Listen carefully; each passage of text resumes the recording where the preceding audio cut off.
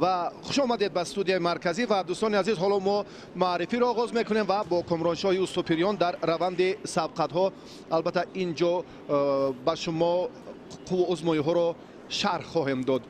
ابتدا در وزن تا 81 کیلو حالا پهلوانان به میدان آمدند و حمیدوف در نیروسنجی امروزه با خلعت سفید است و باز هم صالح زاده باشد با خلعت کبود حالا رقابت رو شروع کردن. از نگاه شما من در مجموع چی مشاهده کردید کامرانشاه از سبقت های اولین مسابقاتی که برای رده‌بندی است؟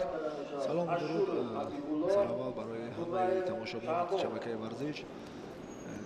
بسیار مسابقه در سطح بلند گذشته ایستاده است.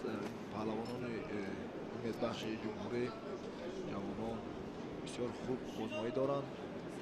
ما در اینجا با همراه شما تماشا داریم. پهلوانان بسیار پشتینی خوب گرفته ایستادند با کمربندی با لباسی کبود. سعیدشاه از ولایت سوخت است و مبارکشاه باشد از دسته دوشنبه دو.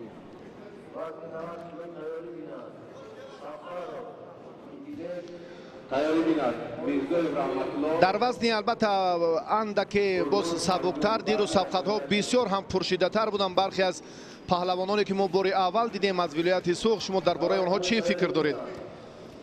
بله، ما دسته نورسان را آوردیم که برای در این مسابقه تجربه آموزی کنند. در اینجا پهلوانانی که ما آوردیم همشون قریب که خواننده مکتب بودند، تولدهای 2004 2005 و در اون بچه‌های ما خیلی گشتنی خوب گرفتم و باوری دارم که در مسابقه آینده خوبتر و نقصتر برآمد میکنند.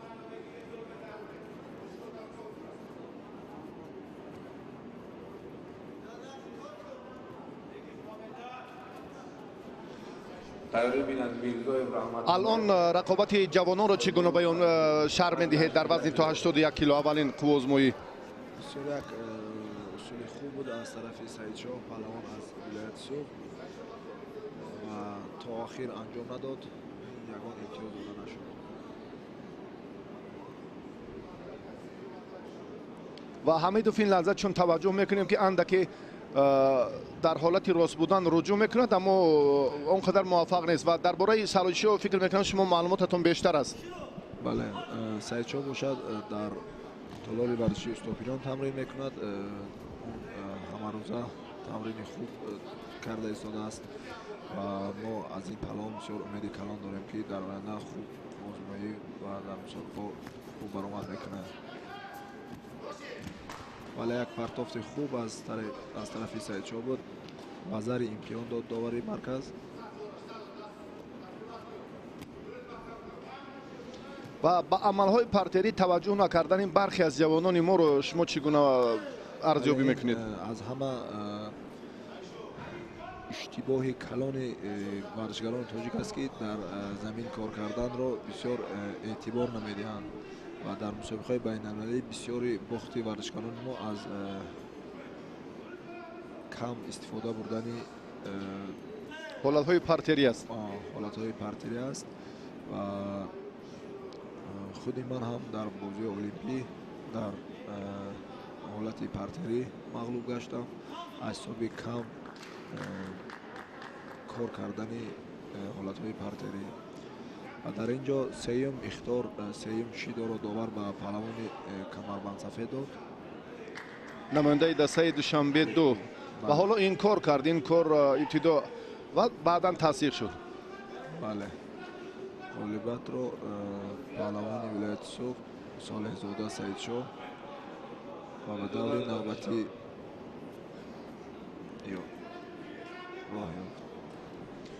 صالح زاده سعیدشاه البته جوانی است که در سال پنجم تمرین خود اندکی باز هم به میان همان پهلوانان صاحب تجربه قدمش را قوی گذاشت و اینجا هم یک حرکت بهتر را ما از نوارهای تکراری منظور شما میکنیم و در مجموع میبینیم که امروز جوانان بسیار رغبتشون بیشتر است، یعنی محبتشون به گشتین چگونه است. شما اینو چگونه شرح میدید؟ در حدود جمهوری گشتین بسیار در سطح بلند қарор дорад. Тамоми мухлисон ҳам варзишгарон бисёр дар ин риштаи гӯштин тамрин мекунанд ва паҳлавонони умедбахш дирӯз мо дар вазни 60, 66, 73 дидем ки чӣ қадар паҳлавонон бо як рӯҳияи баланд, бо як техникаву тактикаи хуб омодагӣ дида дар вазни 60 килограмм мисол Қувватов, бародарон Қувватову беҳтарин хузмоӣ карданд. Садовори ҷои аввал гашт Қувватов. Вазни 66 бошад. Боқиев Ёқубҷон сарбоз аст ва дар вилояти Суғд тамрин мекунад. Ҷои аввал гашт. Дар вазни 73 килограмм чемпиони Осиё дар байни ҷавонон Лоиқов Разиаллоҳ хело гӯштини хуб гирифт ва ҷои аввал гашт. Ман фикр мекунам ки ин ҷавононро дар якчанд мусобиқаи ҷоми Осиё, ҷоми Аврупо гузоштан дар кор ки таҷрибаомӯзӣ кунанд ва баъдан ба мусобиқаи Гран-при ва Гранд-слам инҳоро сафарбар кардан дар кор ки холҳои заруриро гирифта ба бозиҳои олимпӣ навбатӣ ки дар Париж 2024 баргузор мегардад аз ҳозир аллакай омода бошанд. Бале. таваҷҷӯҳ мекунем ба маърифии паҳлавонон. Мирзоев Раҳматуллоҳ варзишгари бошгоҳи Вастан бо хилъати сафед аст ва Қурбонов Фаридон ин паҳлавоне ки бо хилъати кабуд аст. Ин варзишгар албатта он қадар аз натиҷа ва дар маҷмӯъ малакаи баландаш ҳам фарқкунанда нест, аммо имрӯз мо мебинем ки бештари намояндагони ноҳияҳои ҷумҳурии Тоҷикистон ҳайатҳои худро мукаммал карданд. Ин ба рафти рақобатҳо чӣ гуна таъсир мерасонад? Яъне аз ноҳияи Варзоб, ноҳияҳои дигаре ки Файзобод дастаҳои алоҳида сафарбар шуданд. Умуман дастаи ман ҳамчун роҳбари Федератсияи дзюдои вилояти Суғд, дастаи вилояти Суғд 25 нафар дар ин мусобиқа ширкат мекунем. Бори аввал чунин даста пурра қариби дар ҳар як вазн 4-5 нафари мо инҷо овардем ва имрӯз бошад паҳлавононе ки мо аз онҳо умеди калон дорем. Дар вазни 81 килограмм Ҳамроз Раҷабов, дар вазни 90 килограмм, дар вазни 100 килограмм дорем, дар ҷамъи 100 дорем. Бисёр паҳлавонони хуб дорем ва мо аз мо тамринҳои хуб карда баъд ба ин мусобиқа онҳоро овардем. ва фикр мекунам ки нисбат ба 5 соли охир соли 2020 аллакай ҳамин теъдодро шумо афзун кардед. Яъне қаблан мо медидем ки аз вилояти Суғд танҳо 3 ва ҳудуди хеле камтар 3, 5, 7 бештар на кам аз 12 на беш аз 12 нафар ширкат меварзид. Чӣ гуна шумо шумораи иштирокчиёнро як маротиба афзун кардед? Чунки гӯштини дзюдо хело рушд карда истодааст ва барои мардумам писанд аст. Довталабон барои тамрин, барои ҳадафҳои худ бисёр тамрин мекунанд ва аз ҳамин ҳисоб ман фикр мекунам ки бисёри ҷавонон ба толорҳо омада машқ мекунанд дар вилояти Суғд, дар толори кохи варзиши Ланглиф ва Зарафшон, ноҳияи Масчоҳ, дар шаҳри Панҷикен, дар шаҳри Истарафшан бисёр паҳлавонон рӯз аз рӯз паҳлавонони ҷавон гӯштини ҷудоро сайқал дода ба рӯзҳои сешанбе ҷумъа ба толори мо машқҳои дастаҷамъӣ яъне рандорӣ мебиёянд. Мо таҷрибаомӯзӣ мекунем ва хело гӯштин дар вилояти Суғд тараққӣ карда истод ва довталабон ҳам зиёд шуда истоданд барои тамрин. албатта ин бисёр хуб аст. фикр мекунам дар оянда барои интихоб, барои боз ҳам қавӣ кардани ҳайати мунтахаби ҷудои вилояти Суғд. ва алон ба ҳунари Фаридон Қурбонов чӣ гуна баҳогузорӣ мекунед ки ҳамон фишурда, яъне боз ҳам дасти тартибе ки иштибоҳ кард, довар ба ӯ шидои дуюм дод. Шумо ҳамчун коршинос чӣ тавсия медодед ба ин паҳлавон? ин ҳамаш аз ҳисобе ки дар гӯштиниҳои миллӣ, дар гӯштиниҳои давра гӯштин мекунанд нодуруст. таъсири ҳамин аст. Бале, бояд гӯштини дзюдо ин дуруст қапидани либоси варзишӣ бисёри остин гиребон любой бисёри варзишгарони мо барои иштибоҳи бузургҳошон аз нодуруст қапидани сари остину шидоҳои бештар аз ҳисоби нодуруст қапидани либоси варзишӣ ҷудо варзишгар мебошад. панҷа бояд вориди сари остин набошад. сутун гузоштан با اصطلاحی اوپر بله. در مجموع بسیار هم جزئیاتی هستند که امروز ما باید با اینها یک اعتبار عمیق دهیم و برطرف کردن اینها فکر میکنم تنها در جریان مشق نه و همچنین در اشتراک آنها. بله ایپون این پرتافت ایپون بود از طرف قربان و فریدون بسیار پرتافتی خوب بود. فریدون خود اشتباه داشت حتی در وضعیت ناگوار بود و خطا اشتباهی خود رو هم عین مدعا فکر میکنم اصلاح کرد. درست ولی در 9 ثانیه آخر با پرتافت ایپون بهترین پرتافت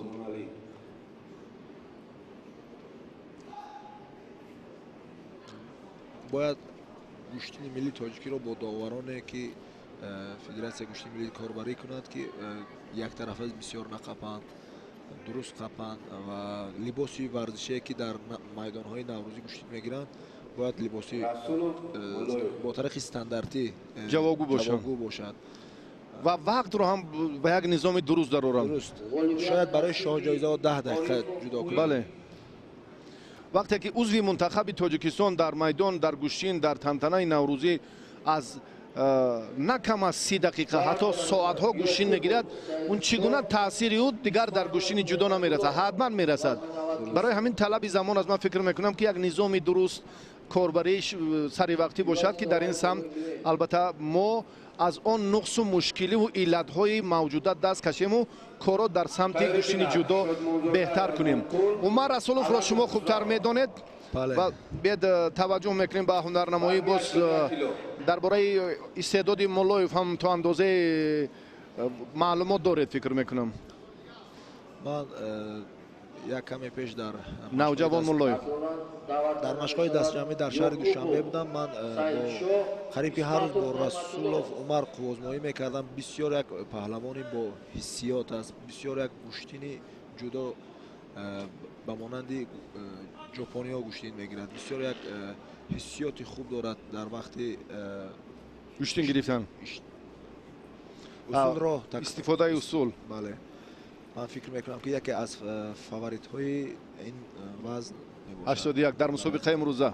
البته وقت معین خواهد کرد این رو هم ما میتوانیم از گفته کامرانشاه تقویتش رو از همان مسابقه جمهوری تاجیکستان در ناحیه جبار از صلح اوید به گوشین جودو میان جوانان فهمیم و واقعا هم در شهر کلوب هم در گوشین ملی این پهلوان آخر سال 2020 با دریافت مقام اول شرفیاب گردید.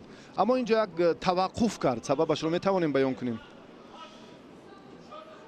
یا این توقف هم نیست؟ این یک دقیقه اول هر یک حریف همدیگر رو آموختن است که مثلا از طرف چپ سر میکنند گوشتین رو از طرف راست گوشتین سر میکنند. یک همدیگر آموزی است. ببینید بسیارتر پرتافتا قریب که در دقیقه دوم میشن چون که از اول بسیاری ها همدیگر آموزی دقیقه های اول همچون من برای آموختن هر رقیب و بعضی ها به آن نظرن که هر کسی که اولا حریف رو میدارد یا خلعت حریف رو نخستین شده میدارد از سر یاسین یا با آغازی همون عملی کردن اصول رجوع میکند موفق است. به این فکر روزی چما؟ یعنی اولین شده عمل اجرا میکند، یعنی زودتر حرکت میکند که خود رو زود نشان دهد و برخی برعکس. خوب است این چیز. مثلا بسیاری هست که میگوید که من باید در دقیقه اول پرتاب کنم، وقتی که میدارد عکس العمل اجرا میکنن چون که خوبه ها برابرند در دقیقه اول. هر دو هم به همون نظرن. رقیب اون هم همین فکر رو دارد. بله همین طور. و هر دو هم آگاهی گرفتن اینجا از زمان پسیوی جریان نیروسنجی. اکنون این آگاهی شما که بیشتر در مسابقه ها شرکت می‌ورزید مسئولیت را به دوش ورزشگر و میگذارد. البته ورزشگر وقتی که من فکر میکنم یک است ورزشگر اینقدر فکرش وای نیست. وقتی که دویم شده و میتن ورزشگر فکر میکند اگر من حرکت نکنم برای من سه اختار میتن و مرا خارج میکنن در مسابقه و هم حرکت هاش زیاد میشن هم عمل های پرتافتی رو بیشتر اجرا میکنن. گاگا با همون حالت روانی ورزشگر هم تاثیر میرساند. البته ё ба таври манфӣ ё ба таври мусбат. бисёртаро ҳозир паҳлавони либоскабуд аз камарбанд гирифт. Зиёда аз 3 сония аз камарбанд гирӣ ин шидо аст, вале довар инҷо баробари доштани камарбанд бояд амал бошад. Бале. Яъне истодагарӣ кардан инҷо ҳам агар камарбандро гирифтиву ҳаракати партоф накардӣ ба ту ихтиёр медиҳам. яъне ин айни муддао буд ба Муллоев шидои дуюм. Бале. аммо Умар инҷо бибинед ки гӯштӣ намегирад ё мунтазир аст ки ҳолати рост будан фароҳам шавад. шояд бисёртари вақт масалан чунки ман дар вазни 90 килограмм қуввозмоӣ мекунам, бадан ба бадан туғрӣ намегирад. мисол ман ҳаст ҳарифи қазоқи худ Ислом Бозбоев, онро 5 маротиба мағлуб кардам. ҳаст ҳарифи муғул аз Муғулистон, ӯ маро 3 маротиба мағлуб кард ва ҳарифи қазоқи ман ӯ муғулиро мезанад, ӯ муғули маро мезанад. масалан комилан баръакс, тартиб дигар аст. туғрӣ намегирад. яке чап мегирад, дигаре рост мегирад ё мутобиқат, мувофиқат. яке қадаш бисёр дароз аст, яке мисол бадан ба бадан туғрӣ намегирад. дар ҳамин гӯштини бисёр ҳаст ин ҷиҳатҳо, ин нозукиҳо албатта бештар дар ҷудо ҳам ба назар мерасад. Умар рости он ҳунаре ки мо интизор будем нишон надод. бале бале. ва дар хусуси Муллоев агар мо инҷо ҳарф занем, Муллоев ҳам ин ҳам аз дастаи Душанбе 2 аст, то ҷое мебидонем. ва паҳлавони Ҳисор алон ягон амалкарди ҷолиб ҳам анзур накард. бисёр ҳам як ҳаракати беҳтар. ва ба инҳо чӣ тавсия медодед дар раванди ҳамин 5 сонияи охири вақт? ман фикр мекунам ки барои партофти тиллоӣ ино қуввозмоӣ мекунанд дар Golden Score партофти тилло. имтиёзи тиллоӣ вақт аст.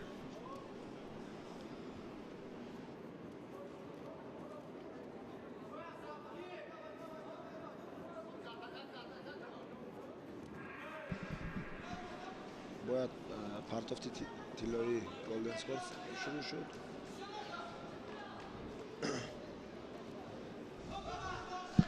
ҳаст дар ҳамин лаҳзаҳо дар фаъолияти шумо буд ҳамин фурсате ки усулҳоро истифода мекардед ва якеро пинҳон ё ниҳонӣ ҳамун сирри хомӯшонаи худро барои вақти мабодо, вақти изофа имтиёзи тиллоӣ боқӣ мемондед? дар ин ҳолат бисёр шудааст ки ман дар Golden Score ки партофти тиллоӣ қуввозмоӣ кардам ва ҳолатҳое ҳастаст ки ду шидо ман дорам, ду шидо ҳариф дорад ва дар он ҷо бояд ту дар фаъолият бошӣ ва дар гран-при дар финалӣ шумо дар финал ҳам тавассути ана ҳамин танбеҳҳои рақиб 2 маротиба бо чемпиони ҷаҳони феълӣ Маҷдов аз Сербия 2 ихтор вай дошт, 2 ихтор ман. сеюм ихторро вай гирифт дар финали гран-при Анталия 2018 ва дар 2019 дар мастерс барои медали биринҷӣ барои ман сеюм ихторро додам. ва ниҳоят Умар ана ҳамон амалкарди охирини шуморо дар ҷараёни рақобат боз мавриди таваҷҷӯҳ қарор дод. ҳолати доштан ба тахтапушт.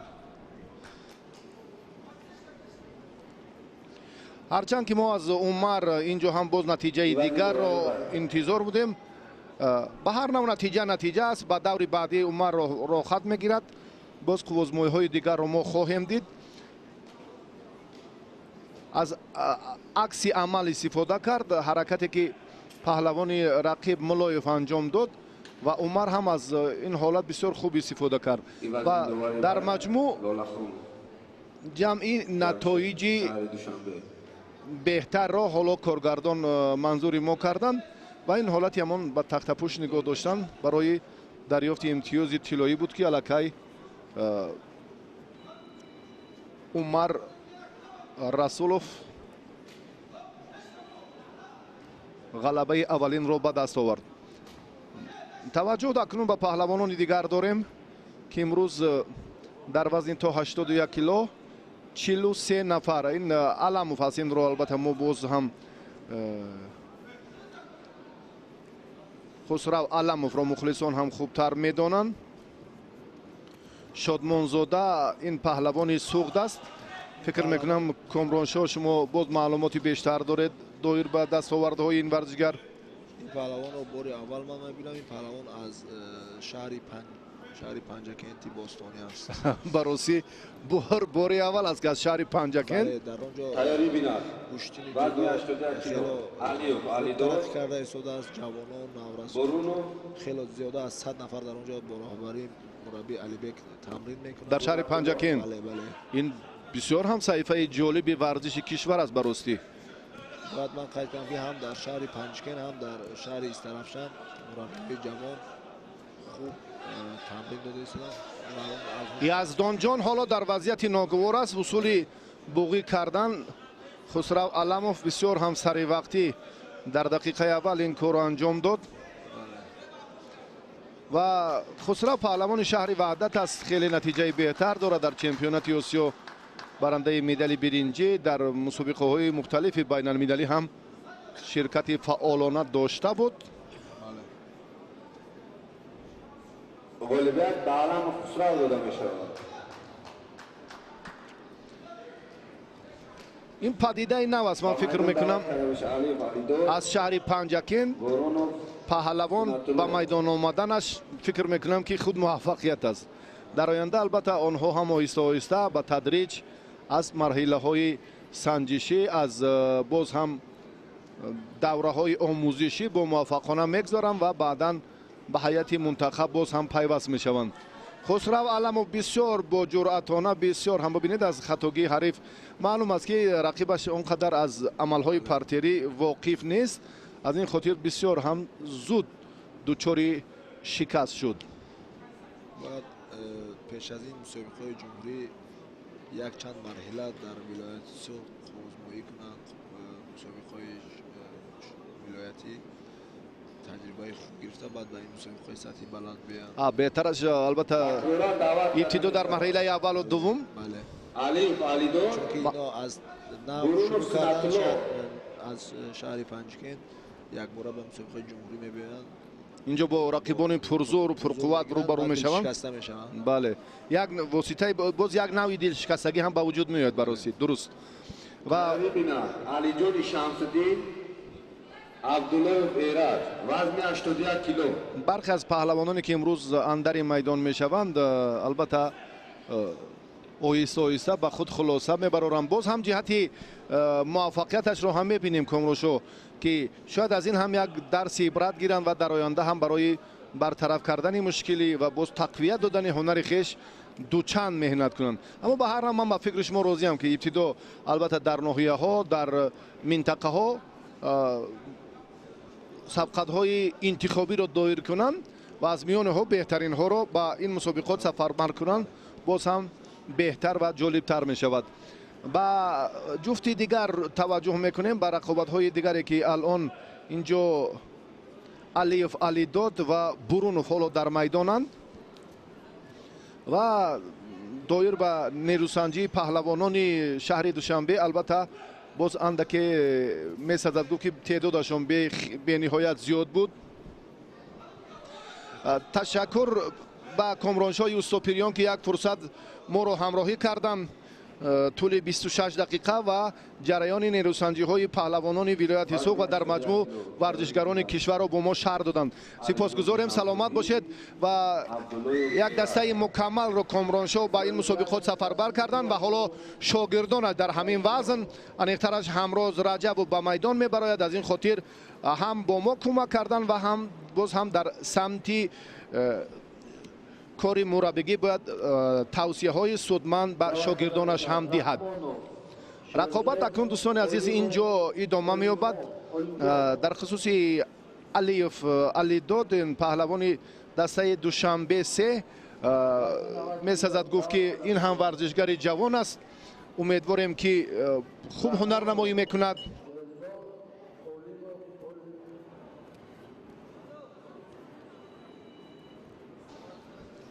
و راجع به هنر برونوف سنت الله پهلوان دسته دوشنبه یک که با خلعت کبود است میسازد گفت که این ورزشگر هم تجربه مسابقه های سطحی جمهوری رو کمتر دارد. اگر به پهلوی دیگر توجه کنیم اشتراک آنها علاقه خود موفقیت است، چون که با همین وسیله براستی ورزشگران میتوانند که مهارت خود را صیقل دهند و در سمت نتیجه های شایان موفق باشند. شیدو به علیف داده شد، اکنون این دومین شیدو است. و اون خاطر بود شیدوی این پهلوان که دست رو از سر آستین رقیب داشتنش غیر قاعده بود. از همین خاطر داور به او شیدو داد. این دومین شیدوی علیف است. رقابت های امروزه هم خیلی براستی جالب صورت گرفته ایستادند. جفتی پنجم مسلکه اندر میدان شد در وزن تا 81 کیلو. 43 نفر داوطلب در صورت مجلس وزن 81 کیلو نام نویسند. در زیرگروه A سه رقابت، در زیرگروه B این رقابت دوم است. بعدا هم سبقت های زیرگروه C و D در همین میدان صورت خواهند گرفت. در گلیم دیگر البته باز پهلوانان وزن 90 کیلو حالا نیرو سنجیده ایستادند. بعدا وزن 100 کیلو را ما به شما معرفی خواهیم ساخت و وزن جمعی 100 کیلو. در وزن 81 گفتیم که 43 نفر، در وزن 90 کیلو کمتر 25 نفر، در وزن 100 کیلو 12 نفر و در وزن جمعی 100 کیلو 9 نفر. امروز از همه زیاد 43 نفر ورزشگران در همین گلیم در وزن تا 81 کیلو قوه آزمایی میکنند. برونوف اندک مبارزه بود، همین چهره باز هم به خطاگیر راه داد. غالبیت با برونوف سنتلو دادن شیدا گرفت، اما فشارهای بیشترش باعث آن شد که علیف شیدای سیوم گیرد و سلسله شیداها امروز تقدیر رقابت رو حل کردن و برونوف با همین نتیجه، یعنی فشار بیشتری رقیب، توانست که از این مرحله به مرحله دیگر گذرد، یعنی به دور دومی رقابت ها راه خط گیرد. از دیروزه سبقت ها البته خلاصه گیری کردن ممکن است علی جان شمس‌الدین که پهلوانان مربیان در سمت سفربری شاگردانشان در مسابقه های حدود جمهوری تاجیکستان بیشتر توجه دارند که سال جشنی که ما امسال سال تاریخی 30 سالگی استقلالیت دولتی جمهوری تاجیکستان را استقبال میگیریم، البته با دستاوردهای شایان، با نتیجه های ارزنده و با دایر کردن چاره‌بینی های زیاد ورزشی، علخصوص ورزش های سنتی که این گوشتین ملی است و در نظر است که امسال نسبت به دیگر سالها تعداد چاره‌بینی های ورزشی به مراتب بیشتر می شود.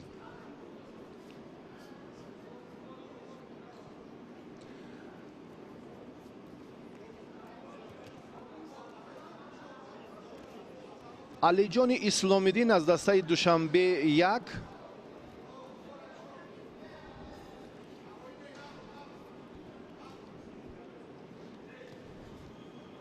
ایرج عبداللهیف را ما خیلی خوب میدانیم. اولین امتیاز رو ایرج به دست آورد و زر رقیبش رو علی جان رو اگر باز هم به تخت پوش نگاه داشتن نتوانست، دوباره رجوع میکند باز هم به عملهای پرتری. و عبداللهیف این پهلوان ایرج و جمالالدین عبداللهیف ها پهلوانانی اند که در باشگاه وستن تحت رهبری سلیم احمدov تمرین میکنند و جمالالدین جایزه‌دار مدال برنجی مسابقات قهرمانی جهان است бародари ин паҳлавон ва эрач ҳам дар чемпионати осиё дар мусобиқоти қаҳрамонии ҷаҳон миёни наврасон қаблан ва ҷавонон ҳам ширкат варзидааст ва андаке таҷрибаи бештари мусобиқаҳои байналмилалиро ҳам дорад. инро дар майдон паҳлавон аллакай собит кард.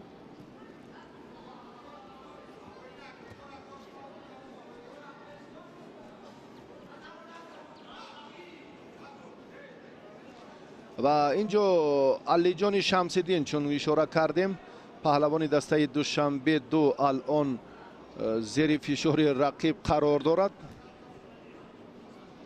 ва эраҷ абдуллоев аз бошгоҳи вастан дар борааш албатта гуфтем, ҳоло имкон дорад ки ҳамон ҳолати ба тахтапӯш нигоҳ доштанро барояш 10 сония кофист ки шидои вазари дуюмро гирад.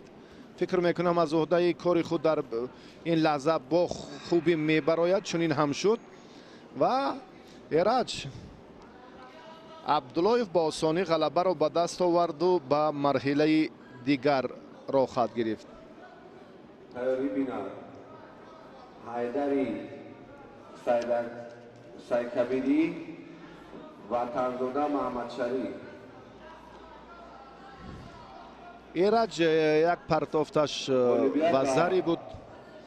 Abdullayev Eraj дода мешавад. вазари дуюмро ҳам эраҷ тавассути ба тахтапӯш нигоҳ доштани рақиб ба даст овард ва бо ҳамин тартиб қабл аз анҷоми вақт рақибро шикаст дод ва ба марҳилаи дуюм баромад.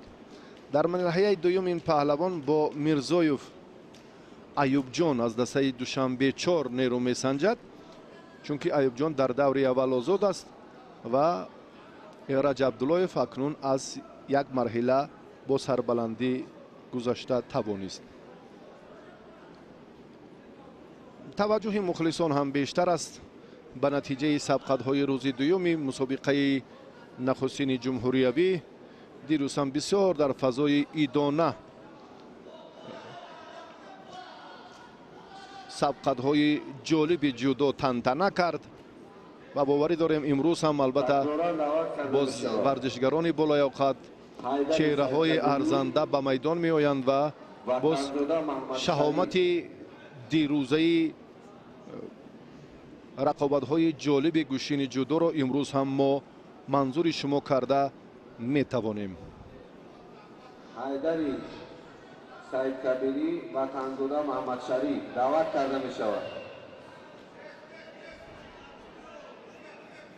ҳайдари саидкабирӣ ин паҳлавон аз деҳоти дурдаст, аз ноҳияи ховалинг аст ва шоҳида қаландарова, рамзи шамиров, мазарат ризқиддин раҷабов, рамзи шамиров аз нимаи рости майдон аст ва дирӯз ҳам шогирдони ризқиддин раҷабов хуб ҳунарнамоӣ карданд. шоҳида ҳам таҳти роҳбарии ризқиддин машқҳои худро алон идома медиҳад.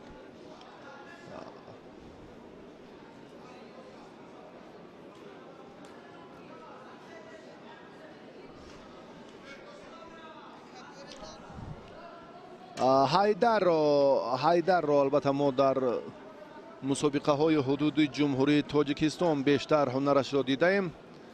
дар бораи Ватанзода албатта маълумоти бештар надорем ва ҳайдари саидкабирӣ, чун гуфтем ки зодаи кӯҳистони дурдаст аст, аммо имрӯз аз дастаи душанбе 4 ҳунарнамоӣ мекунад, чунки дар ҳамон толори варзишии Парвиз Собиров тамрин мекунад таҳти роҳбарии Фаррух Собиров. аксарияти комёбиҳои шоисаи ин паҳлавон аз майдонҳои бо нуфузи гӯштини миллӣ ба даст омаданд.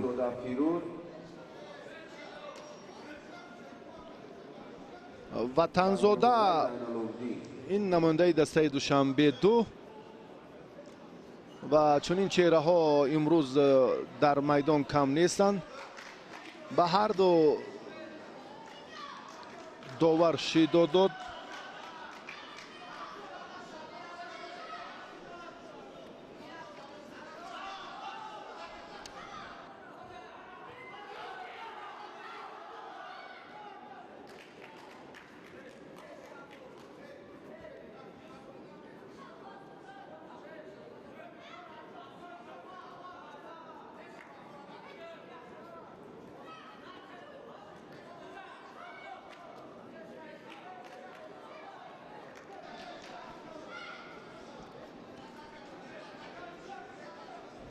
1.5 دقیقه وقت پشت سر شد بدون نتیجه دلخواه.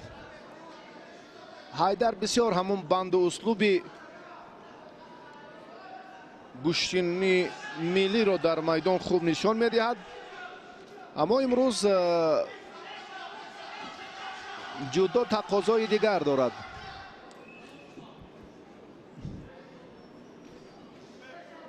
یعنی نازکی های دیگر و باز هم ملکه وطنزاده در اینجا تاثیر میرساند برای خوب هنرنمایی کردن حیدر.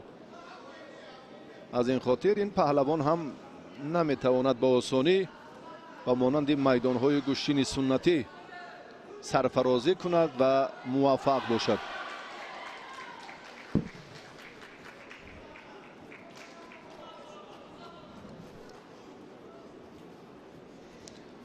اندک فعال شد حیدر، رقیب را از میدان بیرون کرد.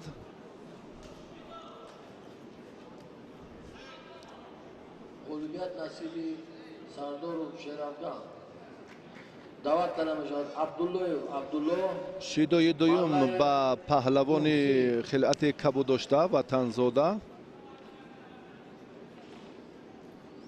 نادرست عمل کردن، البته مجازات است. این را پهلوانان باید خوب دانند و برابری البته داشتن کمربند، چون به حرکت های برخی از جوانان توجه میکنیم. البته تمدید هنر لازم است، آموزش بیشتر در کار و بعداً برگزاری چنین مسابقه ها البته به جریان فعالیت دورنما و نشانرس خود مربیان و پهلوانان تاثیر رسانیده میتواند. البته در این اثنا ما باید بیشتر البته خود مسئولین هم یک توجه خاصه برای رفع همین مشکلات داشته باشند. اگر مسابقات نباشد این علت و مشکلی ها به وجود نمی آید. اکنون باز هم هر دو شیدا دادند و حیدر سید کبیرزاده در این رقابت با همون فشارهای بیشترش غلبه به دست آورد و به دوری دیگر برآمد.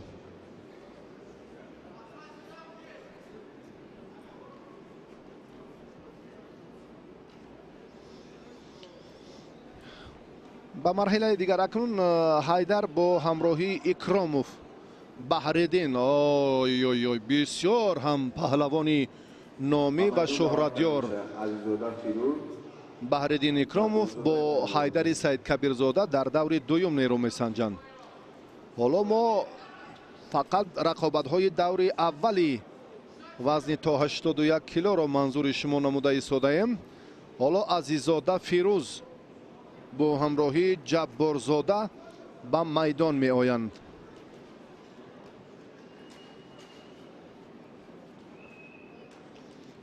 جبارزاده زین العابدین با خلعت کبود است و فیروز عزیزاده پهلوان دسته دوشنبه 2 با خلعت سفید.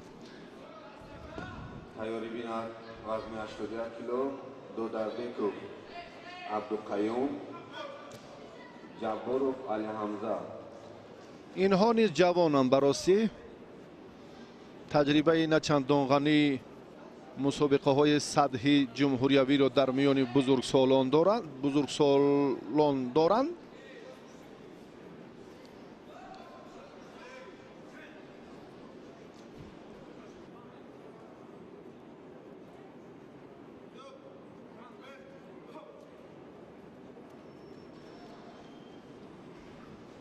با عزیزاده فیروز داور شیدا داد. جبارزاده تحت رهبری مربی جوان عزت خدایوف تمرین میکند. جوان است، چون گفتیم که تجربه نه چندان بیشتر مسابقه های سطحی جمهوریوی را دارد و این پهلوان باز دومین شیدا را میگیرد. عزیزاده فیروز زود به خطاگی راه میدهد.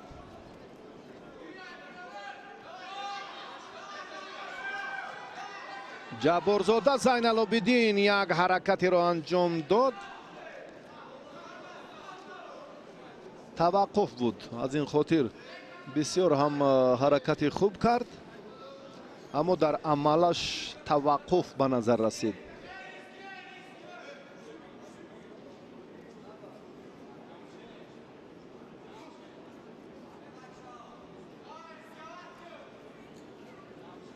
Зайналобиддин, чун гуфтем ки ҳатто дар миёни наврасон соли пор иштирок ҳам карда буд ва акнун нав ба марҳилаи рақобатҳои паҳлавонони ҷавон гузашт ва якбора имрӯз дар миёни бузургсолон мехоҳад нерӯи худро санҷад ва ин ба ӯ чӣ гуна муяссар мешавад, албатта рафти мусобиқот муайян хоҳад кард.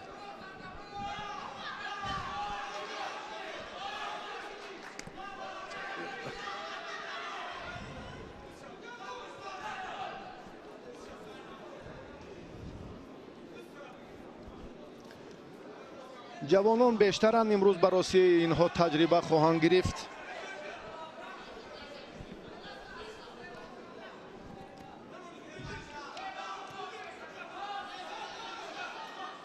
азизода ҳам бисёр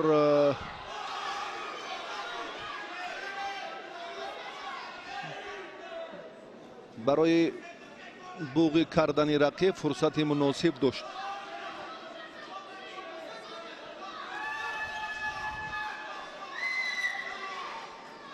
аммо вазъияташ он қадар хуб нест бароси хавфи шидои сеюм ин паҳлавонро таҳдид мекунад. агар Зайналобиддин боз ҳам ҳаракатҳои худро дучанд кунад, он гаҳ Азизода ҳам аз ҳисоби камтаҷрибагиаш ба шикаст рӯбарӯ мешавад, ба хотири оне ки хатогиҳо вақте ба амал меоянд ки рақиб фишорро дучанду сечанд мегардонад.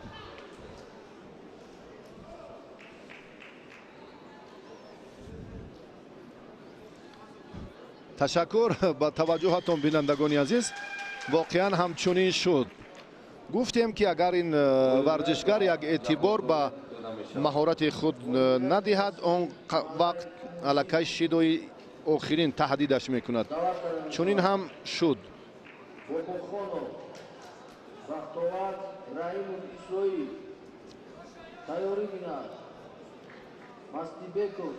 акнун ҷабборзода бо Саидов Расул дар даври дуюм аз бошгоҳи Вастан дидор анҷом медиҳад ва акнун баъди ин Додарбеков бо ҳамроҳии Ҷабборов Амирҳамза ворид мегарданд. Додарбеков ин паҳлавон аз дастаи хатлонду аст. шоҳида рақобатҳоро тамошо дорад. Ризқиддин Раҷабов дирӯз бисёр табъаш болида буд бароси чанд нафар шогирдаш ва маҳз Разиялло Лоиқов бисёр ҳам як рақобати ҷолиб дар 6 зурозмоӣ ғалаба ба даст овард ва медали тиллоро соҳиб шуд. ва чанд нафар шогирди дигараш ҳам Молӣ Бойзода ҳам дар вазни 60 кило таҳти роҳбарии Ризқиддин тамрин мекунад, ҷои дуюмро гирифт ва ду шогирди дигараш ҳам зинаи сеюмро дар вазнҳои худ дирӯз ишғол карданд. Додарбеков хилъати сафед дорад.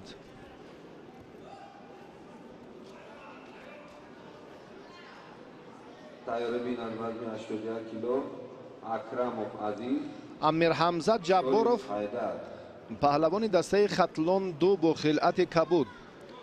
варзишгарони худталон дирӯз то ба марҳилаи ниҳоӣ ҳам роҳ ёфтанд. маҳз дар вазни то 66 кило Баҳром Суфиев ки бо Ёқуб Боқиев як рақобати хеле ҷолибу ҷозибро манзури мо карданд. ва имрӯз акнун ҷавононро мебинем ки оҳиста оҳиста аз марҳилаи аввал мехоҳам ба даврҳои баъдӣ роҳ ёбанд.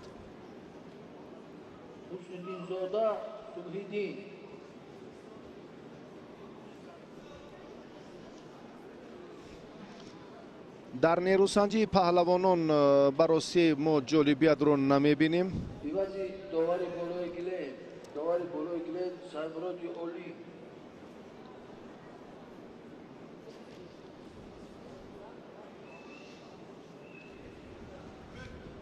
مستیبکو نیفار هستن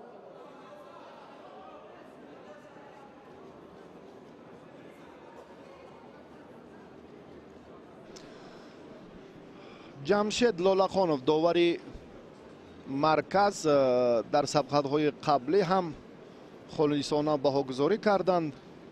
حالا هم در روند مسابقات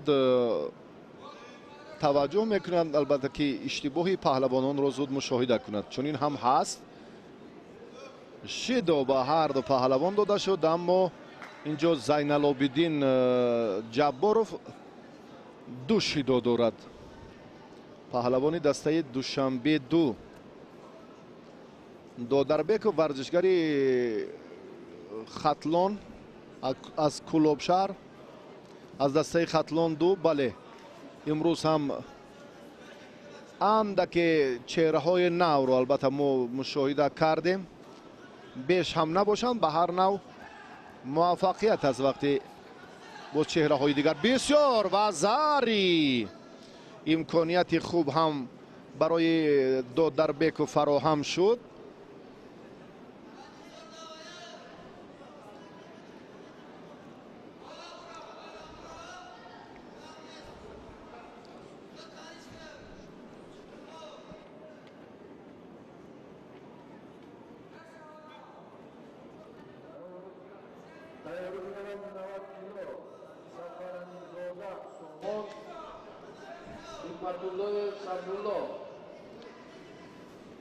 پهلوان دسته خطلان دو الان پیصف است. حالا باز امکان دارد که یک پرتافت خوب هم انجام دهد. اندک باقی مون برای وزری دویمی پهلوان خلعت سفید داشته.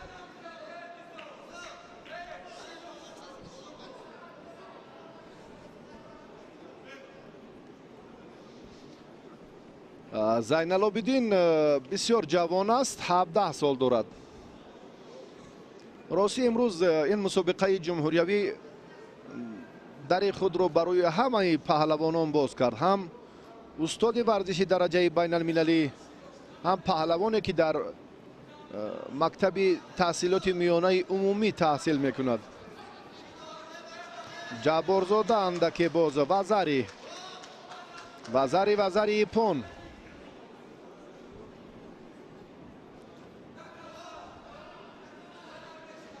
به همین ترتیب دودربکوف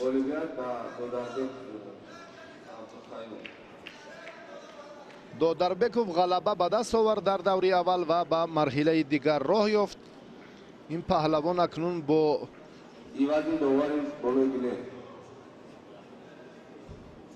رقیب خود بعد چند لحظه که البته معین شد میگردد و بعدا ما اون رو به شما معرفی میسازیم.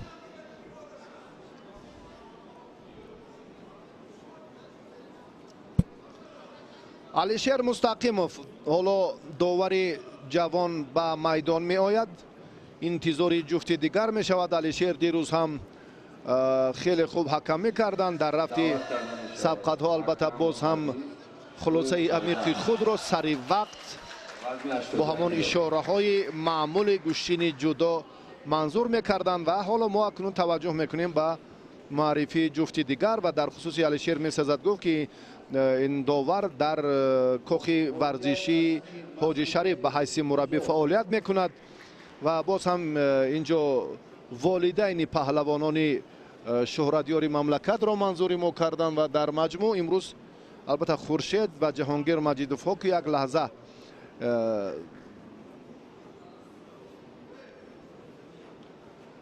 این چهره رو هم قبلگاهشان رو منظوری ما کردند. در مسابقات امروزه جهانگیر در وزن 81 کیلو در صورت مجلس نامش درد نشده است. موی سفیدان، پیرانی برنادل و باز هم کوچکترین نفر اشتراکچی این مسابقه تماشابین که 4 سال داشت. دیروز هم این چهره ها رو ما زود منظور شما کردیم که در حقیقت یک صداقت و محبت به نمودهای گوشتین در جمهوری زیاد است. این رو هم از رقابت‌های دیروزه که 11 ساعت و 45 دقیقه صورت گرفت می توانیم باز هم مشخص تکرار نماییم. تورایف میسوخونجا اکراموف عزیز نماینده دوشنبه 2، شایف حیدر از دسته دوشنبه 1 با خلعت کبود است. نصیبی حکمت‌الله صبرالله.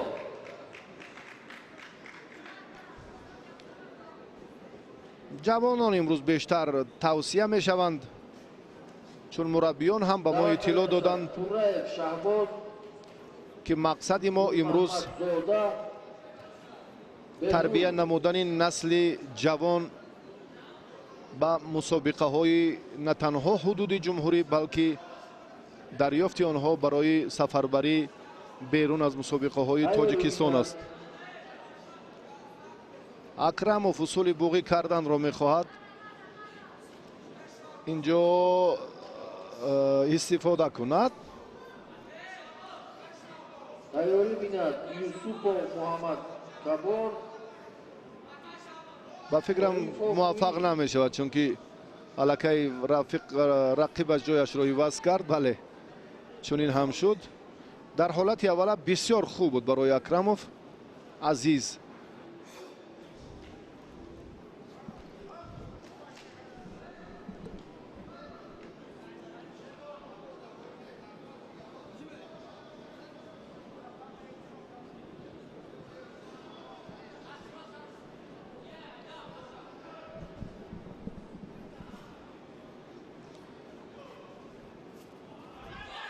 این اصول سر کش نیست. گوگو تبسم مربی عزت خدایوف هم به سبب نیست. با این طرز سر کتف کردن پهلوان خلعت کبود داشته شایف حیدر در گمان است که آن با موفقیت انجام می‌یابد یا نه. سر کتف دیگر حرکت را تقاضا میکند، دیگر صورت افزایی را، دیگر مسئولیت را.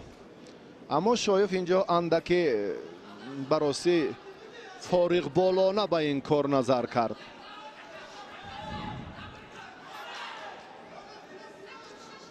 انا اکنون این عملش اندکی نسبت به عمل اولش بهتر بود. اندکی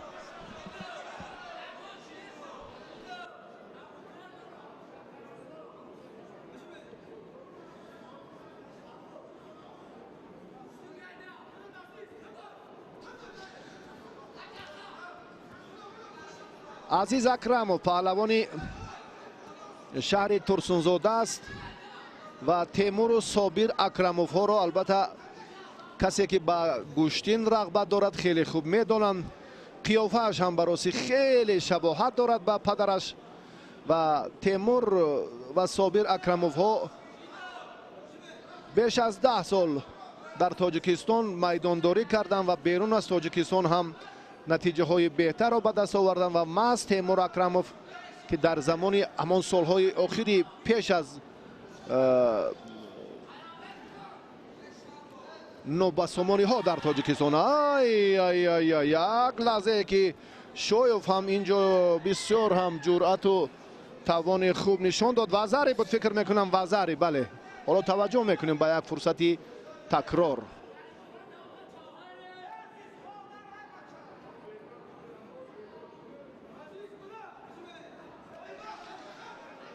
اکنون شایف از رقیبش عزیز اکراموف که نوکک صفاتش کردیم با آسانی امتیاز گرفت.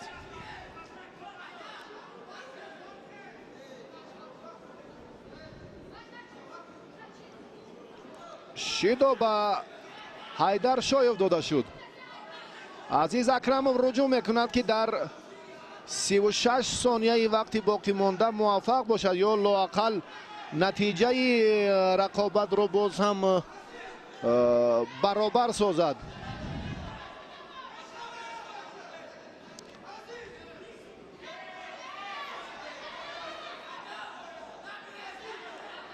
هنرنمایی شمشاد عبداللهیف را همگان میدانند.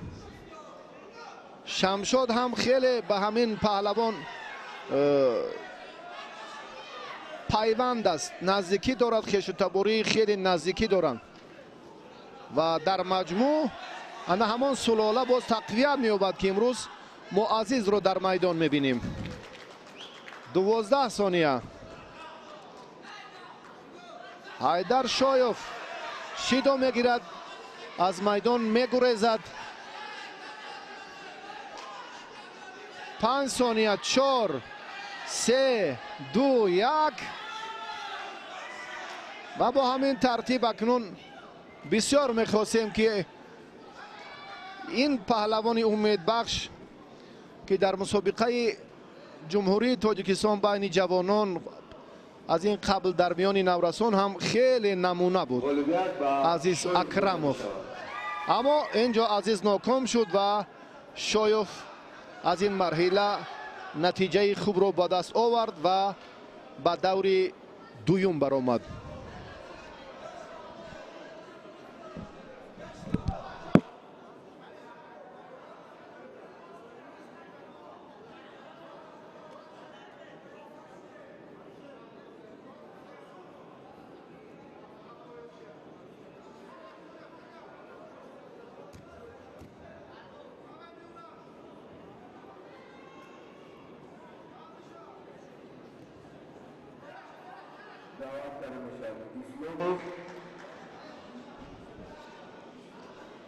سورایو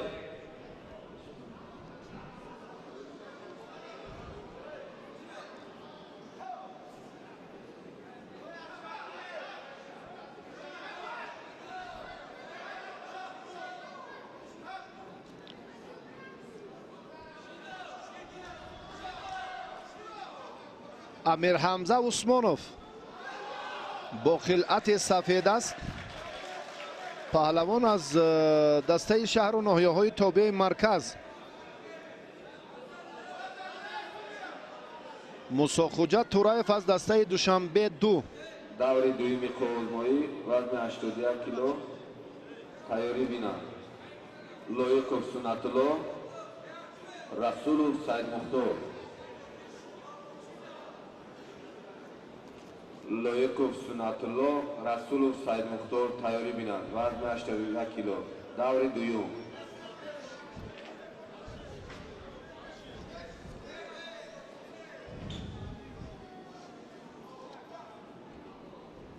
یک طرفه داشتن البته مجازات است. این رو هم داور علیشیر مستقیموف مشاهده کرد و شیدای دوم رو به تورایف داد. عثمانوف هم در ادامه سبقت امیر حمزه به اشتباه راه داد. تورایف حالا یک عملکرد دیگر را اینجا هم توجه میکند که خوب استفاده کند، نشان دهد. حرکتش اونقدر نتیجه آور نبود.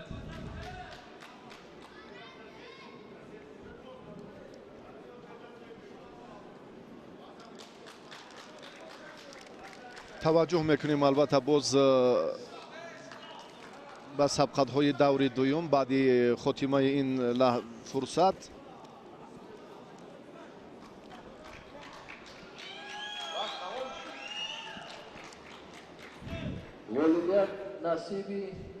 تنها در یک جفت ما دیدیم که توسط همان سلسله شیداها غالب معین شد، اما امروز الکی این دومین جفت است. حالا اگر باز هم رقابت چنین صورت گیرد نتیجه بخش نباشد در ادامه مسابقات، البته داور هم باید فکرش را باز خلاصه گیری کند.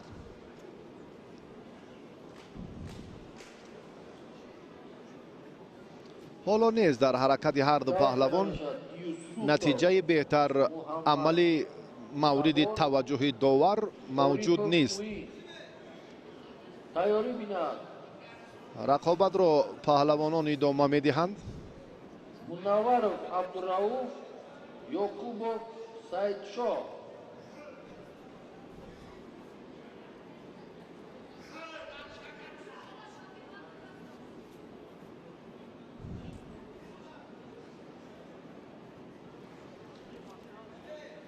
тураев омодагии ҷисмонияш маълум аст ки андаке дигар аст, аммо хато мекунад.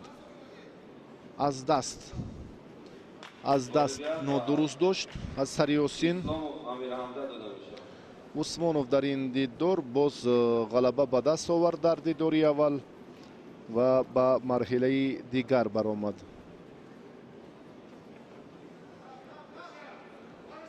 дар табло усмонов аст, дар суратмаҷлис исломов ва беҳтар аст он чи дар табло мо дидем ҳамонро маърифӣ кардем. бо ҳамин тартиб рақобатҳои давраи аввали паҳлавонони вазни то 81 кило ба анҷом расид.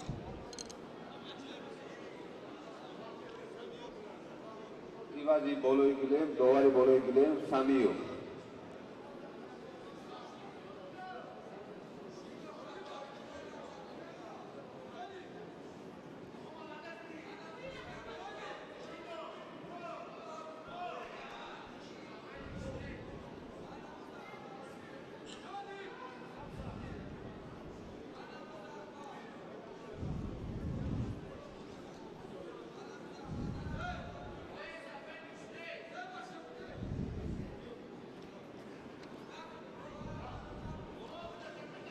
غلبیت با رسولوف داده می شود. расулов ба майдон баромад бинобар сабаби ба майдон наомадани суннатулло лоиқов. расулов дар ин давр бидуни мубориза ғалаба ба даст овард. جمعه زبیر دعوت کرده می شود.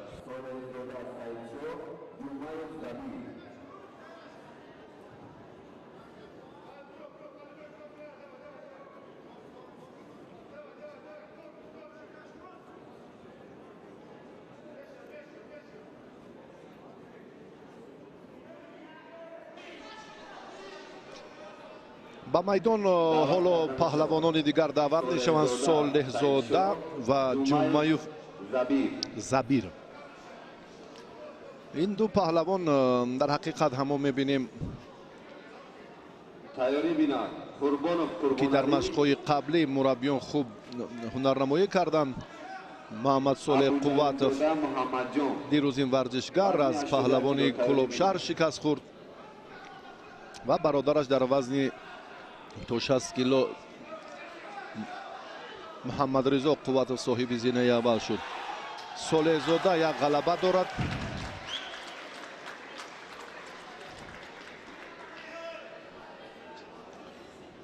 солеҳзода паҳлавони суғдӣ дар дидори аввал муваффақ буд. ҳоло бо хилъати сафед аст ин паҳлавон. зариф ҷумаев бо хилъати кабуд.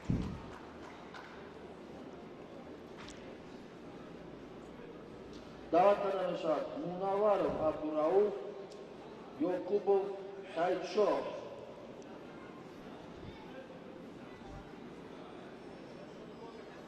منورov عبدالرؤوف یعقوبov Saidshah. шидо ба ҷумаев дода шуд. تیاری بینند. Olimjon Mallayev Mufsi. солеҳзода ҳоло дасти чапи рақиби солеҳзода зариф ҷумаев андаке осеб дидааст.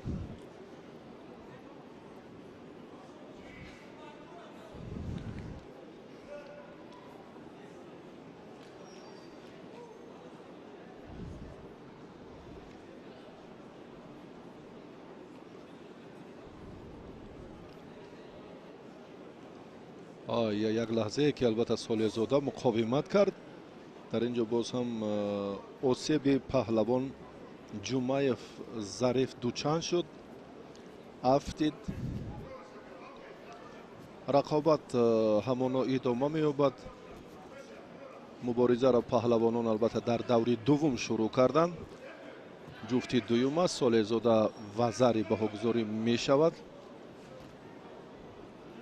на акнун чун ҳаракат дар ин нуқта буд, бале чунон ишора кард ва баъдан боз ҳамин нуқтаро андаке дар табло сарфи назар мекунанд ва гоҳ-гоҳ чунин фурсатҳои нигаронӣ ҳам ба амал меояд.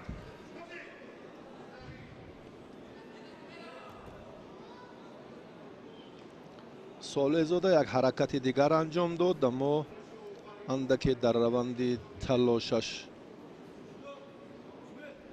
бале ба ҷумаев зариф шидо дода шуд. ҷумаев паҳлавони дастаи хатлон ду аз шаҳри Кӯлоб аст. таҷрибааш андаке камтар. ҷумаев ҳоло боз ҳам руҷӯъ мекунад барои буғӣ кардани рақибаш солезода, аммо муваффақ намешавад. машқи ҷумаев андаке камтар аст, маълум аст ин дар рафти олимпиад насиби ёқубов саидшо мусобиқоти имрӯза даъват карда мешавад. олимов олимҷон маллаев муҳсин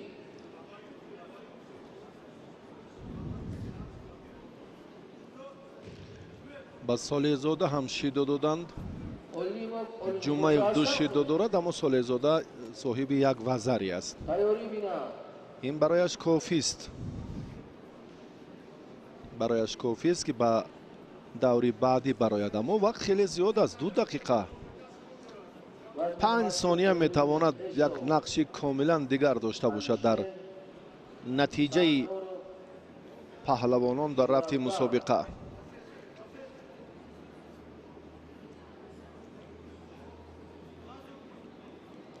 акнун ин кори дигар шуда. сеюмин шидо ба паҳлавони Кӯлобшаҳр доданд ва солезода дар даври дуюм ҳам ғолиб омад. солезода саидшо бо расулов саид мухтор дар даври сеюм дидор анҷом хоҳанд дод дар рақобати 8-1 ниҳоӣ.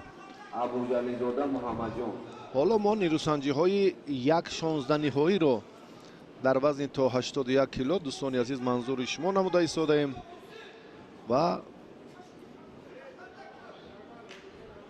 паҳлавон Қурбонов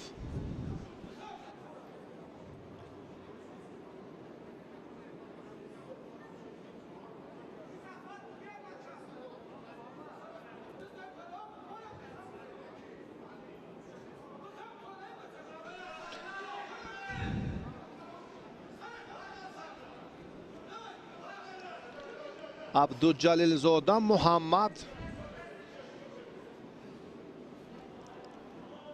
ва мураббиён мухлисоне ки Файёз Абдуҷалиловро шиносанд, имрӯз ҳам сулола боз ҳам тақвият меёбад. имрӯз ҳам дар раванди мусобиқот мо чеҳраҳои дигарро мебинем.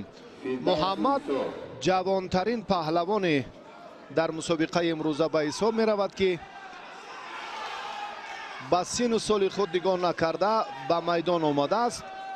таҳти роҳбарии Иззат Худоёв машқварзӣ мекунад. гӯштини Файёзро мо дар майдонҳои тантанаи наврӯзӣ бештар медидем. дар чемпионати мамлакат ҳам дар риштаи ҷудо ва гӯштини самбо ҳам. имрӯз ҳамон насли оянда сулолаи боз ҳам паҳлавонӣ рушд меёбад. Файёз майдондориро анҷом дод ва ғайрат ҳам як замоне хеле паҳлавони шӯҳратёр ҳам буд. муҳаммади 16 сола ҳоло руҷӯъ дорад ки дар рафти ин сабқат рақибашро бо усули сари китф мағлуб созад.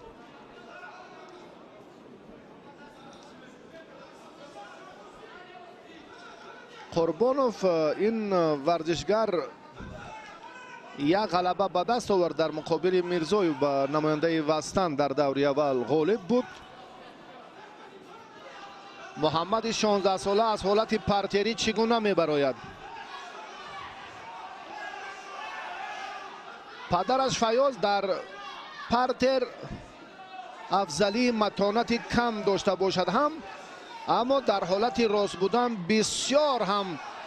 بسیار هم قامت بلند نداشت، اما در استفاده اصول سر کتف خیلی هنرش فوق العاده بود. حالا محمد همان عملکرد قبلگاهش را یک لحظه منظور کرد، اما تا به آخر نه. اون زمان بسیار هم صورت افزایی حرکت های قوی و تمرین های پیوسته و مقصدناک عملی می شدند که ورزشگران صاحب نتیجه و امتیازهای ضروری می گردیدند و ملکه خود را تقویت می دادند. به هر نوع فکر می کنم محمد حالا سزاوارانه گوشین می گیرد. جوانترین پهلوان،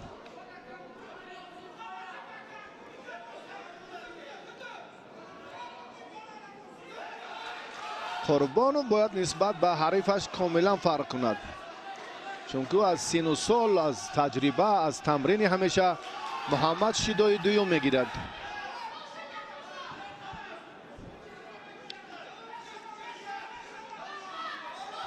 شیدو هم به قربانوف دادند.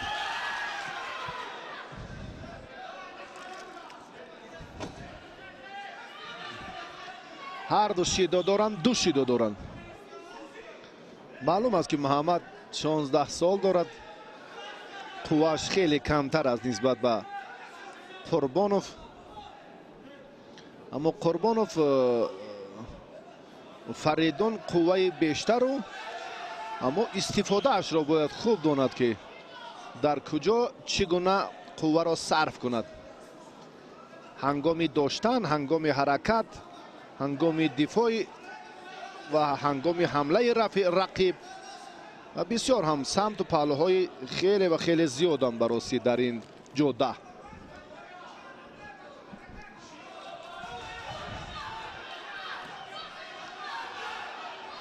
حالا محمد رو میبینیم در یک لحظه اندکی آی خیلی به مهم نیست.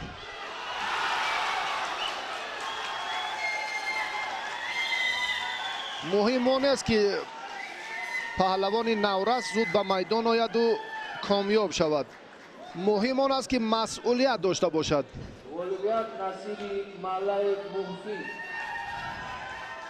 به همین خاطر توسط شرکت در چنین مسابقه ها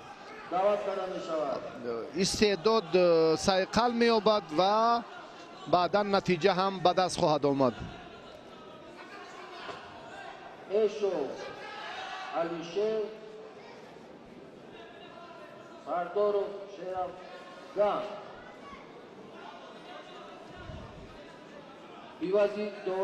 محمد عبدالجلیل زاده باز هم رجوع میکند. شهید و جمعه هر دو شیدا دارند، اما اینجا هم جالبترین فرصت رو پهلوانان میخواهند که به ما نشان دهند به مخلصان. حالا برای هر دو هم میسر نشده است. فریدون رحیموف اسرائیل تیاری 90 کیلو.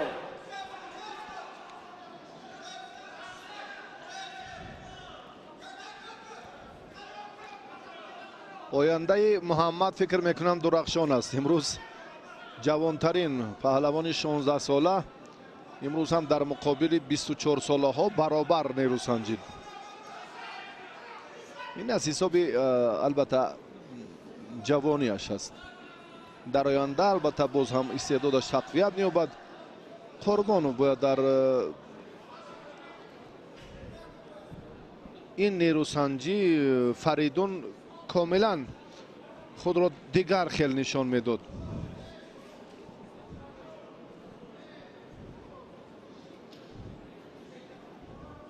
تقدیری رقابت را شاید همون سلسله شیداها حل سازد. میسیونی که دو دور قبل ما این لحظه این فرصت رو دیده بودیم.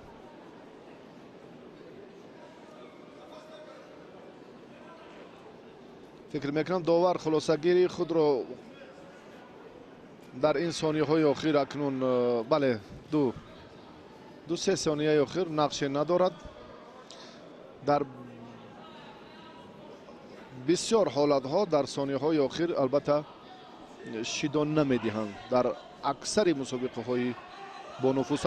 اوی محمد اوی واقعا هم عالیه،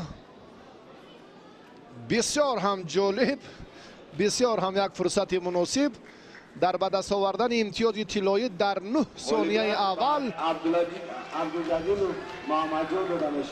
محمد جان اکنون این دور را هم خوب پشت سر کرد، به مرحله بعدی برآمد. واقعا هم استعدادش فوق العاده، چون گفتیم که از همه پهلوان جوانی مسابقه امروزه که 16 سال دارد تحت رهبری عزت خدایف تمرین میکنه و در حقیقت هم در آخرین لحظه امکانیت جالبترین رو در به دست آوردن امتیاز طلایی تلاش کرد و واقعا هم موفق شده توانست. بله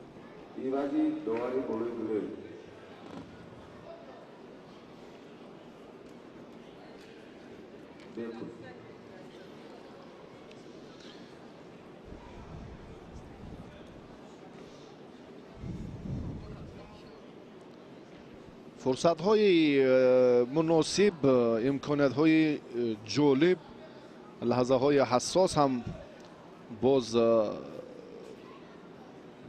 بیشتر می شوند. عمر رسولوف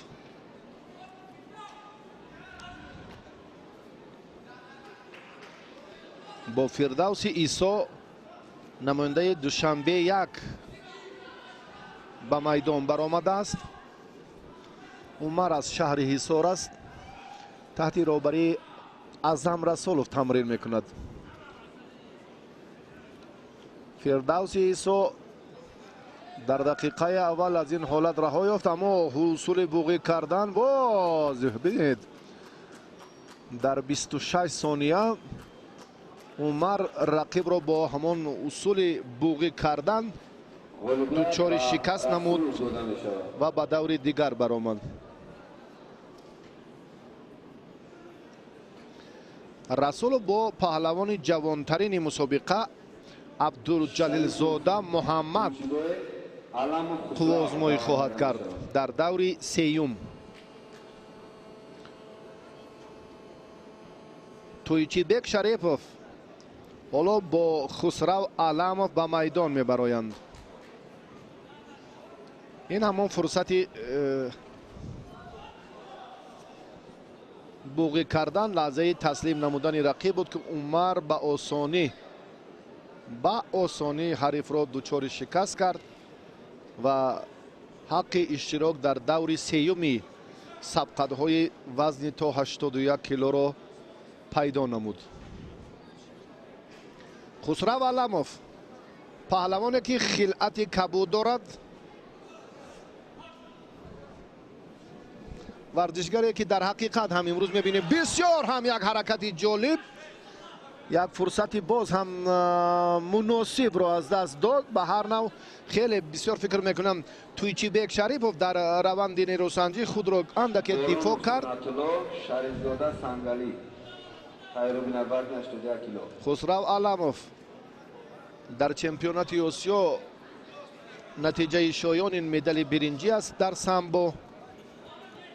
در مسابقه های دیگر هم اندک تقویت مهارتش در مسابقات سطحی بین المللی در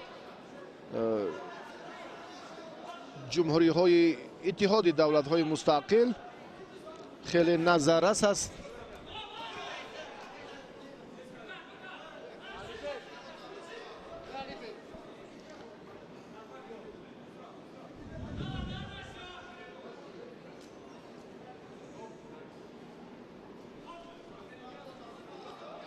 آهسته آهسته باز هم نیروسنجی ها پرشدت‌تر جالبتر می شوند. اوی خسرو هم عمل را مقابل تویچیبک انجام داد و هم زود خود رو هم دفاع کرد که در حالت مبادا گریبان‌های خود رو هم زود اولویت نصیبی یک باره دفاع کرد که این حالت هم برای بوقی کردن رقیب بسیار مساعد است. این رو هم خسرو علموف خوب میداند. تویچیبک شریفوف شیدو گرفت. فریدون رحیموف اسرائیل دعوت کرده میشود. خالقزاده فریدون رحیموف اسرائیل دعوت کرده میشود. تیاری بیند کاربیتوف کامران خسرو بسیار نیزار جرأت و توانش خیلی خوب به نظر می رسد. وزن 81 کیلو تیاری بینند بهرام و سنت‌الله شرفزاده سنگلی تیاری بینند. عمل سری کتف خسرو علموف بسیار تیز است، با سرعت است.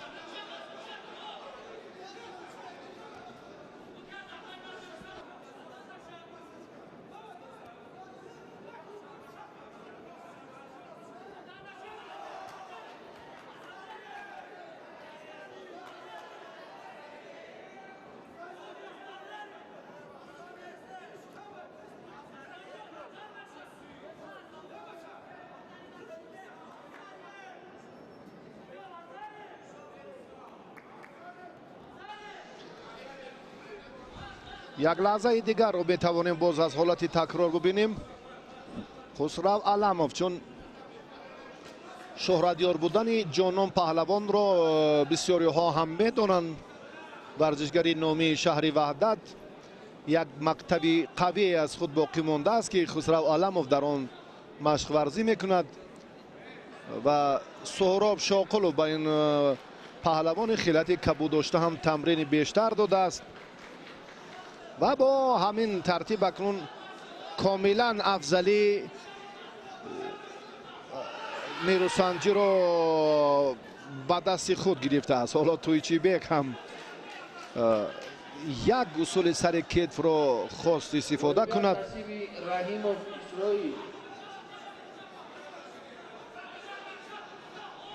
دعوت کرده میشود. کاربیکوف کامران مستیبکوف نیزار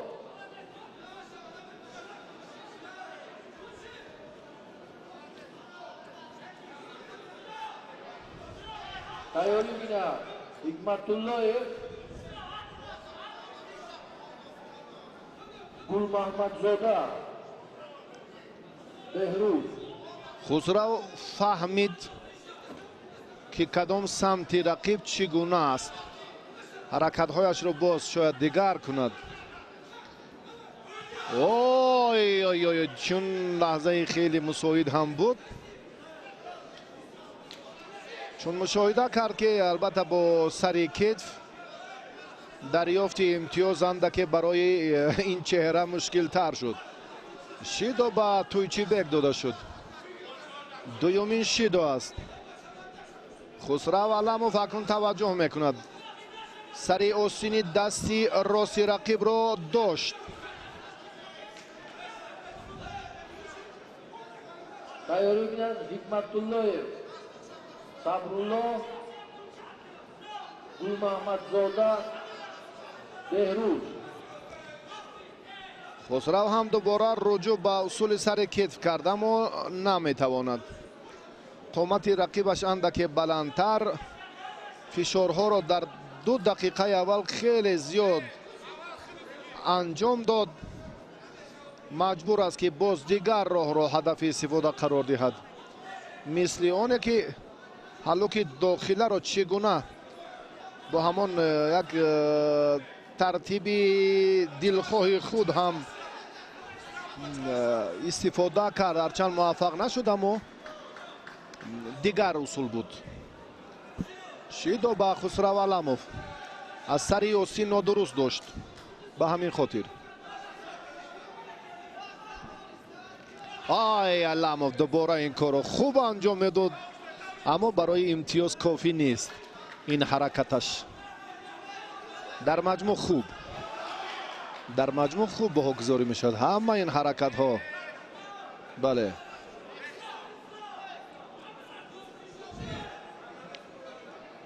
جمعی حرکت هایش 6 مرتبه توجه برای اصول سر کتف کرد.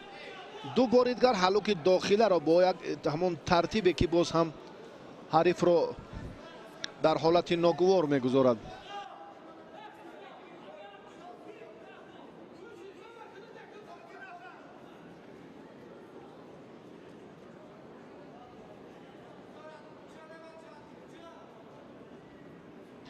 تویچیبک حالا به نزد دکتر مسابقه می رود.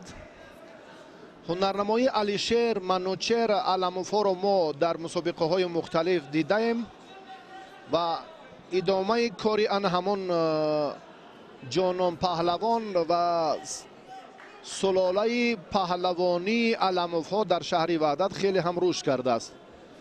قوتوف را از چی باشد کارگردان زود به ما منظور میکند. اگر به نیمه چپ اینجا هم مربیان بیشتری ورزشگری نامی شهر وحدت قرار دارند.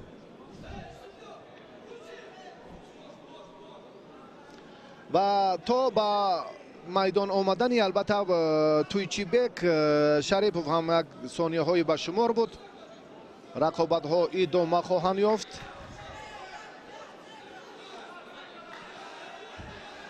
علموف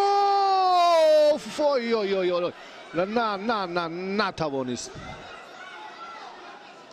خیلی خوب نزدیکی به همون مقصد نهایی علموف هست اما اندکی دیگر لازم بود. این از خوب دفاع کردن تویچیبک باز همون حرکت رو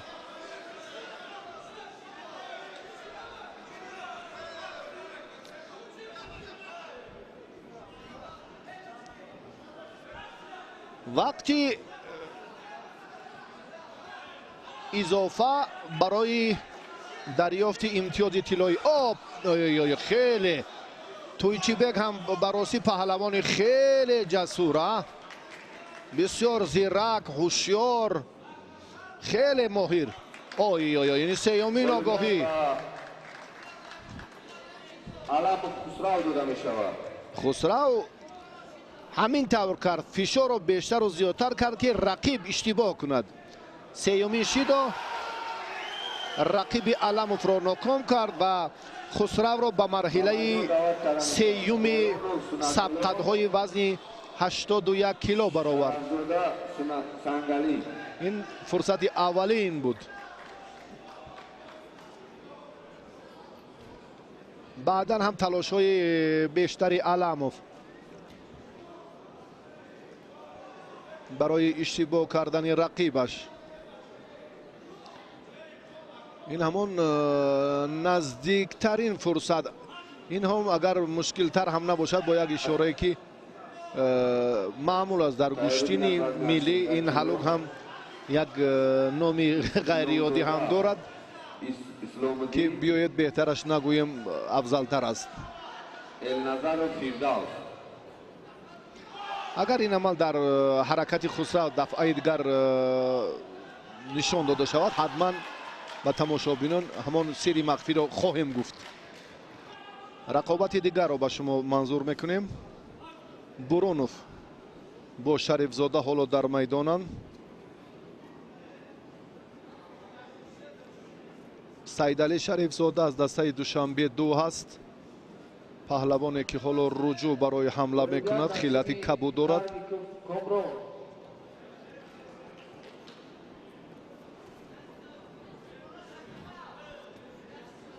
دعوت کرده میشد حکمتالله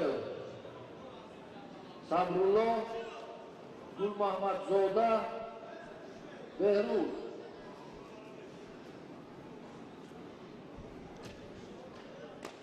ایوازی داوری بالای گله برونوف در دیدار اولین پهلوان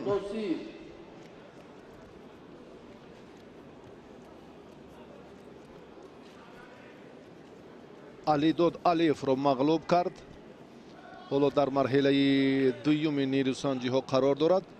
از بیننده زکی ما البته معذرت میخواهیم چون که در صورت مجلس البته نسب دیگر است و بعدا در تابلو هم با شکل دیگر. ابتدا اینجا درج گردیده است برونوف و بعدا البته این ترتیب درستش برونوف در таблое ки мо ҳоло манзури шумо мекунем. агар саҳве дар гузориши қаблиимон бошад аз бинанда маъзарат мехоҳем. ҳамин аст тартиб ки дирӯз ҳам то андозае нуқсу иллат дар табло ва муаррифии суратмаҷлис ҳам мавҷуд буд. шидо ба ҳарду паҳлавон.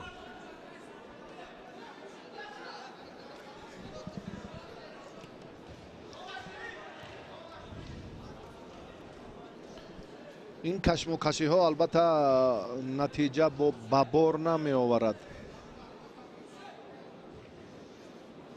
тарзи дигари қувваозмоӣ лозим аст барои паҳлавонон.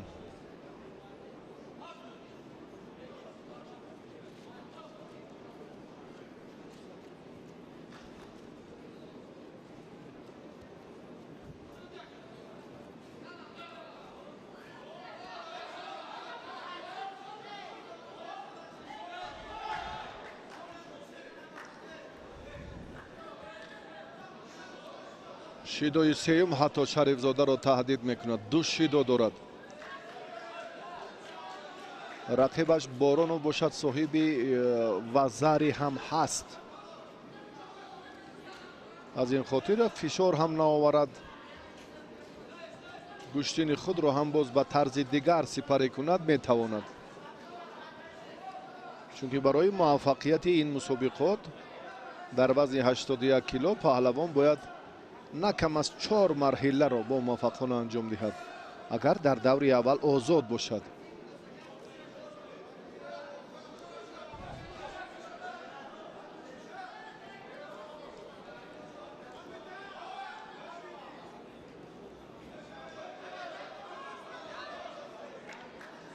мубориза боз ҳам дар маркази майдон бояд идома ёбад. ой ҳамин тавр ин варзишгар аз майдон хориҷ мешавад. Шарифзода Боронов дар ин дидор ба осонӣ ғалаба мекунад ва ба марҳилаи сеюм мебарояд. Боронов акнун бо Хусрав Аламов дар даври сеюм сабқат хоҳад кард.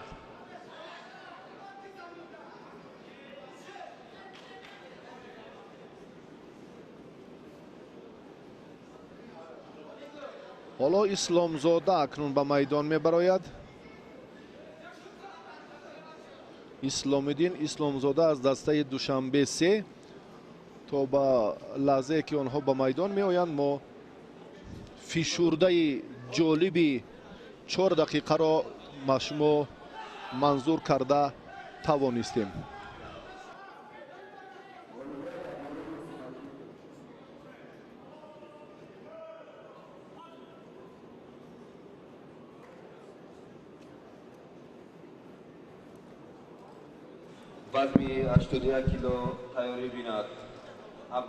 таваҷҷӯҳ мекунем акнун дӯстони азиз ба нерӯсанҷиҳои дигар, ба рақобатҳои паҳлавоне ки алон дар майдон ҳастанд. гузориши мустақими мо идома меёбад.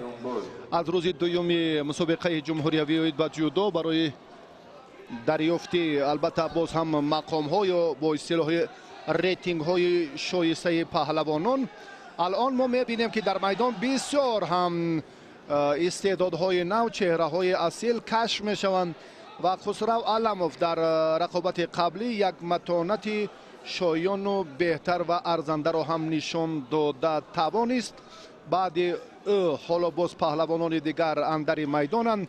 инҳо Исломзода ва боз ҳам Эрназаровро мебинем ки Эрназаров паҳлавони ҷавон аст ва ин варзишгар бо хилъати кабуд ҳоло дар майдон аст.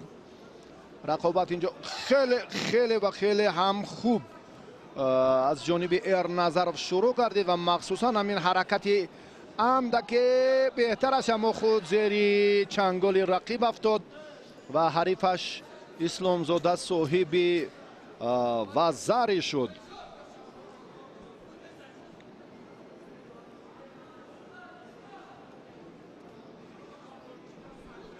марҳила ба марҳила албатта боз ҳам нерӯсанҷиҳо ҷолибтар мешаванд.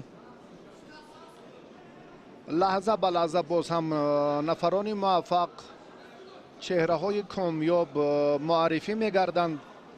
ин албатта дар гӯшини ҷудо хуб аст. Саидраҳмон Беков داور درجه جمهوریوی الان بسیار هم شفافیت و باز هم جالبیت میدان رو اینجا خوب نشان میدهد. خالصانه وزاری پون خیلی جالب،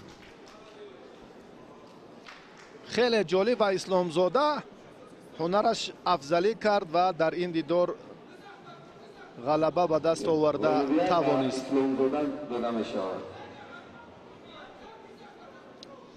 با دور بعدی البته اسلامزاده راه میگیرد رقیبش را. ما بعد از چند لحظه وقتی که ایرج عبداللهیف با همراهی میرزایف ایوب جان رقابت میکنند نتیجهش رو میفهمیم و بعدا حریف اسلامزاده رو به شما معرفی میسازیم.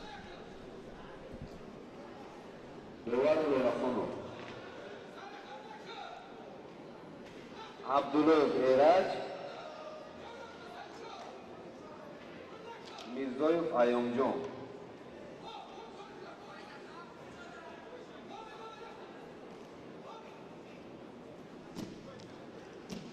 بسیار هم یک پرتاب، بسیار هم یک حرکت جالب از جانب اسلامزاده بود. اولا وزری و وزری دویم هم برایش نصیب گردید و با همین ترتیب بسیار هم جالبه. تایوری بیند وزن 81 کیلو گل احمدوف تولی. ایرج عبداللهیف این ورزشگر رو ما خوبتر میدونیم. رجبوف امرو وزن 81 کیلو.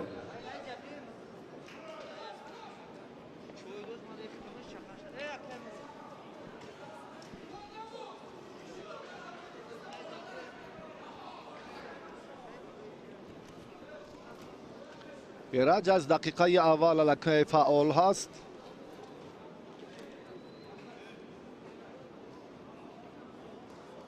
غالبیت نصیبی آریپوف مویی نماینده شهر دوشنبه. میرزایف ایوب جان الان توقع نمی شود. کاری از دستش نمی آید. نماینده دوشنبه از دسته دوشنبه 4 معرفی شده است. تایوری بیند رحیموف اسرویی کارمیکوف کمرو.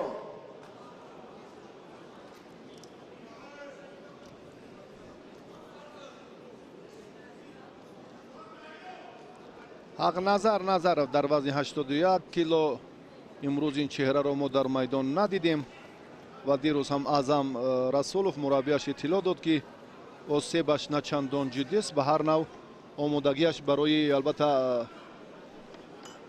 مسابقه های در پیش ساده نوروز بین المللی و باز چاره‌بینی های دیگری ورزشی است.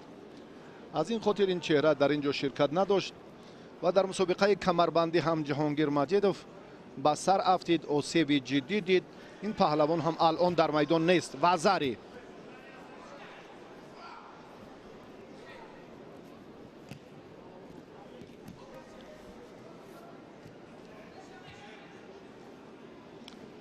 رقابت پهلوانان باز هم اینجا ادامه می‌یابد. ایرج عبداللهیف اکنون یک امتیاز گرفت. نیمی غلبه حالا نصیبش هست، اما وقت حالا زیادتر است، از 2 دقیقه بیشتر. ایوب جان میرزایف کمی خسته حالیش هم به نظر می رسد. برای جوانان زیاد رو ما امروز مشاهده کردیم. دیروز هم از ساعت اول گزارش خود هم که بسیار هم جوانترین پهلوان محمد عبدالجلیل زاده 16 ساله در میدان اکنون در وقت اضافه امتیاز طلایی رو هم به دست آورد.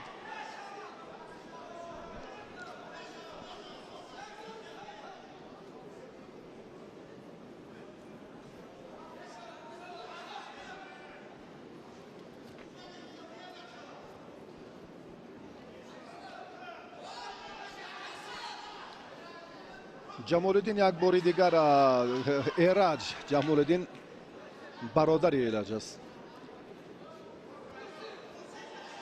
бисёр ҳам имконияти вазари ҳаст дақиқ вазари пон. Эраҷ ба осонӣ ҳарифро ҳам шикаст дод ва аз ин давр ҳам натиҷаи дилхоҳашро ба даст оварда тавонист. Абдуллоев ба даври дигар баромад. олимпиад ба Абдуллоев Эраҷ дода мешавад. акнун Исломзода бо Эраҷ Абдуллоев дар даври сеюм нерӯ месанҷанд. даъват карда мешавад. Гулаҳмадов Толиб اولویت و سردار شرفناک Раҷабов Ҳамроз. دعوت کرده می شود. رحیم و پیسروی کاربیکوف гулаҳмадов Толиб аз дастаи душанбе 2, ҳамроз Раҷабов аз вилояти Суғд ҳоло ба гилеми якум даъват мешаванд. ин партофти охирини Эраҷ дуюмин вазарияш буд. акнун мо руҷӯъ мекунем ба қуввозмоии паҳлавонони албатта дигар. ҳамроз паҳлавони суғдӣ хилъати кабуд дорад. حکمت‌الله صبرالله اوریبوف مویی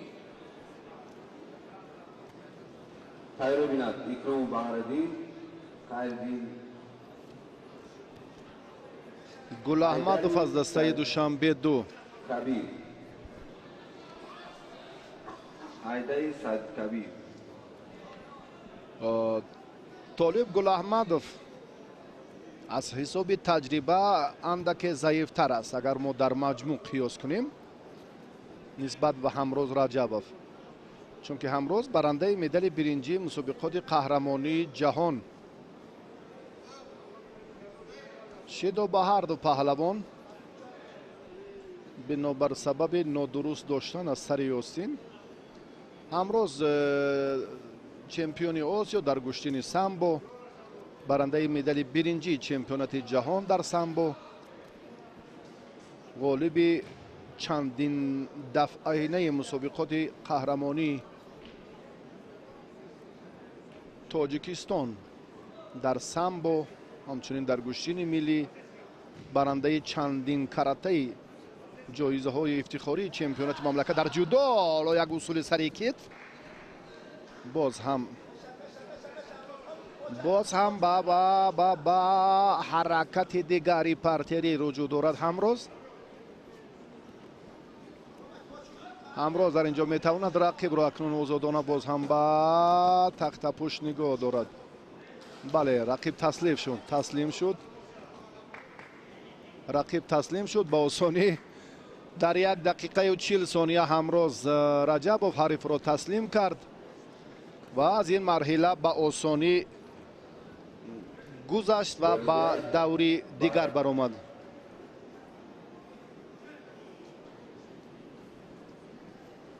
олимпиад ба Раҷабов Ҳамроз дода мешавад. ҳамроз акун чун гуфтем ба осонӣ комёб шуд ва ба даври дигар баромад. рақибашро мо баъд аз чанд лаҳза муайян хоҳем кард.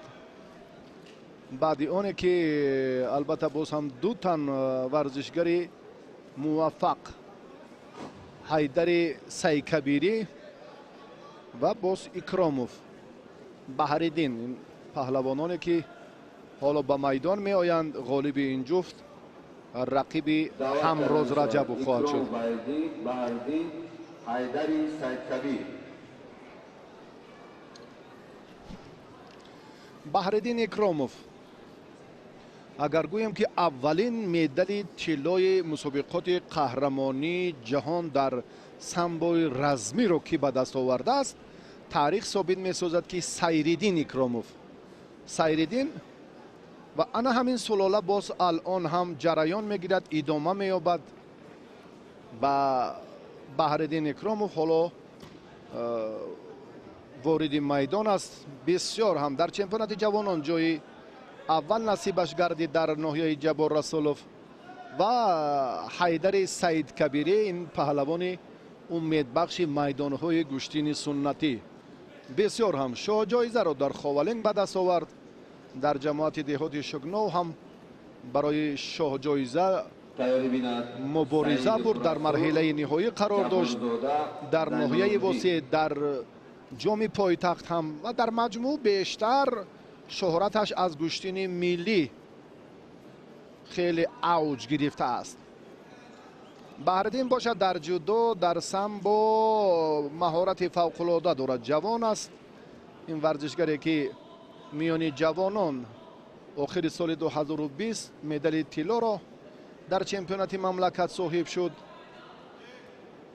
توجه داور هم البته برای باز هم اعتبار پهلوانان در روند زورآزمایی 6-2.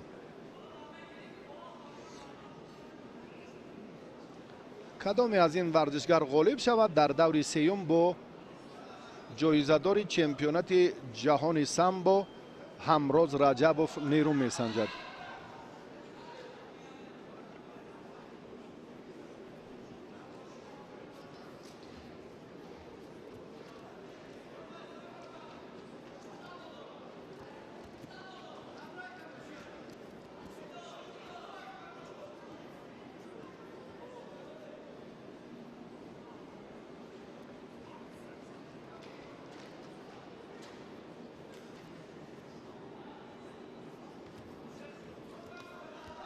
یک لحظه پیش پا دادن بهردین.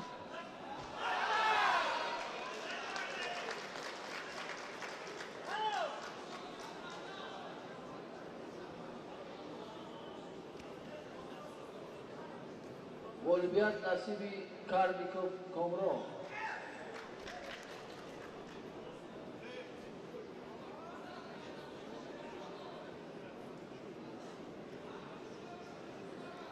دست را نادرست داشت هر دو هم. شیدای دویم به هر دو پهلوان.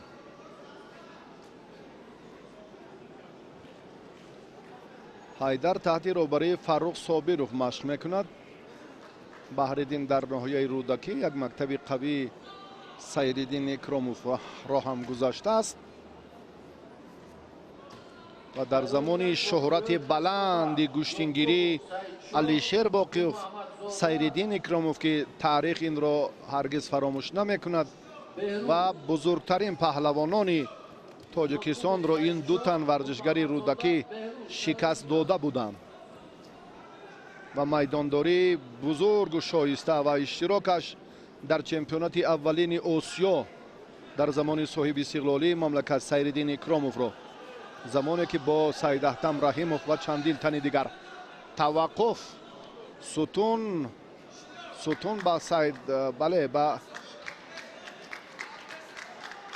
و ببینید که چگونه اشتباه کرد بهردین و همین طور حیدر در دور دوم هم غلبه به دست آورد.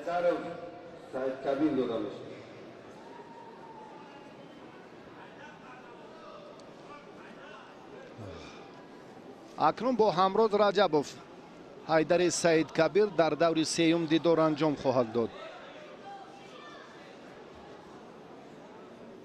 حالا ورزشگران دیگر به میدان می آیند.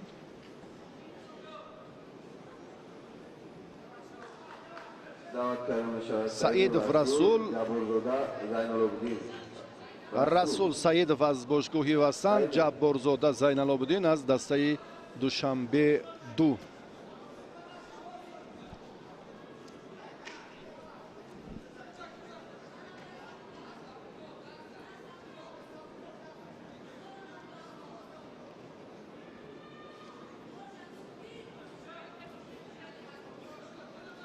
رسول سعیدов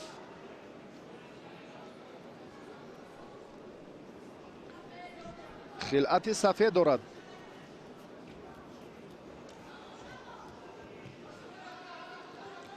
در باشگاه وستن مشق ورزی میکند.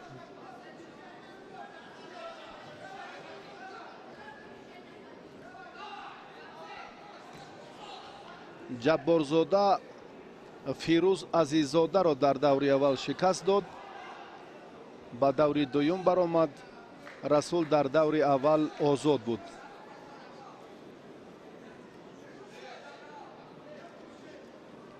сабқатҳои 1-16 ниҳоӣ алон ҷараён доранд. ба Зайналобидин Ҷабборзода довар бинобар сабаби доштани сари остинаш шидо медиҳад.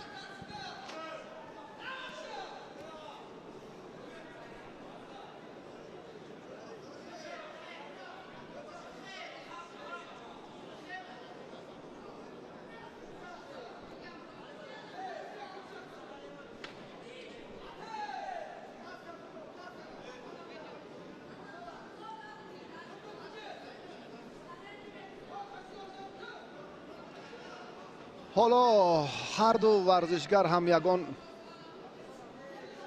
амали беҳтарро ҳам сомо надоданд. Дақиқаи дуюми қувозмоии паҳлавонон шурӯъ шуд.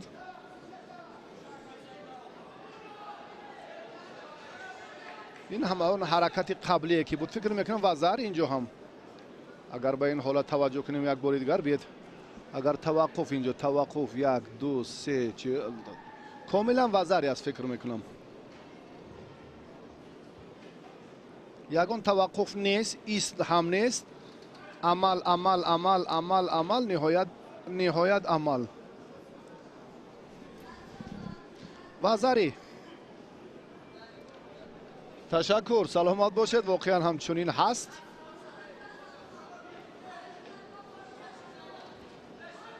расул саидов соҳиби имтиёзи аввал шуд. бе ист амал ки буд дигар ҳоҷати истодагарӣ кардан нест. аллакай ҳамин натиҷа аст.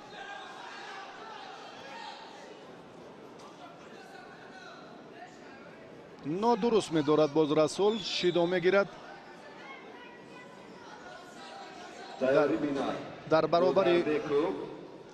дар баробари вазарияш боз ҳам шидо мегирад. Тайёр бинанд Ёқубов Гулмаҳмадзода.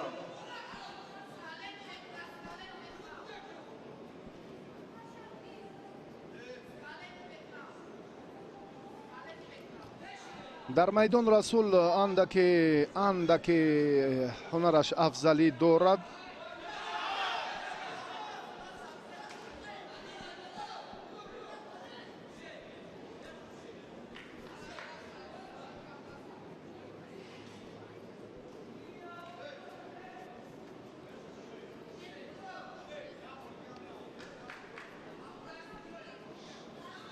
ин ҳаракат он қадар созгор нест барои имтиёз. довар ҳам маҷбур аст ки боз ҳардуро ба марказ даъват созад, ба маркази майдон.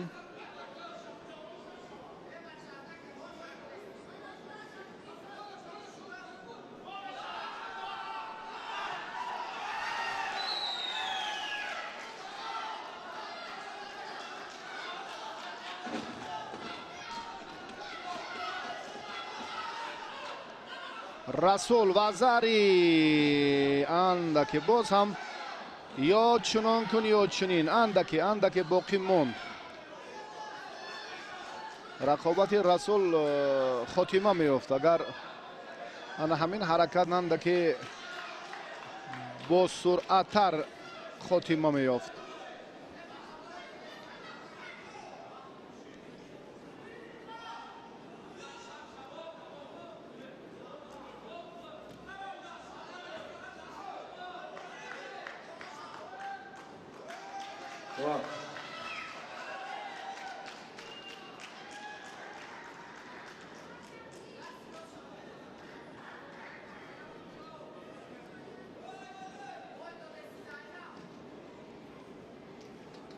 G'olibiyat nasibi Hikmatulloyev. қувозмои паҳлавонон андаке сустар шуд ба ростӣ. Ёқубов Сайчо. Охирiyat tasallubat. Ёқубов Гулмаҳмадзода.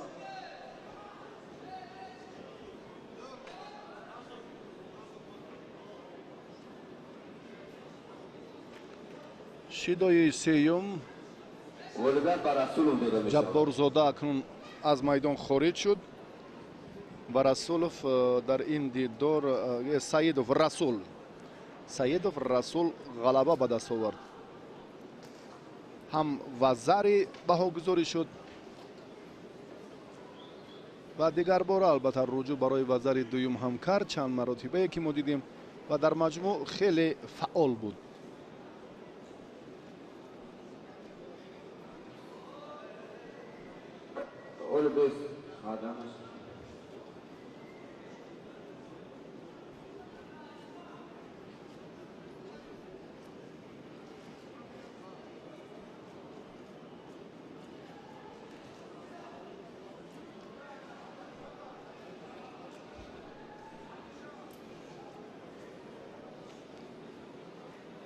لحظه های تکراری البته سبقت قبلی را ما با شما منظور نموده ایستادیم. اکنون برمیگردیم باز به شرح خود. در رقابت های میرزا علیزاده منصور و حریف او پهلوان خلعت سفید داشته دودربکوف.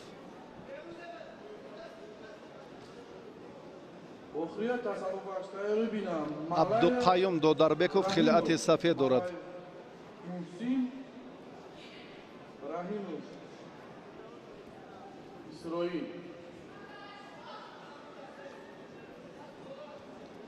دودربکوف در مقابل جباروف امیر حمزه در دور اول غالب آمد. میرزا علیزاده باشد در دیدار اول آزاد بود. انا همین پهلوان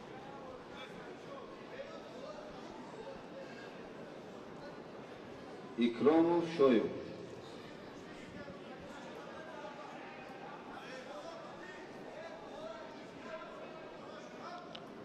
شیدو با ورزشگر خلعت کبود داشته میرزا علیزاده.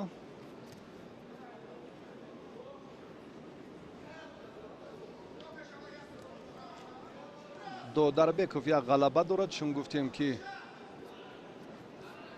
رفتی نیروسنجیش در دور اول خیلی بهتر هم بود.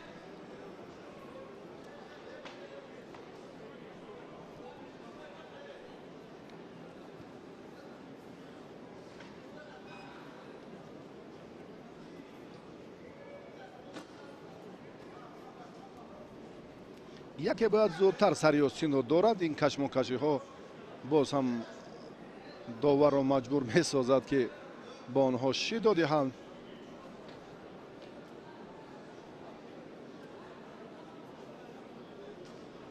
دودربکوف مهارتش اندکی افضلی دارد. از حرکت هایش این را مشاهده کردن ممکن است. ببینید رقیبش البته ایستادگی میکند. باز هم یک کوشش میرزا علیزاده. حالا امکانیت حالتی به تخت پشت نگاه داشتن نیست چون که باید که طرز درست و استفاده مکمل این اصول رو پهلوانان در میدان رعایت کنند. اما مانع شد به این رقیبش و باز دودربکوف حالا چون همیشه همون سری آستین رو داشته است باز هم رجوع میکند. حرکت هایش اندکی بهتر است. میرزا علیزاده اکنون ضعیفی این پهلوان در استفاده اصول مشاهده میگردد. حالت بوغی کردن میرزا علیزاده برای دودربکوف فراهم است.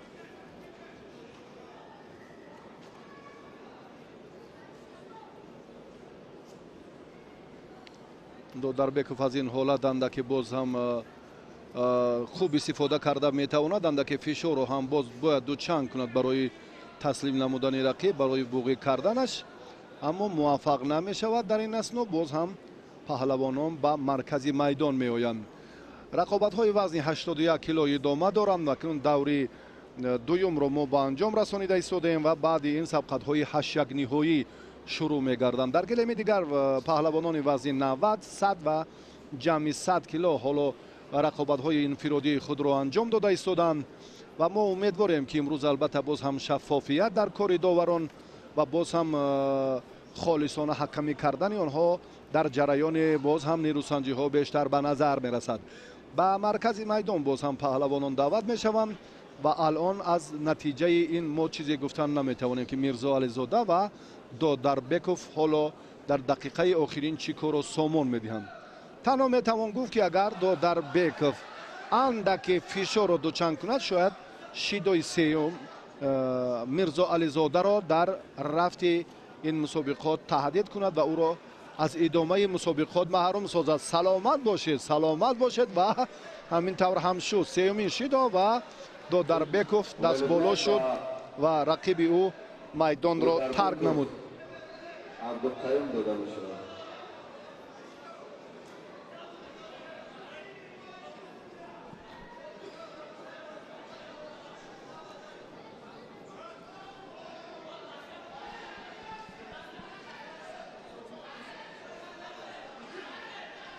اکراموف شویوف دعوت کرده می شود. اصول بوقی کردن بود که یک لحظه از میان رفت، اونقدر خوب هم انجام نیافت.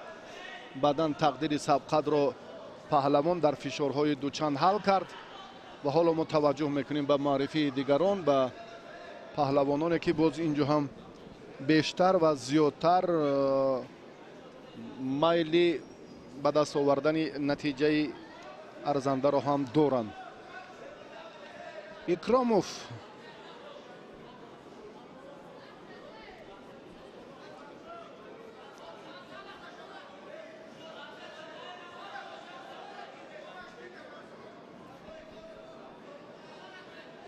در دیدار اول آزاد بود و شویف باشد عزیز اکراموف را مغلوب کرد و به این مرحله راه یافت و حالا با اکراموف نیروسنجی دارد. اقبال اکراموف پهلوان سوغدی با خلعت سفید است و نماینده دوشنبه یک حیدر شویف با خلعت کبود. زویدوف محشر وزن 81 کیلو تیاری بیند. دولتوف زویدوف. پهلوانان ولایت سوخت تحت رهبری فریدون و کامرانشاه و استوپیروف ها به این مسابقات سفربر گردیدند. دیروز هم یک ورزشگری ناحیه مسجد دستپروری مکتب ورزشی این ناحیه محمد اقبال تاشو بسیار هم متانت قوی نشان داد و به دریافت زینه سیوم شرفیاب گردید. از رضی الله شکست خورد در واخوری نیمه نهایی. از رضی الله که واقعا او رو هم محمد اقبال در دقیقه های اول شکست داده بود، بله از او وزری ستانید و بعدا کتف چپش آسیب جدی دید و سپس رضی الله از آن خوب استفاده کرد و موفق شد. چون این چهره ها خیلی زیاد بودن. باز هم اقبال اینجا امتیاز از دست میدهد. حیدر شویف صاحب وزری شد.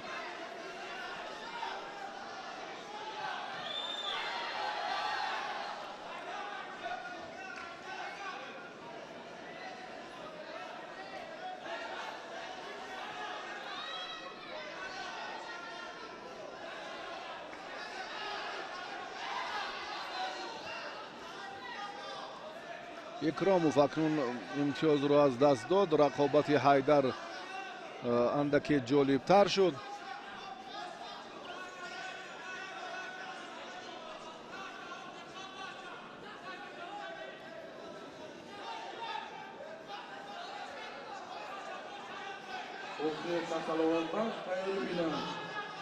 ملایب رحیموف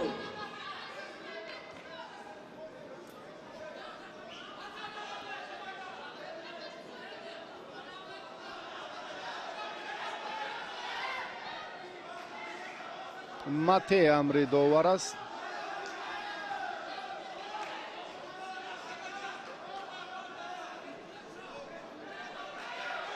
شیدو با پهلوانی خلعت کبود داشته حیدر شویف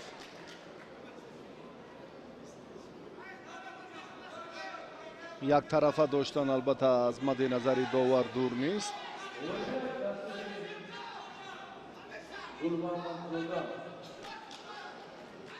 دعوت کرده باشم مالای ابراهیمو گله رفتن دو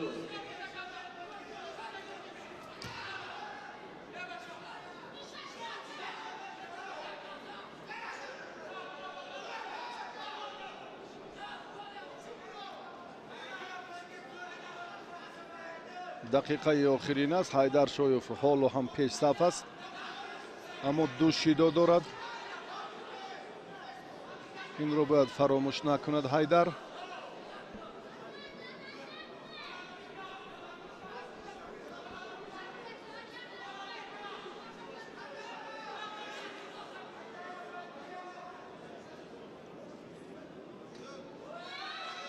شیدو هم به پهلوانی ولایت سوق داده شد. از سر سن نادرست داشت.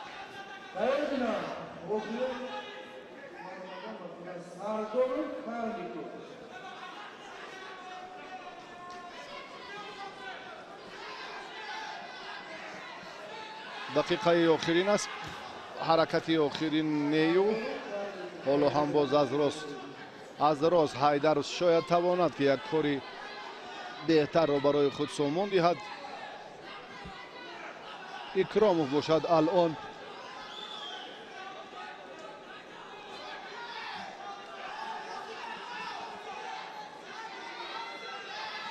نتیجه به دست نآورده است.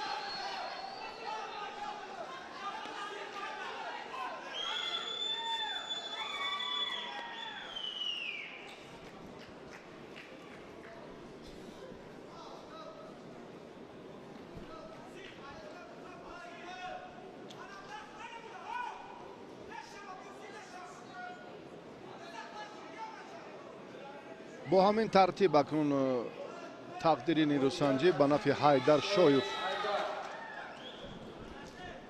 حیدر هم با همون وزری غلبه را به دست آورد و اکنون در دور بعدی با رقیبش البته بعدیانی که دولتوف و زویدوف به میدان میآورند نتیجه وخوری این دو پهلوان رقیب رو در دوری بعدی معین می سازد که با شایف کدام از این ورزشگران میدانداری می نمایند.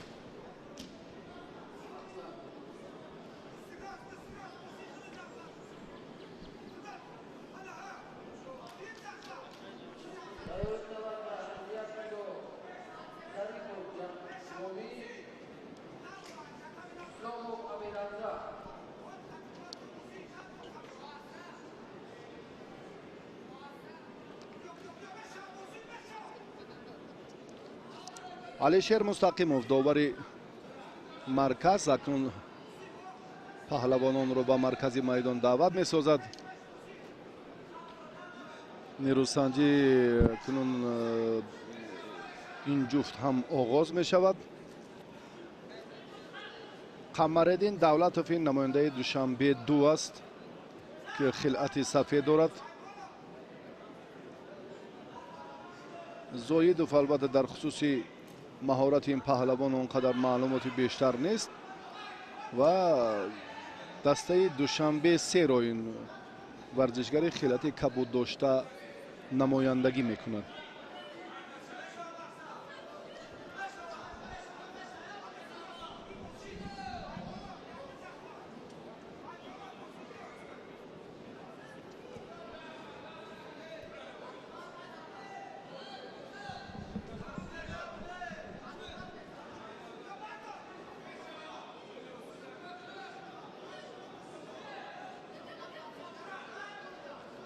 با پهلوان خلعت کبود داشته شیدا دادند.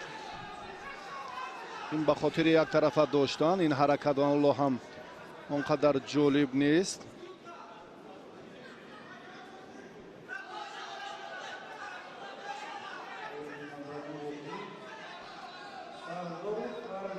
مقصد زویدوف این ورزشگری که خلعت کبود دارد.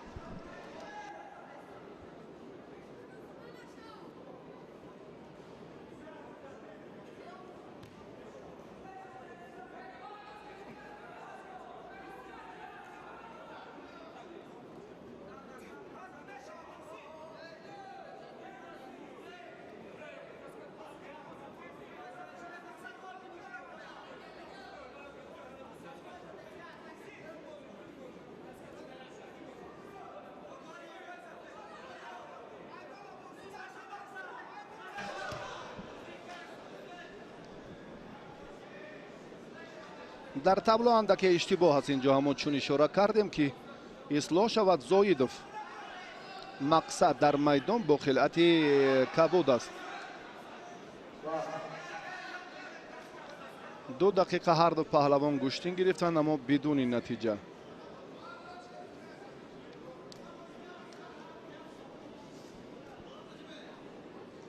баъди ин 2 рақобати дигар боқӣ мемонад, рақобатҳои 8-1 ниҳоӣ ва акнун ба сабқатҳои 4-1 ниҳоӣ хоҳем гузашт.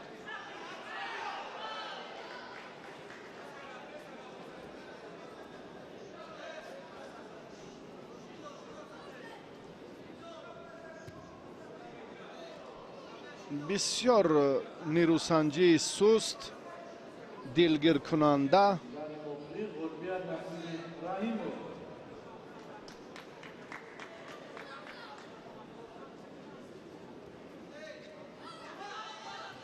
ҳама ҳаракатҳои тасодуфӣ мақсаднок бояд бошад. Шиду ҳам ба давлат уфтоданд.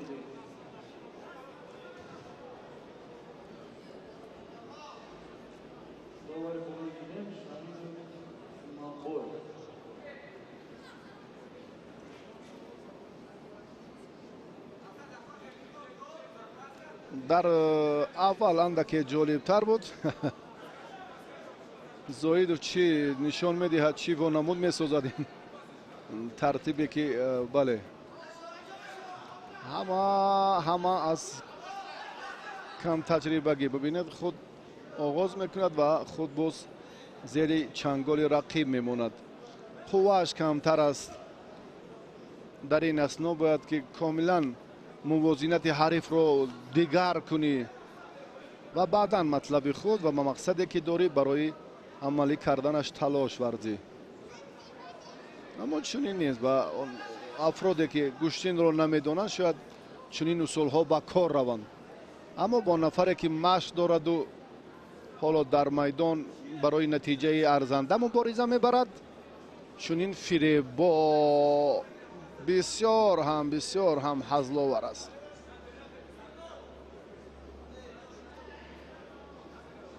Tayyor bina, vazni jam 100 kilo.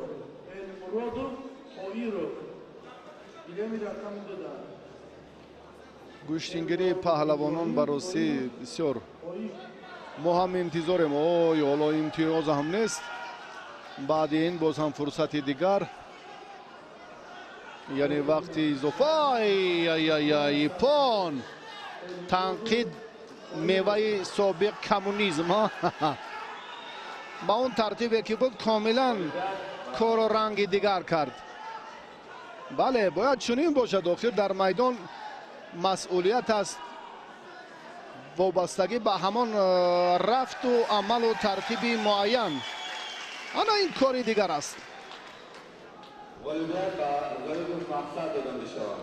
зоидов дар ин дидор акнун ғалаба ба даст овард ва зоидов бо шоев дар вохӯрии 8-1 ниҳоӣ нерӯ хоҳанд санҷид. мо таваҷҷӯҳ мекунем ба рақобати охирини ҳоло боз 2 нерӯсанҷии дигар аст. баъди ин қуввозимоиҳои 8-1 ниҳоӣ шурӯъ мешавад. бо ҳамон тартиб расулов бо солеҳзода, абдуҷалилзода бо расулови паҳлавони шаҳри ҳисор, алламов бо боронов, исломзода бо абдуллоев, раҷабов бо ҳайдари сайдакабир, саидов бо додарбеков, шоиб бо зоидов. акнун 2 дигарро муаррифӣ месозем. зарипов ҷомӣ намояндаи душанбе 1 хилъати сафед дорад. исломов амирҳамза бо хилъати кабуд. амирҳамза дар дидори аввал тураевро шикаст дод ва ба даври дуюм баромад.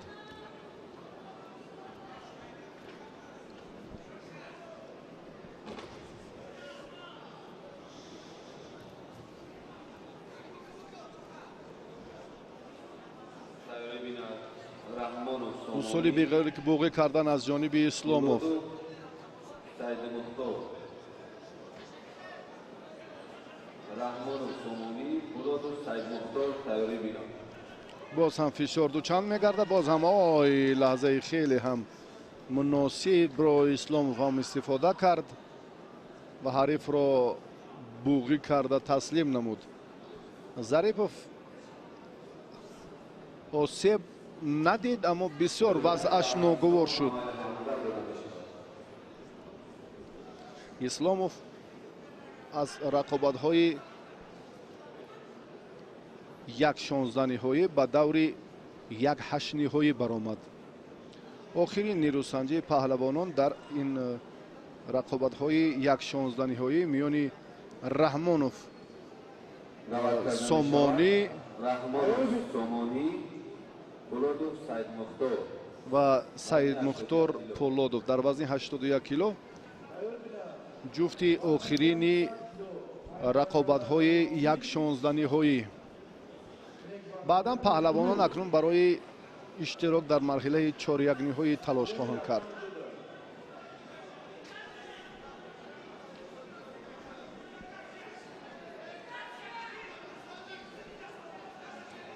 Badi Morkhuri tayyor binat vazn 81 kilo, Davri Seyum, Rasul Saidmuxtor, Solemzoda Saidsho.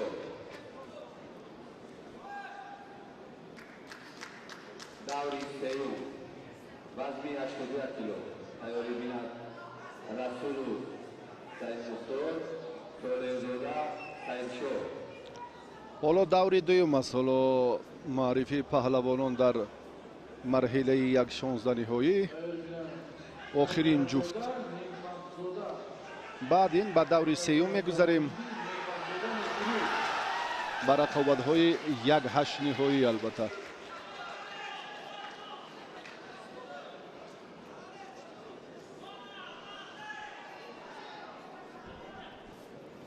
هر دو این ورزشگر باری اول است که به میدان می آیند، چون که در دور اول هر دو آزاد بودند، بدون مبارزه به میدان آمدند و اکنون اشتراکی دوری دوم شدند.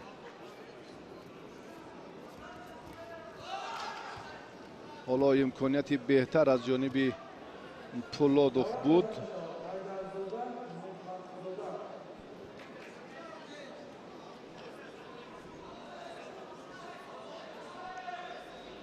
سعید مختار پولادوف و غیرت این ورزشگری سابقی میدان‌های گوشتنی سامبو و ملی به حیث ثانیه سنج حالا رحمانوف را توصیه می‌دهد.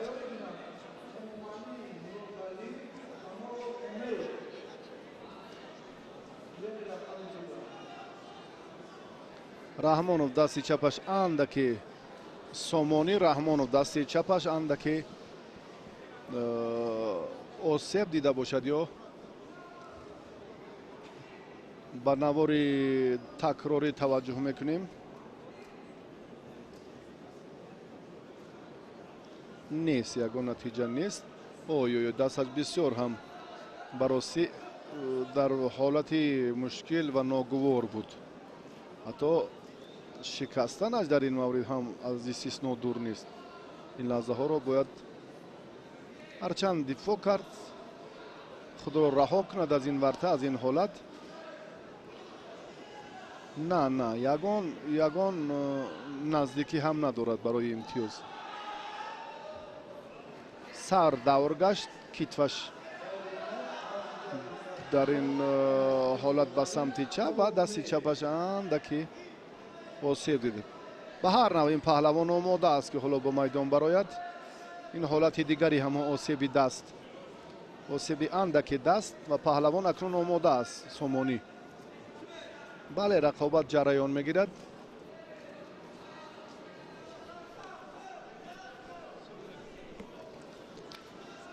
حالا در مرکز میدان باز هم ما چهره های دیگر را میبینیم.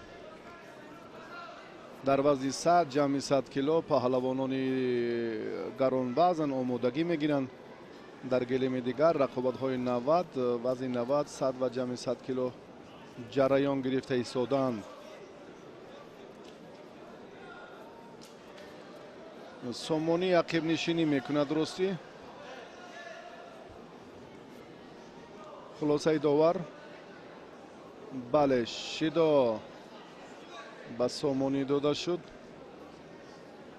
باید با مسئولیت و جدی تر رفتار کند. تقریبی نزد وزنی 81 کیلو داوری سیوم رسول سعید مختار سوله دودا سعید شو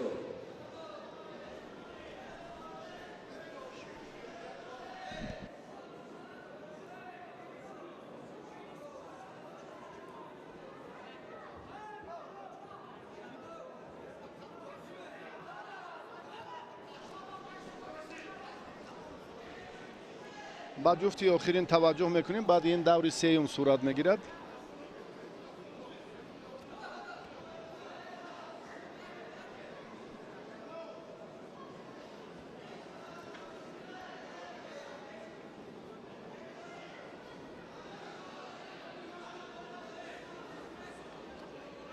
باز هم دوباره با رفت این زورآزمایی اگر ما توجه کنیم، البته سومونی عقب نشینی های زیادش باعث نگرانی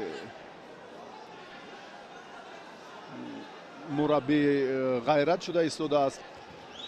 باز این حالت هم دوباره الکی 3 باره پولادو فشار می آورد، بیشتر تلاش میکند که در دیداری اول اینجا هم موفقیت را به دست آورد. هر دو در یک دور آزاد بودند و با دوری دوم بدون مبارزه راه یافتند.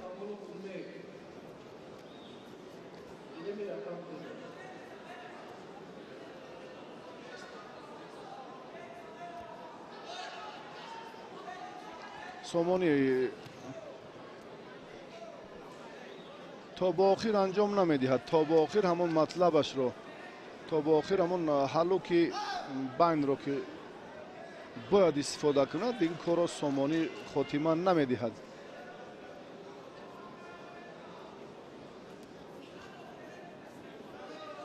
باز از میدان بیرون شد.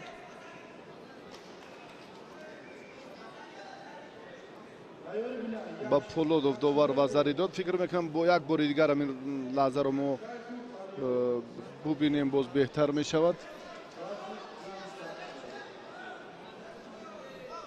فکر میکنم وزری نبود. من برای بیاد بار دیگر ببینیم و بعدا توجه کنیم. هست از نیمه چپ از سمت راست حرکت های بهتر. اشاره وزری با پولادوف.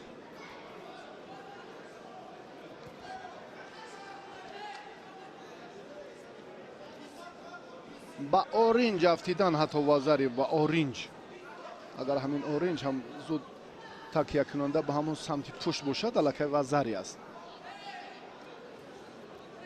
و از نظر دیروزه که بسیار اعتراضی فیض‌الدین امیرشاه هم در خصوص پرتافت رقیبش اسحاق حسین بود که این تا هنوز هم الکی گفتگوها درباره همون پرتافت جریان دارند.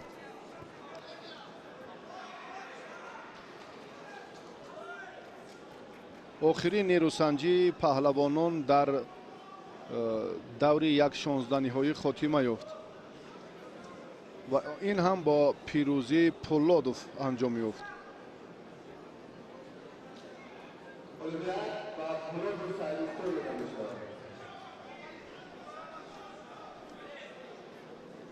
دعوت کرده می شود رسول سعید مختار سوله دودا سعید شو وزنی 81 کیلو دوری سیوم.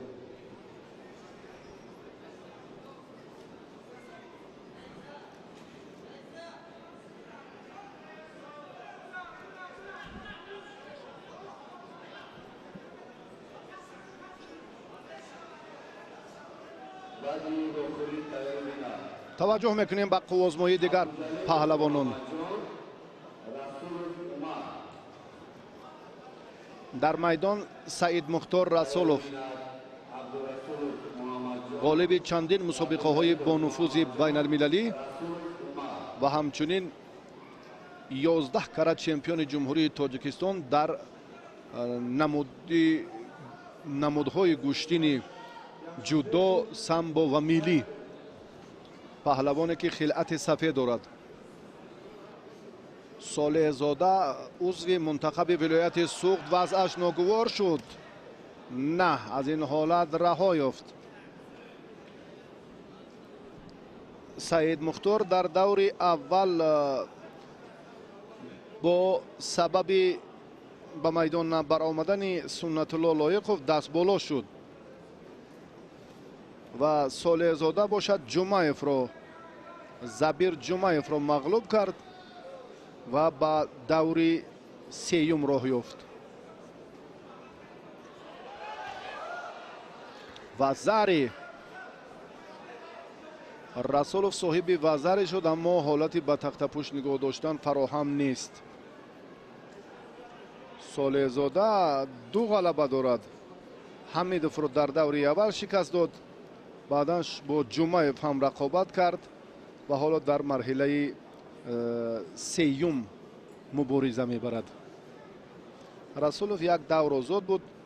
لایقوف رو هم چون گفتیم دربارش به میدان آمد بدون مبارزه، الکی در دور سیوم شرکت دارد. بسیار هم با جرأتانه نیرو میسنجد. یک حرکت دیگر رو هم اینجا اکنون از گریبان گرفتن نتیجه بهتر به بار نمی آورد. براستی از هر دو گریبان وقتی از دست میگیری و از گریبان، بعدا این حلوک داخله بسیار هم خوب و به طور کسبی اجرا می شود.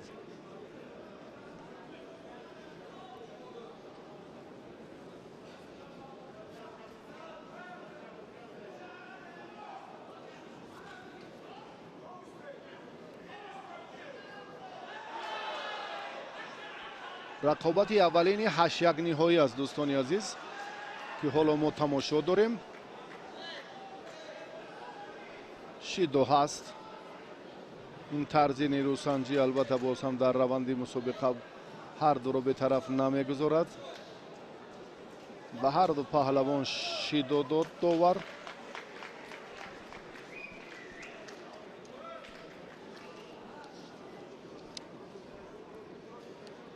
علیشیر مستقیموف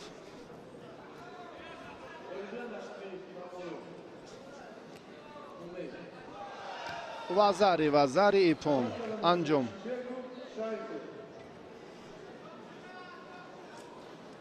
رسولوف اولین شده به بخوری 4 یک نهایی برآمد.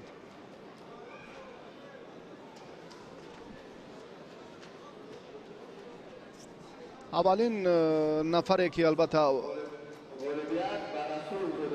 با دوری 4 یک نهایی را خط میگیرد این سعید مختار رسولوف، پهلوان 11 کراته جمهوری تاجیکستان در نمودهای گوشتین محسوب می‌یابد.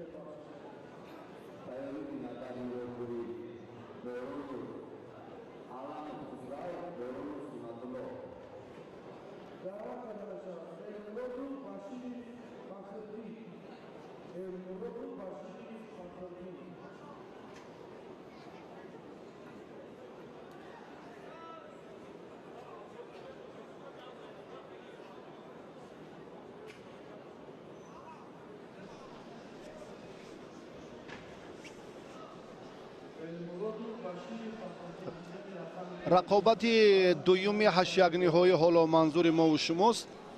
муҳаммад абдуҷалилзода паҳлавони хилати сафед ба бар карда ва умар расулов ин варзишгар аз шаҳри ҳисор бо хилати кабуд. рақобати ҳардуро мо дар даври қаблӣ дидем. муҳаммад ҷавонтарин паҳлавоне ки имрӯз 16 сол дорад ва дар миёни бузургсолон нирӯсанҷӣ дорад. ҳатто дар даври аввал ҳам як ғалабаро дар вақти изофа барои дарёфти имтиёзи тиллоӣ ба даст овард. нодуруст доштани умар албатта доварро ҳам бетараф нагузошт. саидраҳмон беков бо ҳамон сабаби аз сари остин гирифтани рақиб ба умар шидод дод. умар чемпиони мамлакат дар миёни ҷавонон дар гӯштини ҷудо ва ҳам гӯштини миллӣ дар соли 2020 ба ҳисоб меравад.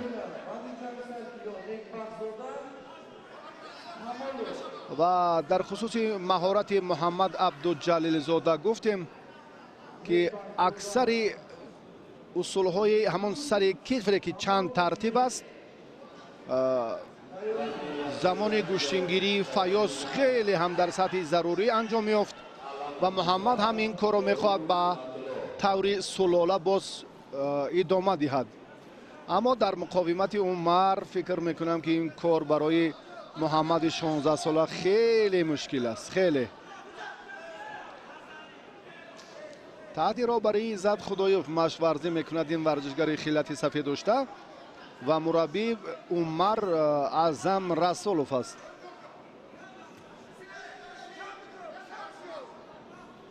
ба ҳар навъ ин муваффақият аст вақте ки паҳлавони наврас дар муқовимати варзишгарони бузургсол баробариро нишон медиҳад. бубинед Умар ин қадар матонат ва омодагии қавӣ дорад, аммо дар иҷрои ана ҳамин амал боз ҳам муваффақ намешавад. 1.5 дақиқа акнун аз миён рафт. ҳарду ҳам шидо доранд ва натиҷа то кунун барои ҳарду қаноатбахш нест. чун гуфтем ки муҳаммад ҳамон усули дӯстдошта амали ҳамешагии қиблагоҳашро мехоҳад истифода кунад. сари китф бештар аз як ҳамон даст аз баркашидани дасти рости рақиб зуд маълум аст ки муҳаммад бештар руҷӯъ ба ҳамин истифодаи усул дорад. инро албатта ибтидо аз гиребон мегирад. мувозинатро мехоҳад ки ба таври дигар нишон диҳад. акнун вазъияти муҳаммади 16 сола мушкилтар шуд. даст агар инҷо раҳо ёбад, он гаҳ Умар метавонад ки боз бо ҳамон ҳолати лат додани даст, аммо хеле хуб истодагарӣ кард. муҳаммади ҷавон хеле хуб худро дифоъ кард ва аз вазъияти мушкили партерӣ раҳо ёфт.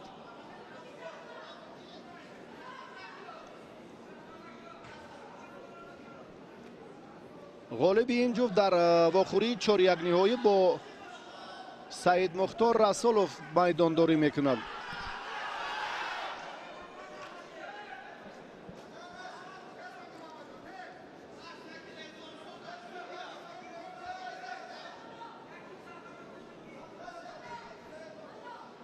ба амалҳои Умар агар мо таваҷҷӯҳ кунем аз ду мусобиқаи соли 2020 имрӯз бояд ба осонӣ ин марҳила ин роҳҳоро пушти сар кунад.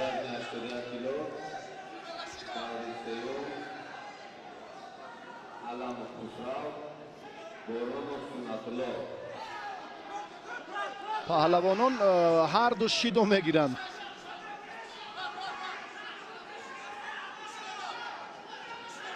Умар боз ҳам дар ин раванд мехоҳад усули буғӣ кардан.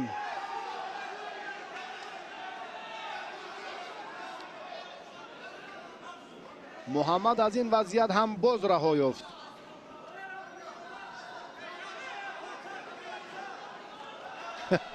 барости бисёр ҷавон аст, در مقابل عمر اینقدر مقاومت کردن فکر میکنم برایش الکی موفقیت است.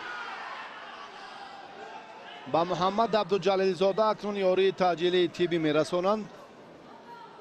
در ناحیه جبور رسولов در کاخ ورزشی زرافشان هنگامی که چمپیونات جوانان مملکت در جودو شد، عمر خیلی هم هنر خود را خوب نشان داد و مقام افتخاری مدال طلا را صاحب شد. و الان عمر باید این مرحله ها را خیلی خوب پشت سر کند.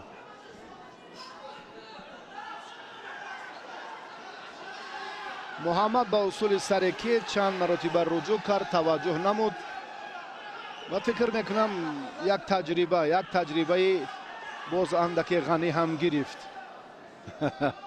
اینجا اندک اعتراض هم کرد که بعد مته چرا قوه اضافه خود عمر است. عمر این پهلوان شهر حصار سنت الله را همه خوب میدونند. اعظم و سنت الله رسولov ها پهلوانان خیلی نامور شهر حصار و امروز همین سلاله عنعنه دارد. تحت رهبری اعظم تمرین میکند و سنت هم در زمان پهلوانیش خیلی ورزشگری شهرتیار در برابر رؤوف حکومت و خورشید حکومت و علی شیر باقیوف، محمد شریف قربانو و چندین نفران دیگر که میدانهای گشتین ملی را واقعا زیب و زینت دیگر میدادند. حالا اکنون بعد از یاری تعجیلی تیبی با محمد، پهلوان 16 ساله کشور برگشت و رقابت را ادامه میدهد. هرچند چابک است اما قوهش براسی کمتر. وضعیت باز هم در پارتر مرکبتر می شود برای محمد. دست را باید آزاد نگذارد. هر چی قدر که مهنت کند باید از این حالت بله خود را رها سازد. چون این هم شد. 3 مرتبه از وضعیت مرکب پارتری محمد عبدالجلیل زاده رها یافت.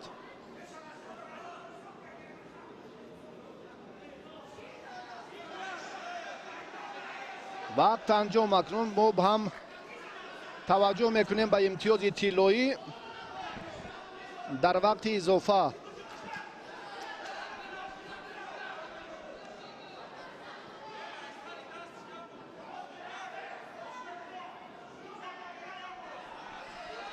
بسیاری ها گمان داشتند، کارشناسانی که قبلا با ما در صحبت بودند با آن نظر بودند که عمر همچون مدعی در وزن 81 کیلو با آسانی این مرحله را پشت سر میکند. اما چنین نشد.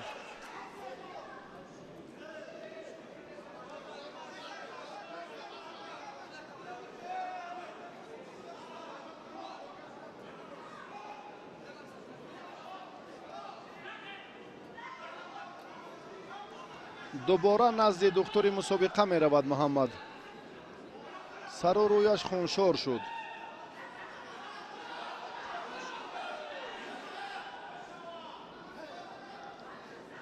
بسر رفتید. بسر افتید. فشار عمر مقابل محمد خیلی زیادتر است.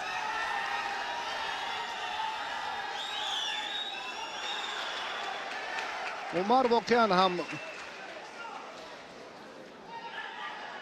جوان به حساب می رود که از او در برابر حق نظر باز هم نتیجه بهتر را امیدوارم، چون که قد و قامت آمادگی جسمانیش باز هم تمرین های همیشه خودی این پهلوان با رهبری اعظم رسولov خیلی نتیجه بخش هم هستند. الان در میدان امروزه اکنون این غلبه البته تنها یک غلبه داشت، در یک دورازاد بود و حالا در سبقت های 8 یگانه های قرار دارد. کدام از این ورزشگران غلبه به دست آورند آنگاه با سعید مختار رسولوف در واخری 4-1 نهایی دیدار انجام خواهند داد. این لحظه هایی که عمر رجوع کرد برای باز هم دریافتی همان فرصت های مناسب، باز هم امکانات های خلای. سعید رحمان بیکف برافت نیروسنجی باز هم نظارت جدی میکند.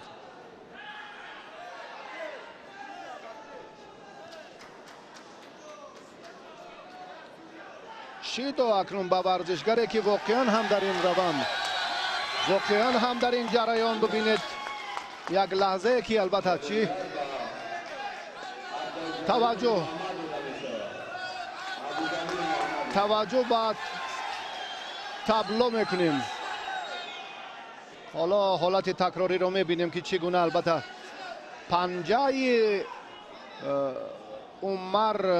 پنجه عمر چگونه به سر اوستین در بله دوباره همین فرصت رو ما چون توجه بس حالا امکانیت هست که این لحظه رو ببینیم. عمر دست چپی عمر از دست راست رقیبش و اکنون این سمت اندکی نقطه دقیق رو اینجا هم باید دوباره توجه کرد. اکنون این به صلاحیتی که باز هم از نزدیک اینجا داوران سرداور مسابقات داوران حالا این فرصت رو نظارت دارند. محمد مبارزه رو خیلی هم پرشدت تر کرد. حالت تکرار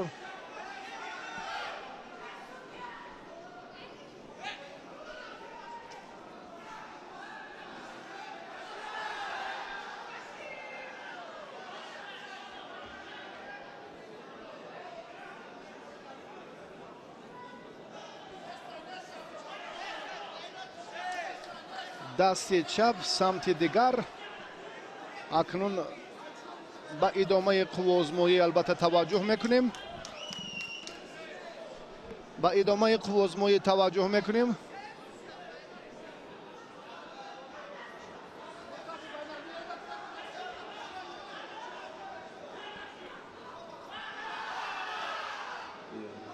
اکنون محمد باید رقابت را ادامه دهد با عمر رسولوف. بعد این حالت ها بعد فرصتی البته تکراری بعدی چون لحظه هایی که ما دیدیم علاقه خلاصه عمیقی داوران در مورد بله سیومین شیدو این کار شد بعد از تصدیق خود هیئت مکمل داوران از نوارهای تکراری. دست چگونه باز حالت دیگر باز هم همین روند رو مشاهده میکنیم. باز همین لحظه ها رو میبینیم. محمد هم با جرأتانه اکنون اینجا هم تلاش دارد که باز رقابت کند.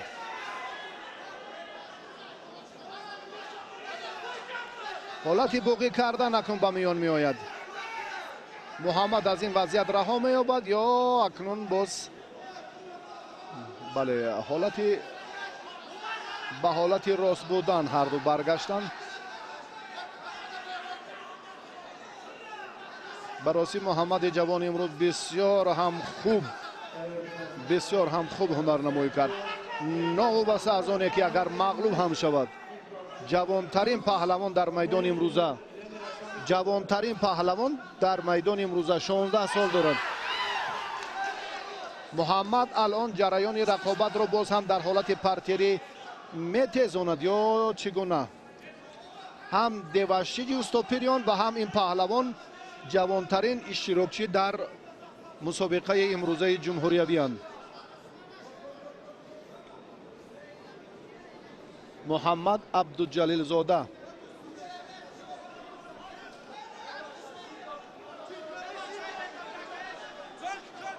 باز هم رقابت در وقت اضافه ادامه می‌یابد.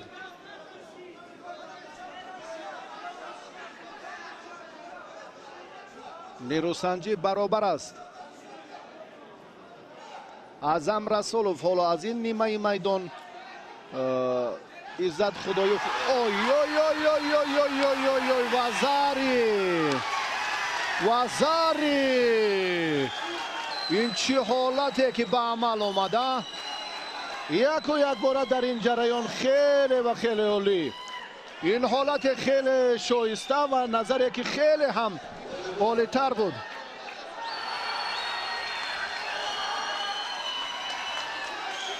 بسیار هم سطحی بلند، بسیار هم عالی. محمد عبدالجلیل زاده در این دیدار موفق شد. پهلوان امیدبخش و به دور بعدی برآمد.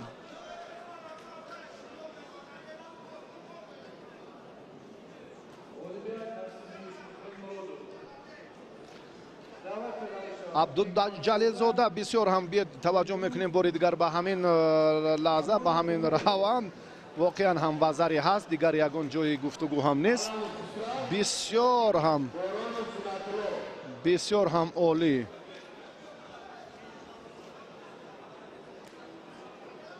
بسیار هم عالی و محمد عبدالجلیل زاده واقعا ثابت ساخته در میدان امروزه. ببینید که لحظه های تکراری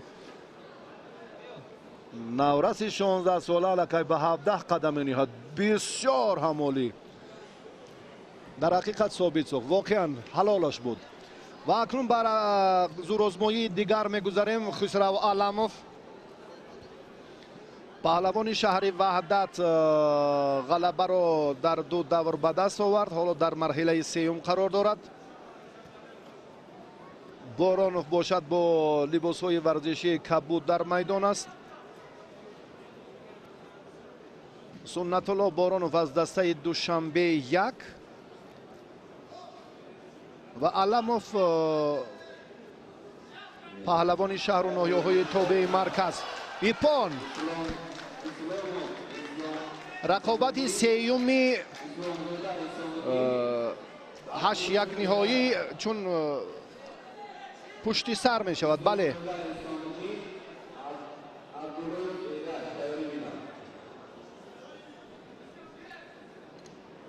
و راستی یگان جای گفتگو شبهه نیست. اورنج نقشه ندارد. این کار وزاری. توجه میکنیم به سمت دیگر. اورنج هر دو اورنج هم در یک حالتی بودن. شانه ها کتفی ورزشگر در حالت معتدل تخت پشت اینجا هم قرار نداشت. وزاری علموف اکنون دلپور است. علموف برای علموف فکر میکنم چنین رقیبان اونقدر مشکلی ایجاد نمیکنن، چون که تجربه خسرو از حساب شرکتش در چمپیونات آسیا در گشتین سنباک جایزه دار است. در مسابقه های مختلفی مملکت در 3 نوع گشتین و همچنین بیرون از کشور هم نتیجه اندک بهتر هم دارد. حالا به هر دو داور شید میدهد.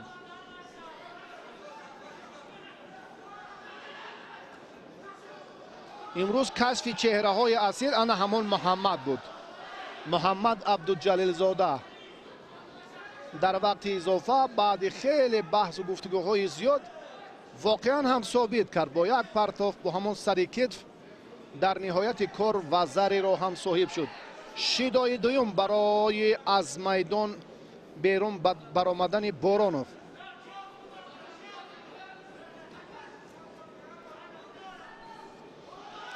خسرو در وزن خودش واقعا هم نفر سزاوار است که حتی به مرحله های اساسی همراه یابد. این را خسرو چندین دفعه نیز در مسابقه های سطح جمهوریوی ثابت کرده است.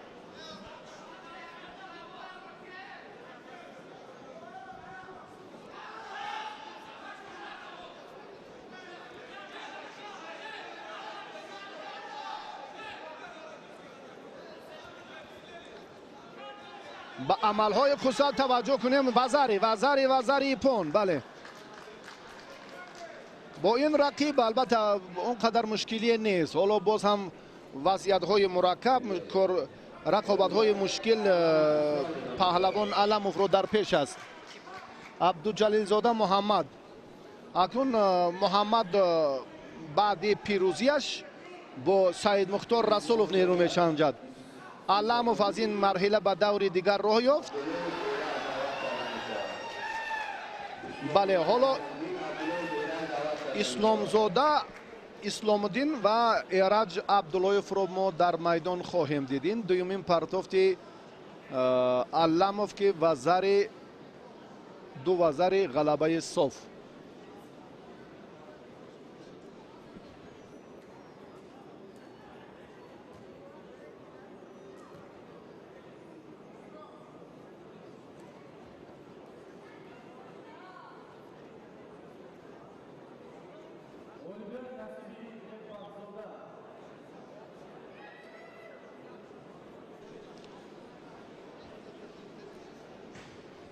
дар хусуси ҳунарнамоии ҷолиби Эраҷ Раҷабов албатта месазад боз гуфт ки ин паҳлавон дар чемпионати Осиё дар миёни ҷавонон ва ширкаташ дар мусобиқаҳои зиёди байналмилалӣ боиси тақвият ёфтани малакааш гардидааст.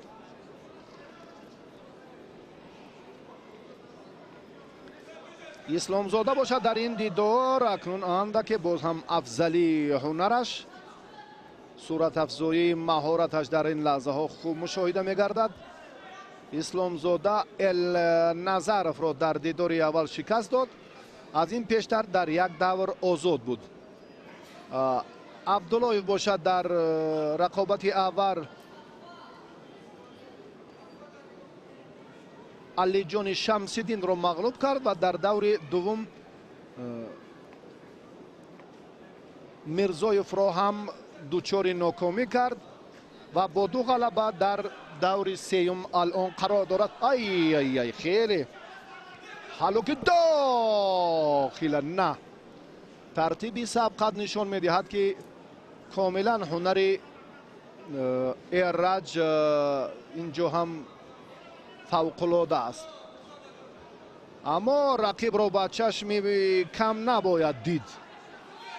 ҳолати партери акнун ҷараён мегирад. исломзода зери чанголи рақиб қарор дорад. 7, 8, 9, 10 вазари акнун бо 12 вазари ба ҳамон вазари қаноат намекунад ва дубора ҳам боз руҷӯъ мекунад ба ҳолати дигар, ҳолати тахтапушт нигоҳ доштани ҳариф.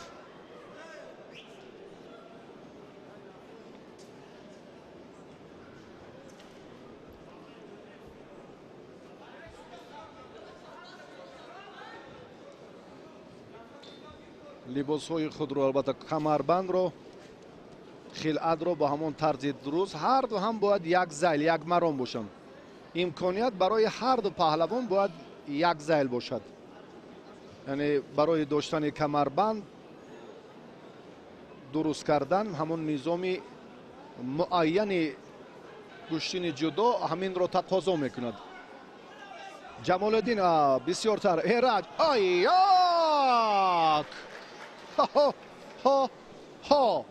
бисёр ҳам як партофти ҷолиб буд, бисёр ҳам як имконияти хуб буд. мусоидро ҳам Эраҷ бо самар истифода кард. новобаста аз натиҷаи доштааш инҷо ҳам Абдуллоев партофташ ипон баҳогузорӣ гардид ва акнун ҷолибтарин рақобатҳо моро дар пеш аст. хусрав Аламов бо паҳлавони хеле маъруфи кишвар Эраҷ Абдуллоев рақобат хоҳад кард. ана ҳамин тартибро Эраҷ яку Эраҷ хеле ҳам ҷолиб.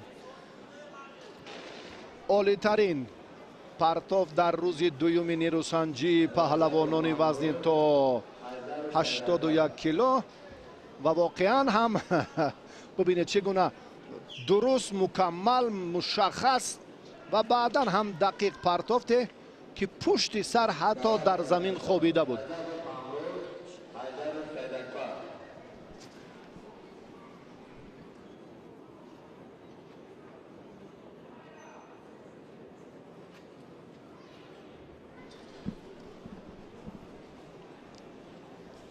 حیدر سید کبیر این مراتبه خلعت کبود بر کرده است. جایزه‌دار مسابقات قهرمانی جهان در گشتین سامبو پهلوانی نامور کشور همروز رجبوف با خلعت سفید. عضو منتخب ولایت سوخت در 3 نوع گشتین، در سامبو، جودو و گشتین ملی. مکتب ورزشی ناحیه جبار رسولوف علالخصوص کاخ ورزشی لنگریف رو هم خوب آموخته است. در چمپیونات آسیا هم برنده مدال طلا در سامبو، ورزشگری که دستاوردهای شایان هم دارد و حیدر باشد تنها موفقیتش همون میدانهای سنتی است و بیشتر غلبه هایش هم از گشتین ملی سرچشمه گرفتند.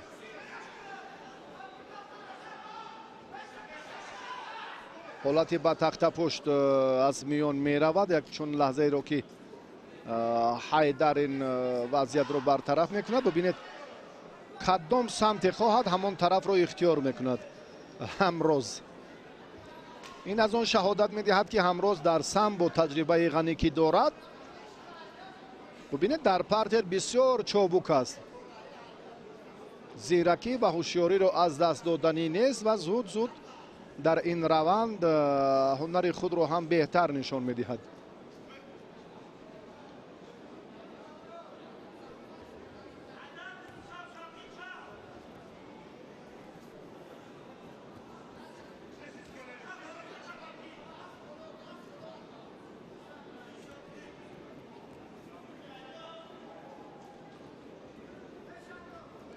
گشتین حیدر سوز شد چون که از سر آستینی از هر دو سر آستینش رقیب هم خوب داشته است و زری بسیار هم پرقوت است. هم تجربه دارد و هم قوهش فرق کننده است. براستی همروز رو در پارتر بیشتر امروز نفره که رجوع زیادتر در حالت پارتری دارد واقعا همین همروز است. این رو ما اگر نسبت دهیم از کم تجربگی رقیب در حالت پارتری هم وابستگی دارد، چون که امکانیت ها برای همروز در مبارزه حیدر بیشتر شده ایستادند. این دویم نه کنون وزری نبود، جسارت کرد. پیرهی باز هم مبارزه رو در این جریان خوب ادامه میدهد. حالت به تخت پشت نگاه داشتن نیست. این از یکم حسابیدن نمی شود چون باز هم از مرکز میدان باز هم نیروسنجی رو ورزشگران ادامه میدهند. حالا ما واخوری های 8 یک نهایی رو به شما منظور نموده ایستادیم.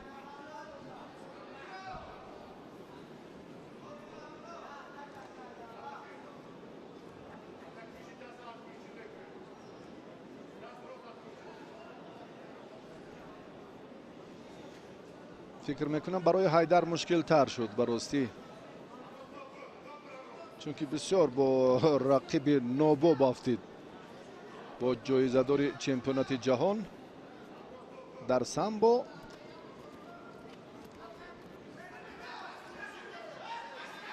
با کلی حالا حمله هایش رو بیشتر میکند، فشار رو هم دوچند میسازد و افضلی متانت خود رو در میدان نشان میدهد. شیدو به حیدر دادن، عقب نشینیش البته باز هم سبب ناکامیش می شود از یک جانب دیگر.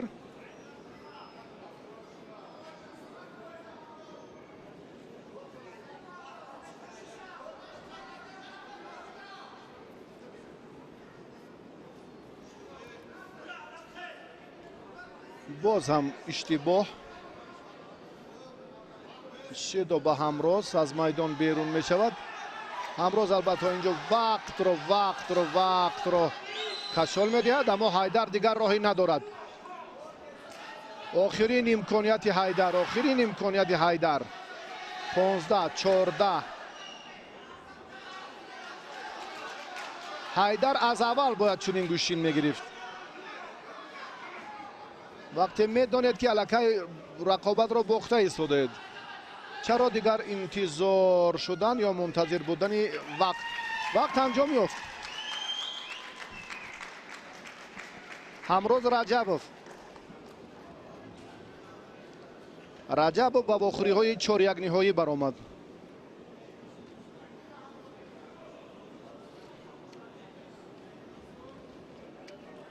بعد این باز 3 رقابت 8-1 نهایی باقی مانده است.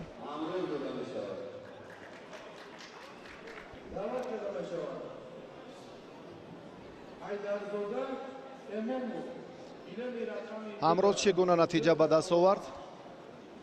بیایید با هم ببینیم.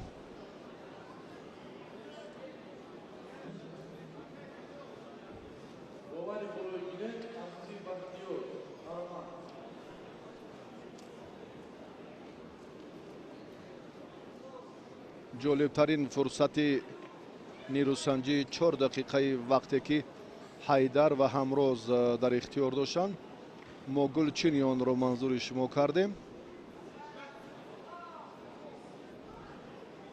توجه میکنیم اکنون به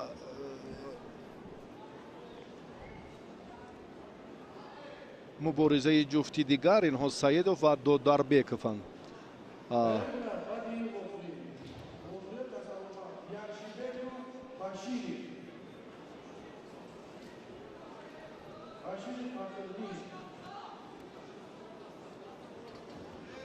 سیدوف و دوداربیکوف باید در میدان نیروسنجی کنند.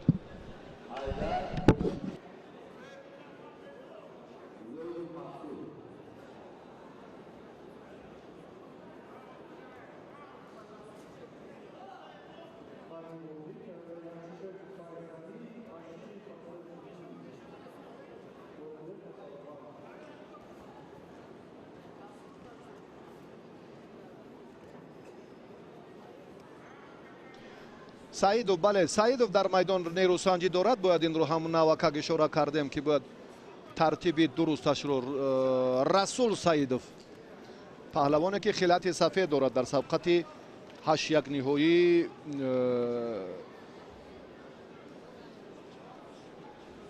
پهلوانان این در جفت ششم نیروسنجی 8-1 نهایی قرار دارد. رسول سعیدوف چگونه به این مرحله راه یافت؟ بعداً جبارزاده را مغلوب کرد و به این دور راه خط گرفت و دوداربیکوف این پهلوان جباروف را مغلوب کرد.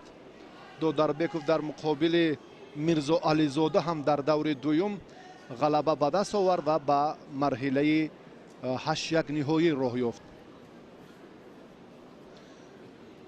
سعیدوف این پهلوانی که با خلعت سفید است، چون درباره این ورزشکار ابتدا گفتیم که دسته خطلون 2 را معرفی می سازد.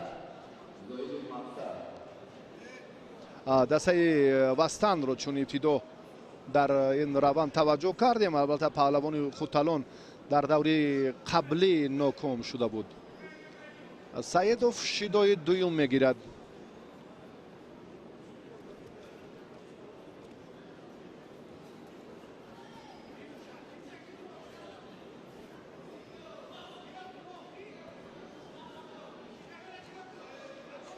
مبارزه همانا ادامه می‌یابد. دوداربیکوف در ادامه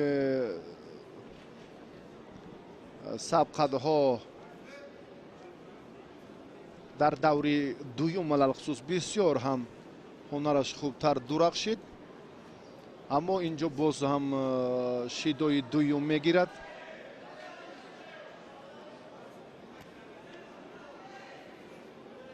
رسول سعیدوف پهلوان خلعت سفید داشته، همانو هم در تابلو نسب تغییر نیافته است. بگذار آنچه در صورت مجلس بود شکل درستش همین است. اینجا امتیاز نیست.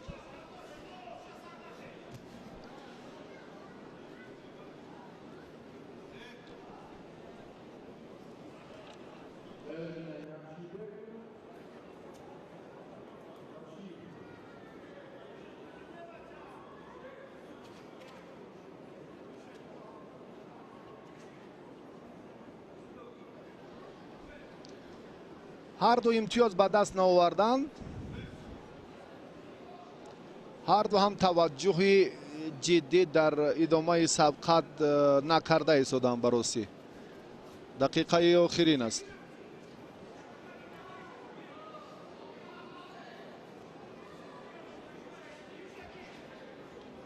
باز هم خوف ترک نمودن میدان را هر دو دارند، چون که یک آگاهی میتواند یکی از این ورزشگران را از میدان خارج سازد و از نتیجه ادامه یا از نتیجه و از ادامه راه مبارزه محروم نماید.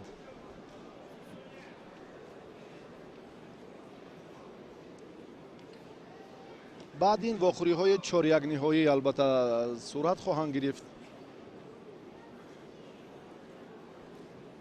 در خیال کسی نبود که عمر رسولوف از پهلوان 16 ساله دوشنبه شهر محمد عبدالجلیل زاده شکست میخورد و واقعا هم امروز بیشتر. و سیومین شیدو با سعید رسول در نهایت با واخوری 4-1 نهایی رو خط گرفت و با همروز رجب فکنون این پهلوان آزمایی خواهد کرد. شایف و زاید فکنون به میدان می آیند.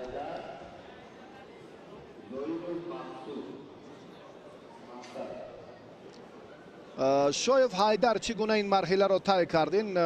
پهلوان زایدوف است. اگر ما به شایف توجه کنیم با خیلت سفید است. بله، تشکر به کوگردان. در دیدار اول این پهلوان با عزیز اکراموف غلبه به دست آورد. در رقابت دوم اکراموف را نماینده سوخت را مغلوب کرد و به دور سیوم راه یافت. زایدوف در یک دور آزاد بود. در دور دوم دولتوف را خودبدین دولتوف را دوچار شکست کرد و با همین نتیجه اشتراکچی مرحله 8-1 نهایی گردید.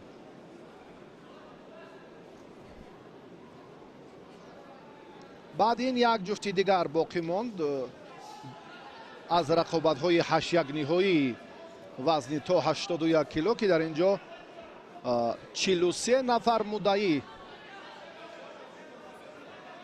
از مرحله اول مبارزه را شروع کردند.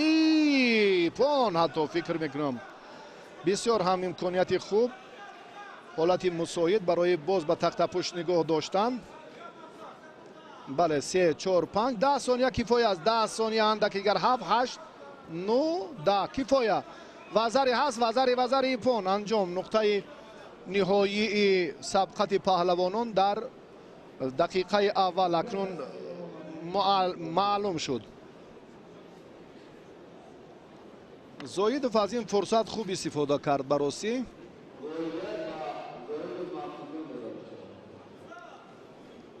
اکنون رقیب زایدوف رو ما بعد از خاتمه رقابت آخرین 8-1 نهایی به شما معرفی می‌سازیم. اسلاموف و پولودوف حالا به میدان می‌آیند.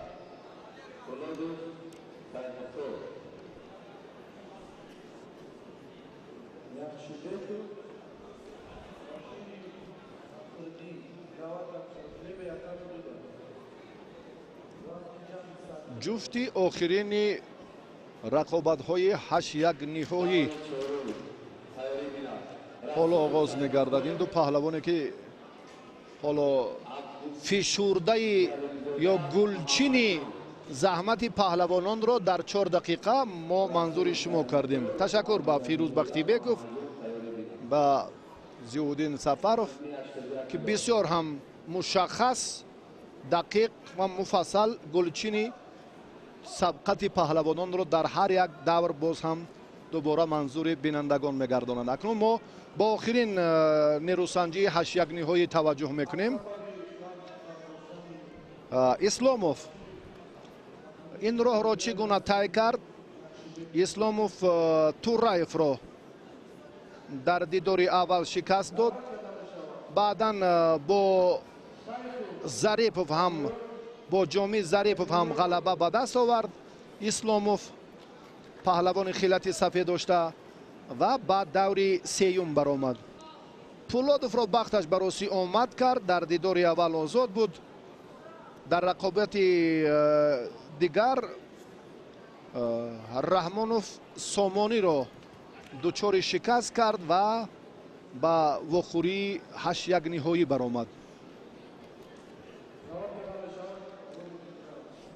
алон исломов дар ҳолати беҳтари буғӣ кардани рақиб қарор дорад. агар ин корро тавонад, агар таҷриба дошта бошад, агар донад ки на пой ба он тартиб неуд, даст ба шакли дигар ва гиребонро ба кадом самт боз бештар баркашидан лозим аст. ин ҳам боз нозукии худро дорад. ҳатто паҳлавонони касбӣ дар ҳолати рост будан андешаи амалҳои партериро ҳам мекунанд ки дар ҳолати мабодо агар ба замин афтид, дилхоҳ фурсат ва лаҳзаи муносиб барояшон ҳам имкон медиҳад ки аз натиҷаи амалҳо се унсури асосии ҳолати партери хуб бархурдор бошанд. Badi Vokuri, Cairo Binazar 81 kilogram. David Churu, Rasulu Fayanto, Abu Jalmadura, Muhammad John.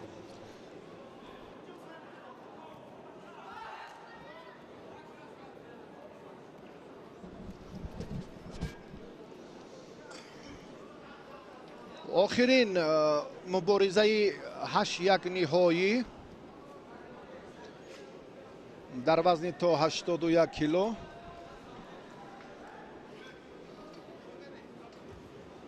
баъд ин албатта паҳлавонон дар даври 4-1 ниҳоӣ муборизаро оғоз мекунанд.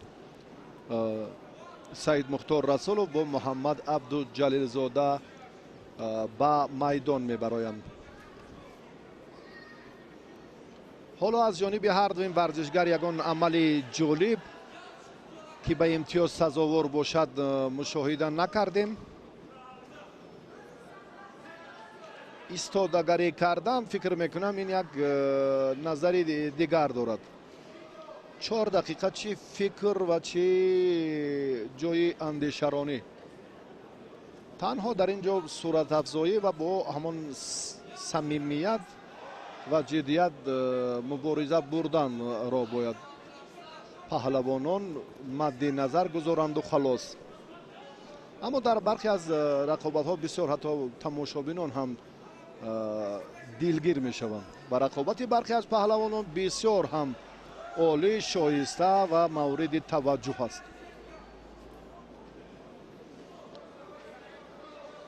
пулодов як давр ки озод буд бояд андаке афзалтар бошад,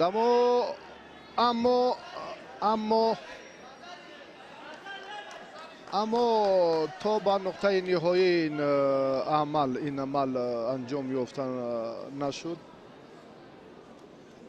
биёед як бори дигар ба ҳамин нуқта таваҷҷӯҳ мекунем. фикр мекунам набуд. бисёр ҳам руҷӯъ таваҷҷӯҳ буд ба ҳаракат аз он нима лозим, аз нимаи дигар агар бинем шояд боз ҳам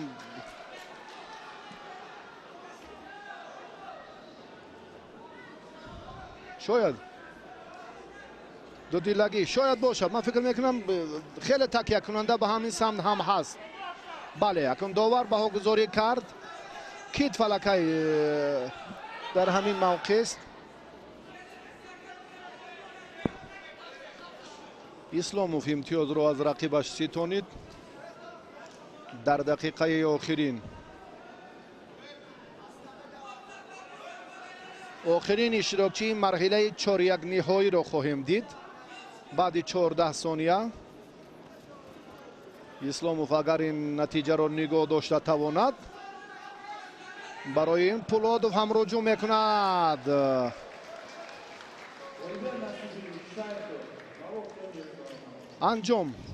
анҷоми нерӯсанҷии паҳлавонон дар рақобати охирини 8-1 ниҳоӣ.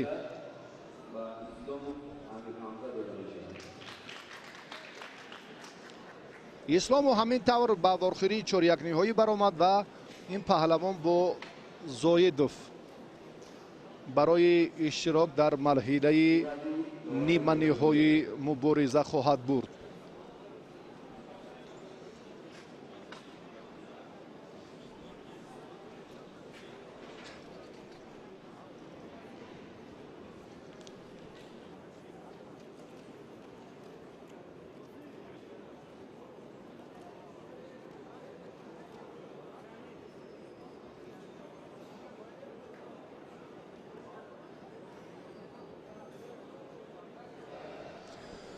دوستان عزیز، به سبقت‌های 4-1 نهایی وزن تا 81 کیلو توجه میکنیم. داوری مرکز، داوری درجه جمهوریوی از ولایت سوخت عزیزی بختیار. دو پهلوان محبوب میدان امروزه، جوانترین ورزشگری که دلهای هزارها مخلص را به تسخیر آورد، این هم محمد عبدالجلیل زاده است که خلعت کبود دارد. و استاد ورزش درجه بین المللی سعید مختار رسولوف، 11 کرات چمپیون جمهوری تاجیکستان در 3 نوع گوشتین، هم ملی، هم جودو و هم سامبو. خیلی هم جسارتی محمد 16 ساله را در این فرصت ما دیدیم، اما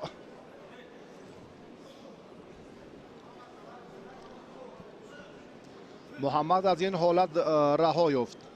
مربیش عزت خداییوف است و سعید مختار رسولوف تحت راهبری رزق‌الدین رجبوف تمرین میکند. پهلوانی که پیوسته و بعدا چون یک لحظه هم در تحت راهبری خال محمد طالب هم تمرین داشت. یعنی دو مربی این ورزشگر را به این مرتبه هم رسانیدن. و زاری بسیار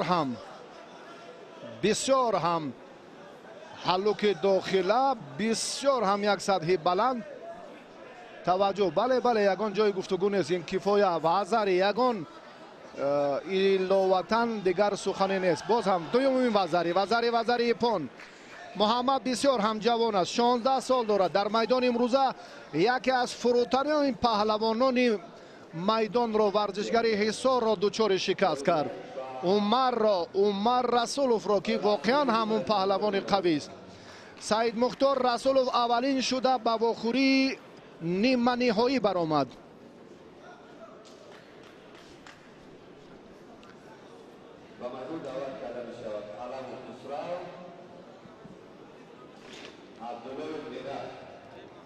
و اما این مبارزه هم جالبترین مبارزه خواهد بود. نورس 16 ساله بسیار جسارت کرد، خود را دفاع نمود. ببینید چگونه این حلوک داخله رو هم سعید مختار در سطح خیلی بلند اجرا میکند و بعدا حلوک بیرونه رو در این نقطه به همان خاتمه همین بابرارش هم واقعا مخلصان کفکوبی هم کنند در زنده بود. انا همین لحظه و محمد رو ما آینده اش رو درخشان میبینیم. خیلی خوب ایستادگی کرد. توجه میکنیم به رقابت دیگر. خسرو علموف، ورزشگری که خلعتی سفید دارد.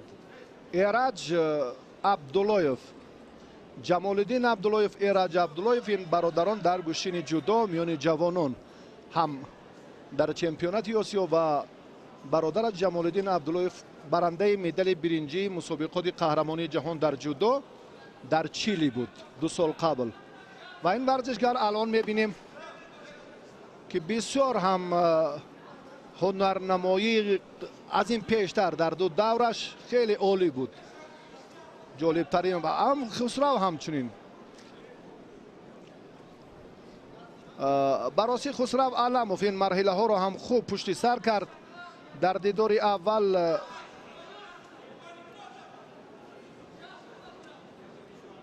شادمانزاده را مغلوب کرد. در رقابت دوم علموف با تویچیبک شریفوف هم دست بالا شد. در رقابت سوم بارانوف را مغلوب کرد و با باخوری 4-1 نهایی برآمد. این بار چهارم است که البته مبارزه را باز هم ادامه میدهد. و عبداللایف از نتیجه دور اول بعدی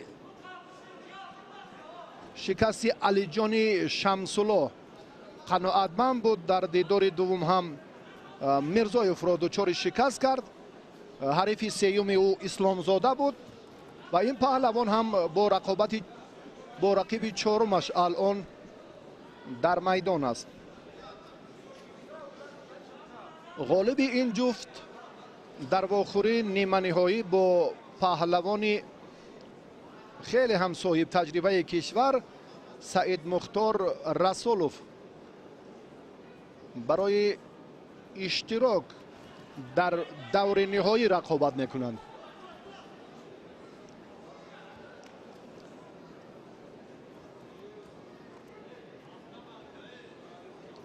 خسرو باید اندکی بود در این سمت جدی‌تر عمل کند. ایرج بسیار نتیجه های عالی هم نداشته باشد، اما اشتراکش در حتی بود قبلا هم مسابقه گران پری در جودو هم به نتیجه بود، اما شرکت ورزیده است. این پهلوانی که تحت رهبری سلیم احمدوف در باشگاه وستن تمرین میکند.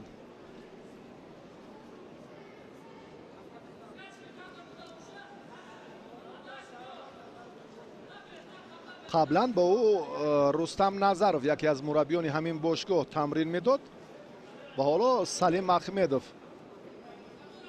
با مشغولیت های همیشگی این باشگاه جلب گردید و تحت رهبری مربی خوش سلیقه احمدوف مشق ورزی میکنند. شیدو تهدید میکند برای اینجا برای تقویت یافتن باز هم سخن بنده برای بله هر دو باید جدی‌تر مناسبت کنند با رفت مسابقات، چون که یک دقیقه دیگر در اختیار دارند. این از یک جهت از اون وابستگی بیشتر دارد که متانت پهلوانان برابری را نشان میدهد. هر دو هم از یکدیگر شبهه یا خوف و خطر هم دارند. علاموف، وای علاموف خیلی هم اینجا توجه کرد و در نهایت هم مطلبش رو عملی ساخت. وزاری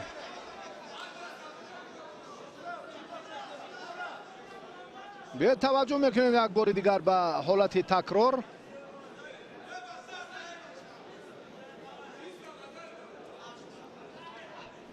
وزاری فکر میکنم هست، یگان جای گفتگو هم نیست. بله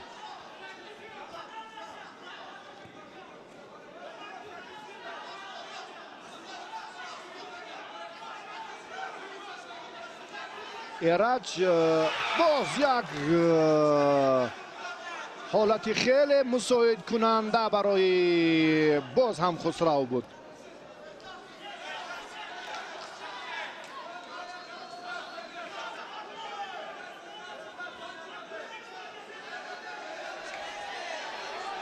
هر دو شیدو دارند.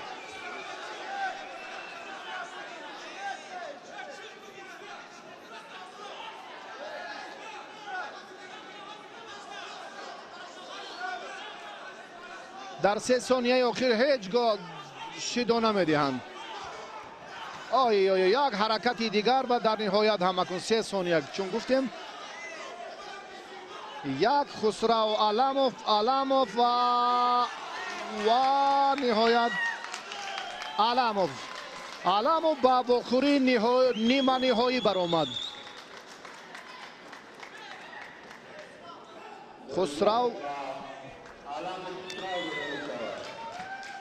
خسرو با سعید مختار رسولوف اکنون در بخوری نیمه نهایی دیدار انجام میدهد.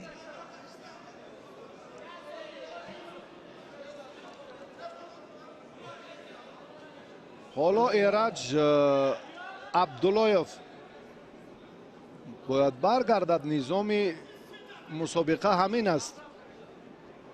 بله و ایرج امکان دارد که باز در سبقت تسلابخش شرکت ورزد و در صورت موفق شدن است باز برای مدال برنجی هم میتواند مبارزه برد. غلوبیت و علم خسرو دیده می شود. رجب محمود سعید رسول دعوت کرده می شود. خسرو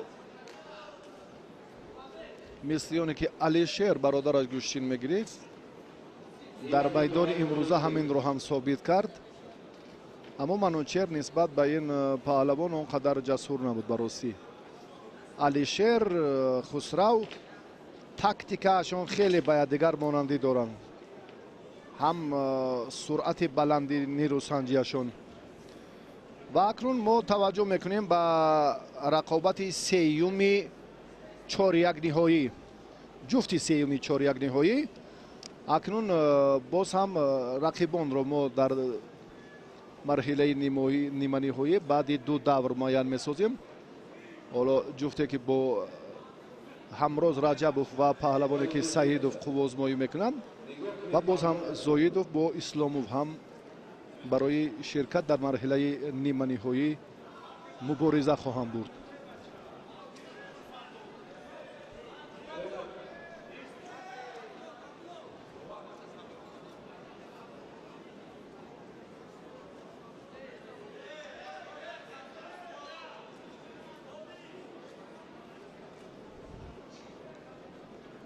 همراز این پهلوان سعیدوف است. خواستیم همراز رو معرفی کنیم. سعیدوف رو منظور کردن باقی نیست. رقابت پهلوانان ادامه می‌یابد.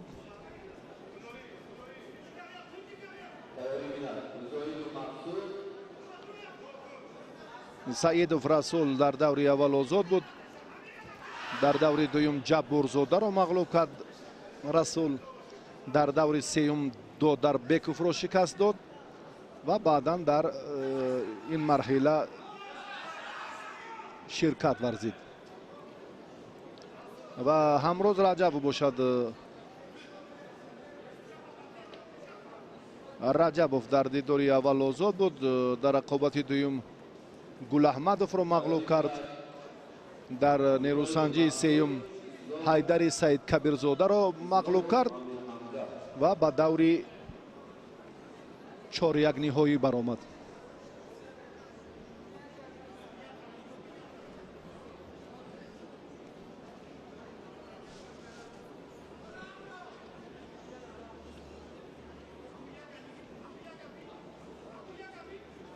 حالا هم توجه پهلوانان باز هم برای دریافت راهی با ثمر برای صاحب شدن امتیازی اولین. اما هر دو را داور باید شیدا دهد فکر میکنم. یکی رو پهلوان خلعت کبود داشته را شیدا داد و همراز رجب وانده که در این سمت فشار را باید بیشتر کند از حساب تجربهش. قبلا در عملهای پرتری مقابل حیدر سعید کبیرزاده خیلی فعال بود، اما از میدان بیرون می شود. رسول سعیدوف این رو خوب می داند که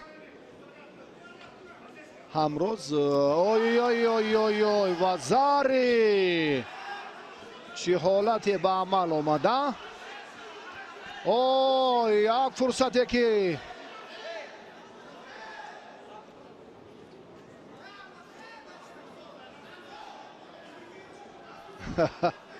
چه حالتی رخ داد. با همراز توجه کردیم به برنده مدال برنجی مسابقات قهرمانی جهان در سامبو، چمپیون آسیا در این رشته گوشتنی غیر المپی. اما اینجا هم رسول خیلی جرأت کرد براستی و در دور دوم وقتی که رسول سعیدوف قوازمایی کرد ما هم هنرش را مورد مذمت و باز هم تنقید قرار دادیم. در آن لحظه خود را چنین وانمود ساخت براستی.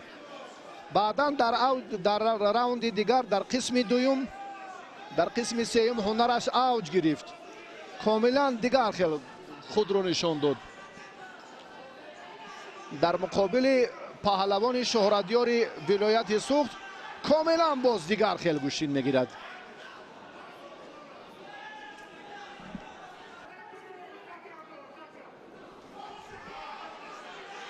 همراز راهی دیگر ندارد، تمام نیرو را صرف آن کند که نتیجه را اینجا البته برابر سازد، وگرنه در 1 دقیقه و 12 ثانیه دیگر میتواند از ادامه راه مبارزه محروم گردد، اما از جایزه نه.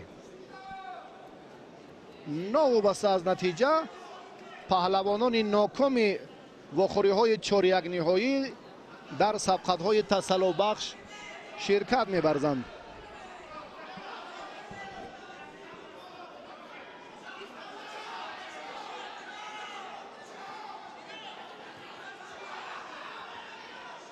رسول از میدان باید بیرون نبراید، چون که 2 شیدا دارد.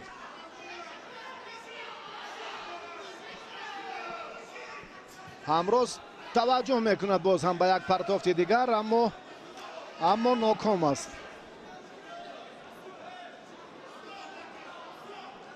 میل بیشتری گوشتینگیری دارد. سلیم احمدov به رسول سعیدov توصیه میدهد که یک طرفه داشتن و زود زود بیرون برآمدن را از خاطر دور کند. همراز مجبور است که فشار را باز هم دوچند نماید. باز هم از میدان بیرون میگردد.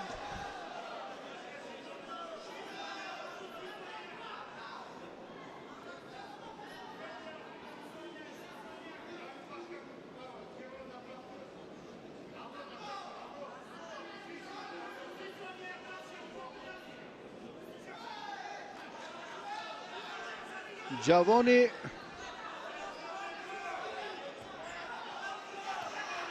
با هنر که در واخوری 4-1 نهایی کاملا هنرش رنگ دیگر گرفت. آی آی آی 15 ثانیه.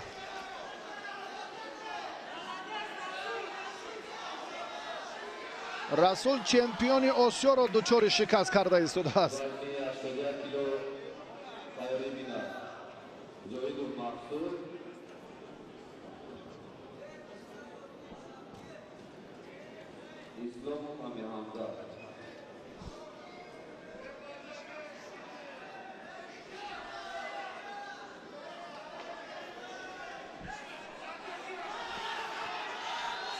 سیزده ثانیه دیگر. رسول از میدان باید بیرون نگردد. 8 ثانیه دیگر. رسول سعیدov امتیاز دارد.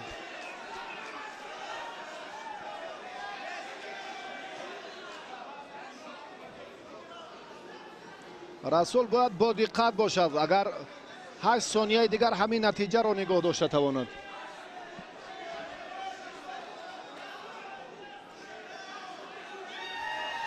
اکنون همراز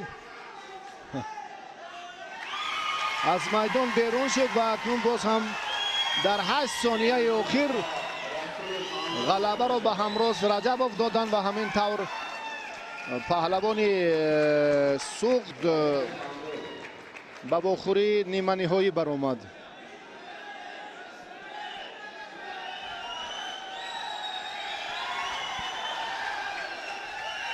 در 8 ثانیه اخیر خیر این در 8 ثانیه اخیر بیشتر نه در گرند پری نه در گرند سلام نه در مسابقات بیشتر و بیشتر و زیادتر که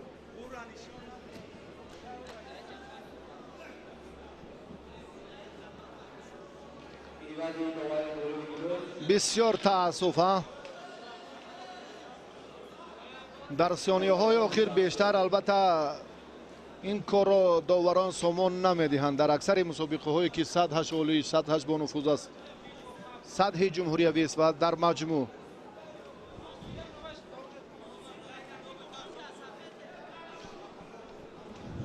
بسیار پهلوانی که زحمت کشید با وزر پیسه و نمونه بودن خود را، افضل بودن خود را در مقابل جایزه داری مسابقات قهرمانی جهان نشان داد، اما با همان 8 ثانیه که یک توقف کرد شاید اینجا هم фикр ва назари бархе аз доварон боз ҳам як иллат як мушкилиро ҳам пеш орад. бисёр эътирозҳо зиёд шуданд ба росиянда ки ҳамневу аллакай дар ин раванд зуд кори худи доварон ба росӣ дар рафти қувваозмоӣ андаке нигаронкунанда ҳам ҳаст, агар инро ошкор бояд гуфт. расул саидов варзишгаре ки воқеан заҳмат кашид ва зари аз ҷоизадори мусобиқоти қаҳрамон ситонид. акнун берун баромаданаш аз ин нуқта дар мавриди таваҷҷӯҳамо ишораи даст лаҳзаҳое ки чун буд. акнун ин ба салоҳият ва нигоҳи худи ҳамин бархе аз доварон ва назаре ки мо дорем, албатта инҷо мо ҳам бояд фикри худро холисона баён созем. аз паҳлавоне ки бибинед имрӯз чӣ гуна як усули пешборо истифода кард ва заре гирифт аз ҳамрӯз раҷабов. ва дар ниҳояти кор акнун 8 сония тақдири зурозмоиро ҳал кард. таассуф. акнун таваҷҷӯҳ мекунем ба рақобати охирини чорякниҳоӣ. дар майдон зоидов ва исломов қарор доранд.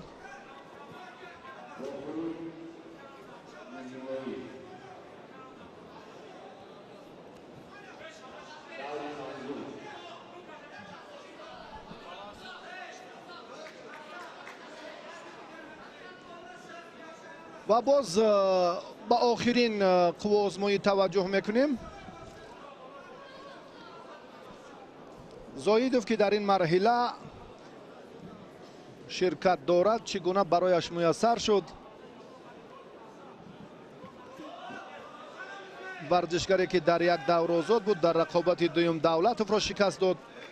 дар муборизаи сеюм муқобили Ҳайдар Шоев ҳам дастболо шуд ва ба ин давр баромад. ислому бошад Мусохуҷат Тураевро мағлуб кард дар рақобати аввал.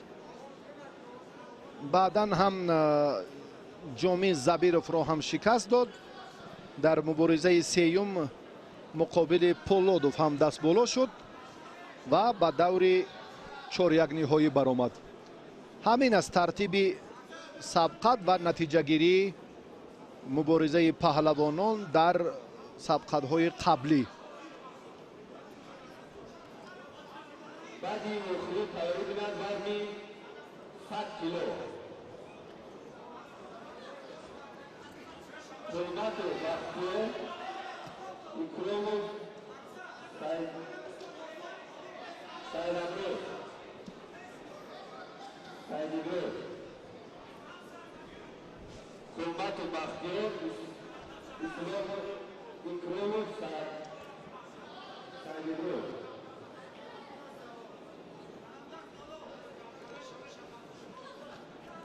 муборизаи ҳарду паҳлавон то кунун самар наовардааст.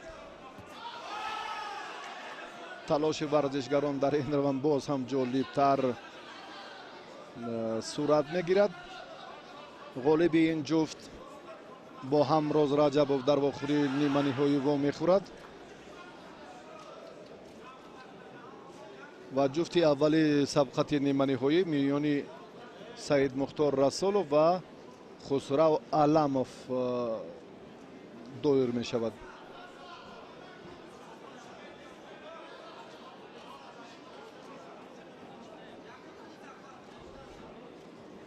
ҳарду паҳлавон огоҳӣ доранд.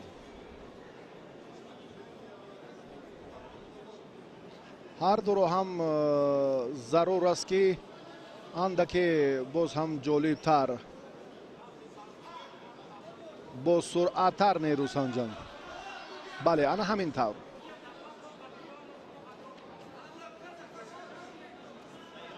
баъди охирин kilo.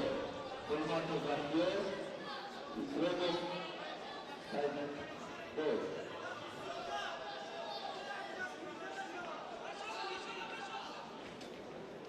зоидов дар ин раванд андаке боз ҳам агар ба ҳаракатҳои паҳлавони хелати кабуд дошта агар мо ҳоло таваҷҷӯҳ кунем нисбат ба даври дуввум ва севум ростӣ андаке нигаронкунанда. паҳлавонон дар як давр дигар хел гӯштид мегиранд, дар даври баъдӣ комилан ё баръакс мешавад, бархе аз онҳо фаъолтар мешаванд ва аксарашон хастаҳол. шидо дуюмин шидо боз ба зоидов дода мешавад акнун.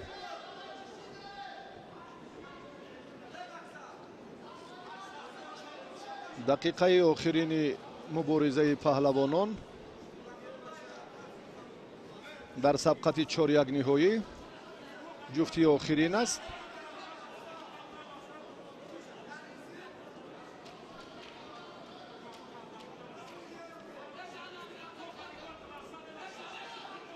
баъди ин вохӯриҳои албатта боз ниманиҳоӣ ва тасаллобахш ҳолати буғӣ кардан бо суръаттар бо суръат як бора ин ҳам вақти муайяни худро дорад.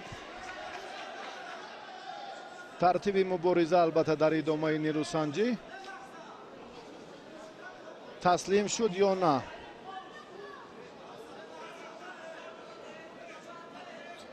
баъди фишор дар ҳолати партерӣ паҳлавон таслим шуд ё на.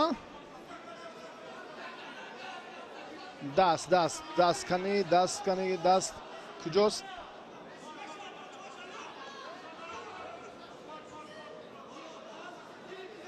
ҳолати беҳушӣ ба назар мерасад.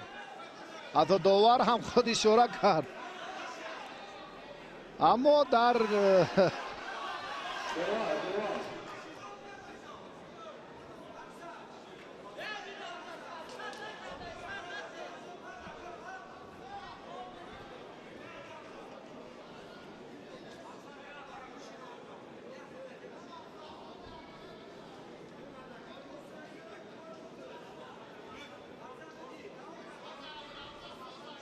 дар партер комилан натиҷа дигар аст.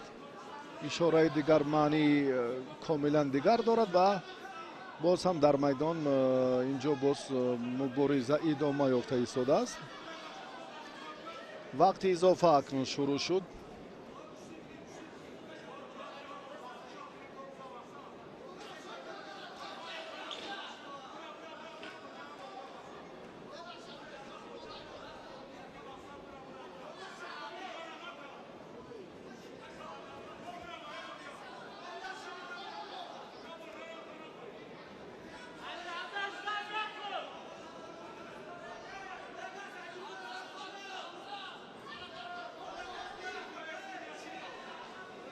истодагарӣ кардан дар ин ҷараён албатта маънӣ надорад, чунки ҷудо бисёр ҳам нозук аст. камтаҷрибагӣ дар ин ҷараён ба назар мерасад. зоидов дар ин ҷараён акнун шидои сеюм гирифт ва исломов дар ин давр ғолиб шуд ва ба вохӯрии ниманиҳоӣ баромад.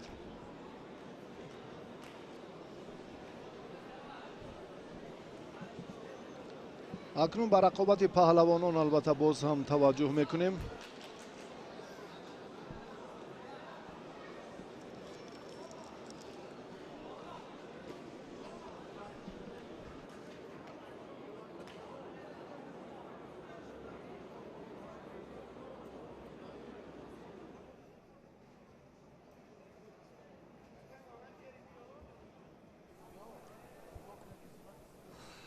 дӯстони азиз, тарафдорон ва ҳаводорони гӯштини ҷудо бармегардем бар рақобатҳои вазни то 81 килограмми рақобатҳо, ҷое ки абдуҷалилзода муҳаммад бо ҷудогии сафед аст бо як ипонсеои наге дар мадди назар дошт ки ҳарифаш эраҷ абдуллоевро дар марҳилаи муқаддамотӣ ё рипчейҷ با اصطلاح شانسی دوم از صدر راهبر دارد. امروز خیلی درخشان بود در مرحله مقدماتی عبدالجلیل زاده، اونه که در میان جوانان قدم های نخستین خیش را میگذارد و احتمال دارد که شاید یکی از پدیده های آینده جدای کشور در صحنه رقابت های جهانی هنر و استعدادش رو ببینیم. اما او تا به آنجا رسیدن باید موقع یا در ردبندی جداورزان تاجیک موقع خود را مشخص کند. اون چسب‌های ویژه طبیعی که در بالای روی عبدالجلیل زاده می‌بینیم، بنابر سبب آنه که حریفان همون چنگ نادرست زدن و اینجا این پرتاب کمری که از سوی ایرج عبدالله بود بدون نتیجه بود. در بخش کار در زمین همکنون عملکرد عبدالجلیل زاده در مسابقه های آخرین مسابقه که اشتراک کرده بود بخشیده به سالگرد حزب خلقی دموکراتی جمهوری تاجیکستان بود در کلوب ورزشی وستن که آنجا بسیار خوش درخشیده بود، هنرنمایی شایسته تحسین داشت و همچنین در دیگر رقابت های داخل جمهوری یعنی سعی و تلاش میکند در کشور همسایه ازبکستان است یک مرتبه در مسابقات بین المللی اشتراک کرده بود که تجربه های اولش بود و فعلا گویم قدم های نخستین خود را میان جوانان در صحنه رقابت های بزرگسالان میگذارد و ببینیم آیا موفق می شود یا نه. این رو وقت نشان خواهد داد. ناصر قربانوف داوری مرکز اینجا خوازمایی را عمل میکند بنابر سبب آنه که عمل ورزشگر هیچ نتیجه نخواهد بخشید. عبدالله ایرج و یک پرتاب سیاه نگه و این هم شروع شد. امروز در تالار یا در صحنه در سالن برگزاری مسابقات طرفداران و تشویقگران خیلی زیاد هستند، قریب که یگان کرسی خالی یا بدون تماشاگر به نظر نمی رسد. هر یک ورزشگر واقعا با داشتن تعداد زیادی طرفدار و مخلص نیست اینجا با روحیه تازه و با خروش رقابت میکند. ببینید در حالی که در میل اجرا قرار میدهند همان اصول های پرتابی رو ورزشگران و باز یک سیاه نگه مورد نظر محمد عبدالجلیل زاده، اما تو به آخر نرساند. پدر محمد عبدالجلیل زاده زمان در صحنه های رقابت جمهوریوی درخشندگی میکرد، بارها توانسته که در مسابقات جمهوریوی غالب شود، در مسابقات بین المللی اشتراک کرده است بارها و امروز اکنون ادامه دهنده همان سلاله پهلوانی بزرگانشان رقابت میکنند. اینجا برای از دست حریف لد دادن در بخش شیمه وضع از کنسیت وضع اصول دردناک میل اجرا کردن داشت ایرج عبدالله ولی موفق نشد. با سبب کمکاری داور به هر دو کارت زرد جزا میدهد و از نظر کارت های زرد یا شیدو ها نتیجه 1-1 هست. عبدالجلیل زاده برای یک پرتاب دیگر برای سیاه نگه و یک وزر گرفتن میتواند که کار را خوب به پایان برساند، ولی زیدی حمله حریف نیز اینجا ثمره نآورد و به همین ترتیب نتیجه هنوز هیچ است. هر دو جوانان با استعداد و لیاقتمند در عین چنگ به گریبان همدیگر زدن همون جویای کمیکتا یا کوزوشی همون تعادل حریف رو برهم زدن میکند و بار دیگر در زمان اصول سیاه نگه و وزر 28 ثانیه تا پایان وقت اساسی اسیکومی وزر و در شیم وزر اگر امتیاز ندهد 20 ثانیه رو به خیر است که عبدالجلیل زاده تواند با تلف دادن یا وقت کشی کردن پشت سر کند و همین ترتیب шанси дуюме ки дорад барои ба даст овардани нишони биринҷӣ аз он хуб кор бигирад. Вале ба ҳар ҳол 20 сония ҳам барои варзишгарони боистеъдод ва ҳамчунин моҳир фурсати хеле хуб ҳаст. дар варзиш охирин сония низ метавонад нақш бозӣ кунад. аммо дифоъ ҳаракоти дуруғин барои вақткушӣ метавонад сабаб шавад барои муҳаммад абдуҷалилзода. довар шояд корди зард ҳам пешниҳод кунад ба хотири фалшатак. бале, ҳуҷуми дуруғин ва ҳамин тариқ ду корди зарди ҷазо. 9 сония то поёни вақти асосӣ. ҳамин тартиб дифои ба маврид мебояд ва вақт ҳам ба анҷом мерасад. як сеои нагаи дигар ва бобинед чӣ ҷаззобу диданӣ. агарчи сеои наге буд, вале ҳалукҳои коучӣ ба маврид ба кор бурда шуданд. абдуҷалилзода муҳаммад дар марҳилаи рақобат баҳри ба даст овардани нишони биринҷӣ ки ин низ мавқеи хубе ҳаст кӯшиш хоҳад кард. абдуҷалилзода агарчи дар сонияҳои поёнӣ ба вақткушӣ таваҷҷӯҳ мекард, вале ин ҳам як истеъдоди фавқулодае нишон дод ва ба зидди ҳамла гузашт. бубинед, ҳамон сеои нагеро ба кор бурд. дар лаҳзаи аввал ин вазари якум буд ва дар қисмати дуюм бубинед коучи ҳамчунин истифода бурд ва ба ҳамин тартиб тавонист ки дар фурсати охирин вазари авазати ипон ба марҳилаи рақобати ниҳоӣ ё ҳамон рақобате ки барои медали биринҷӣ аст роҳхат пайдо кунад.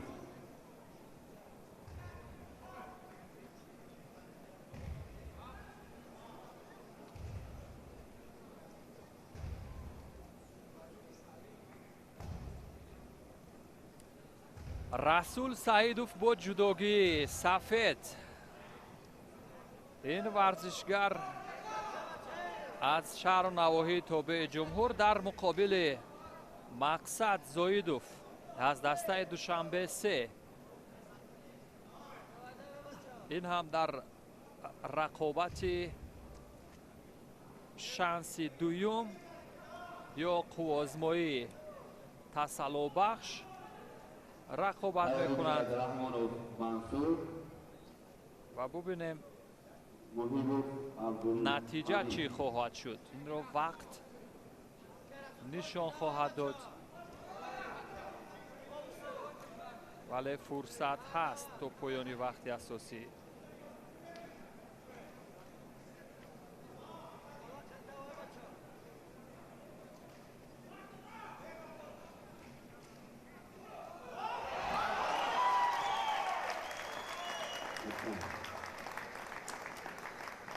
дар гилеми дигар низ варзишгарон бо шӯру шавқ рақобат доранд ва дар инҷо бо сабаби камкорӣ ва ҳар ду варзишгар корди зарди ҷаззо доданд ва ба ҳамин тартиб аз назари кордҳои зарди ҷазо ё шидо натиҷа баробар аст.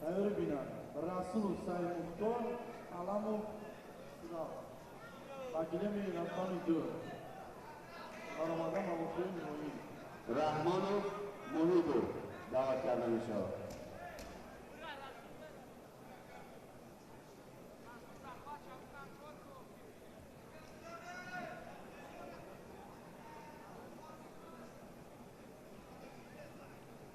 ورزشگران با تمام هستی یا قوه و اقتداری که دارند در رقابت‌های تسلّی‌بخش نیز کوشش میکنند تو فرصت و موقعیتی که دارند به کار برند. یک کورد زرد دیگر جزا به زویدوف و به همین ترتیب اختلاف کوردهای زرد جزا بر سود سعیدوف هست. رسول سعیدوف در این مرحله مقدماتی این که برای راه یافتن و رقابت نشانی برنجی تلاش میکند. شانسی بیشتر دارد. هنوز فرصت خیلی زیاد هست تا انجام وقتی اساسی، ولی ҳаракоти тактикӣ ё техникие ки барои партоб бошад инҷо ба назар намерасад. усулҳои зарбаоӣ низ ва як усули камарӣ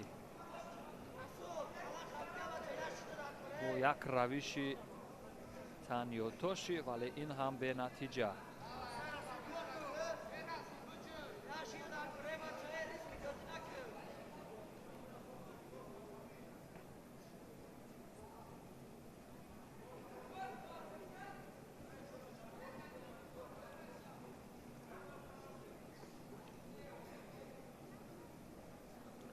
ва дар ин рақобатҳо ё дар мусобиқаи имрӯза низ ҳунарнамоии духтарон ҳам дар назар аст.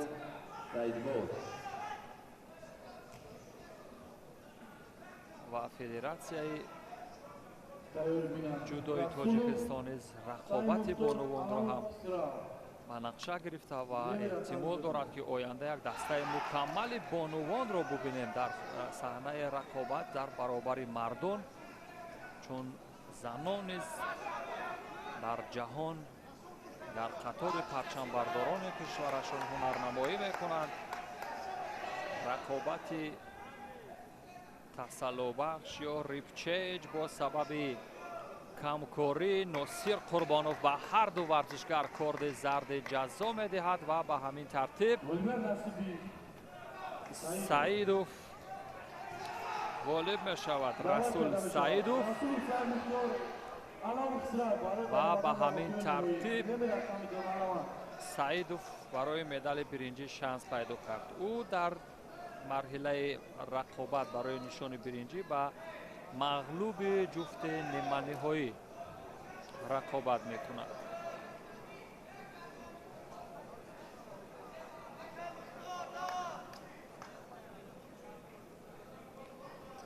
қуввозмоии ниманиҳоӣ аст дӯстони азиз ки манзури мову шумо мегардад.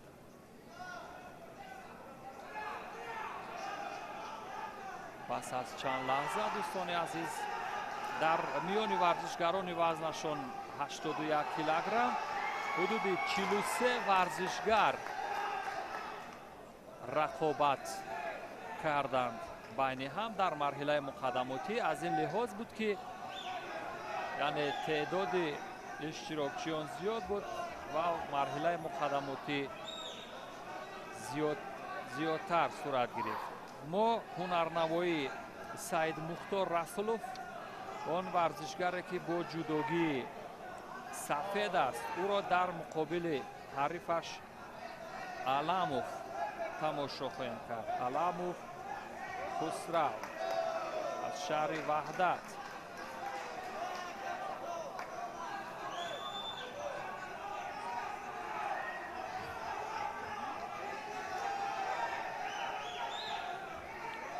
ин қуввозмоии якуми марҳилаи ниманиҳоӣ аст дӯстони азиз ва баъд аз ҳамин вохӯрӣ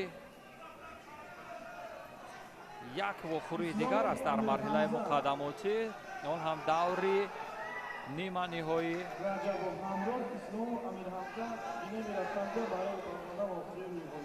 Раҷабов ҳамроз низ аз дастаи вилояти Суғд бо Амир Ҳамза дар марҳилаи ниманиҳоии дигар дар вазни 81 килограмм рақобат хоҳад кард.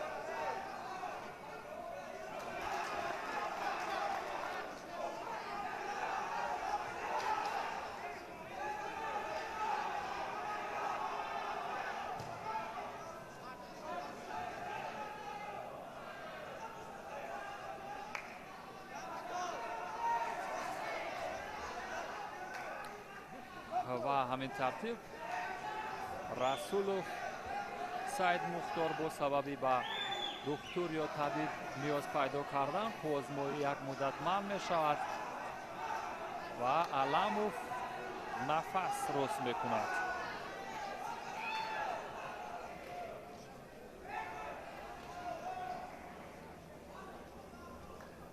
Tayyor biner.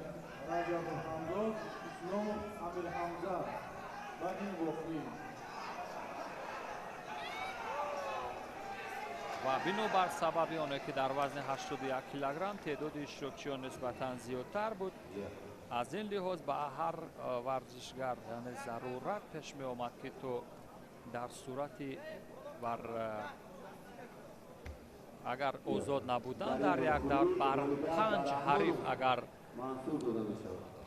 غالب برآید پس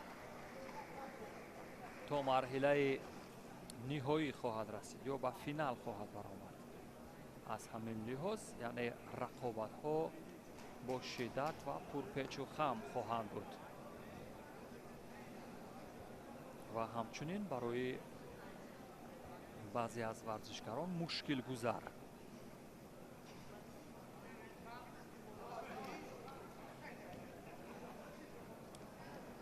و رقابت می براید رسولوف سید مختار. ما شناخت خوب داریم از این چهره. سید مختار هم در صحنه رقابت های داخل کشوری بارها درخشان ظاهر شده است در برابر حریفان. قربون رجبی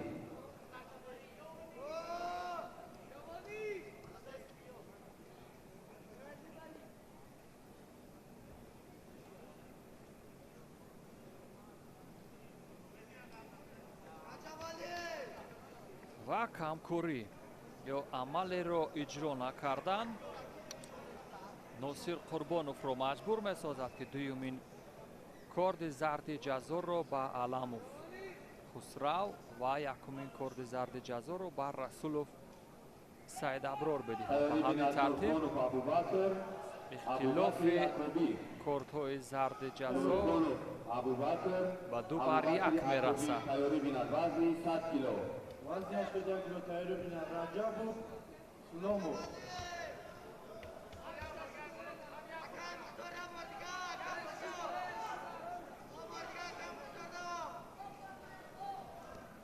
یک هلوکی اوچیمت از سوی سید ابرار رسولوف ولی موفق نشد. سید مختار معذرت سید مختار رسولوف که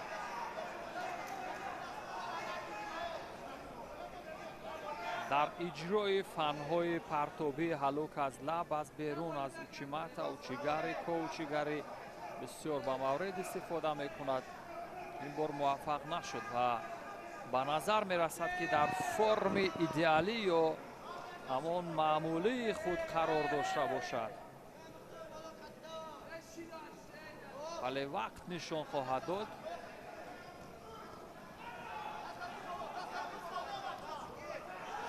و ببینید چی موقعیت از هر دو جانب سر میزند و این را خود ورزشگران به عمل میارند.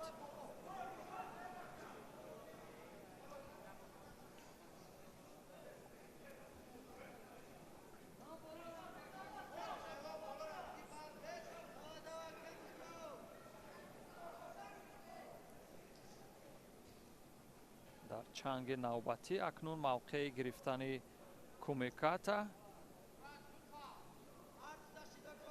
کسی از ورزشگران موفق نشد آن و این به داور شاید بار دیگر سبب شود که در مورد کمکاری و گریختن از حمله های حریف کارد سیوم زرد جزا را پیشنهاد کند. همین ترتیب داور مرکز نیز بدون توقف همین گونه میکند، یعنی با 3 کارد زرد جزا همین ترتیب خسرو علموف از دور نیمه نهایی شکست میخورد و سید مختار رسولوف به مرحله نهایی رقابت ها برآمد. دوستان عزیز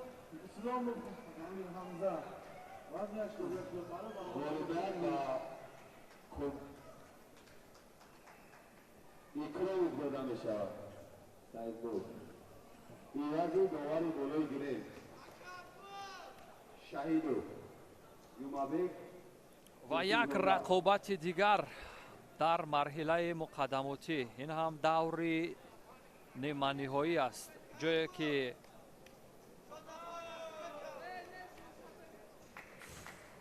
фаридун устопиров дастпарвари худ ҳамроз раҷабовро раҳнамоӣ кард то ин ҷо ва бубинем дар баробари амирҳамза исломов оё муваффақ ба касби гирифтани имтиёзе мешавад ва роҳи худро барои гирифтан барои нишони тилло идома хоҳад дод ё на инро вақт нишон хоҳад дод. ҳамроз раҷабов варзишгаре ки чеҳраи ошно дорад барои мо шумо чун рақобаташро дар мусобиқаҳои дохилӣ борҳо мушоҳида кардем. як усули зарбаои пушти пойро истифода кард бенатиҷа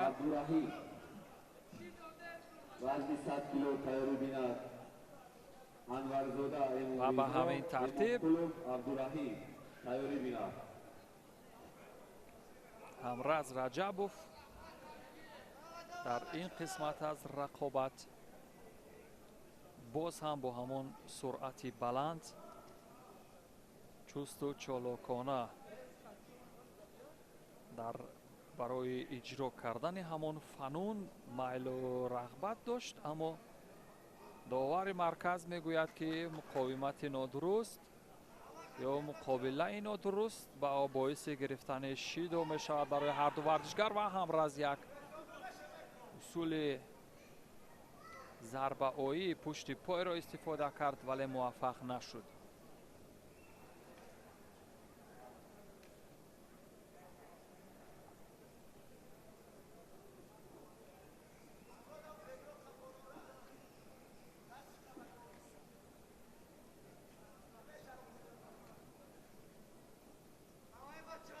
гирифтани ҳамон кумиката ё мароҳили қапидан барои ҳарду варзишгар мушкил ба назар мерасад. ҳамроз акнун муваффақ мешавад ба самти чап, аммо ҷӯёи қисмати гиребон ё сари остини ҳариф аст. кумикатаи аввалаш ба маврид аст, вале дар гирифтани кумикатаи дуюм муваффақ нашуд. барои ҷобаҷогузорӣ довар як ишора мекунад, рақобат идома пайдо мекунад. ҳеҷ натиҷа як сеои наге ки дар мадди назари амирҳамза буд, вале муваффақ нашуд. ду чеҳрае ки аз ҳамдигар шинохти хуб доранд, сабку услуби куштӣ ё гӯштингирии ҳамдигарро хуб медонанд, аммо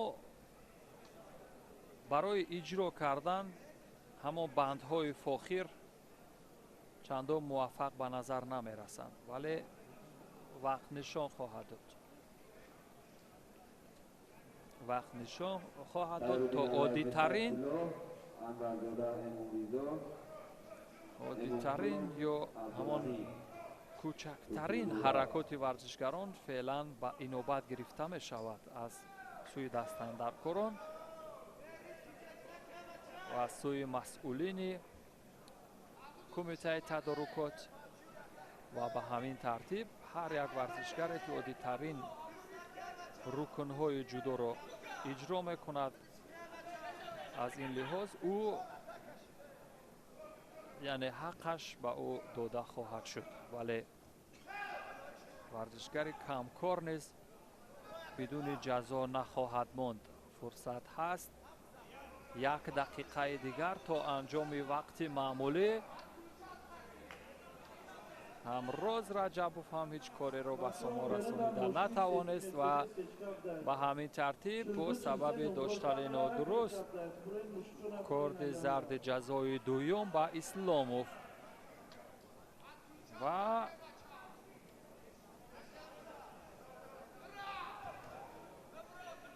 ихтилоф як корди зард ҳаст, ба ҷуз аз ин дигар чизе нест. як усули зарбаои бенатиҷа ва ҳамроз контролро идома медод, вале муваффақ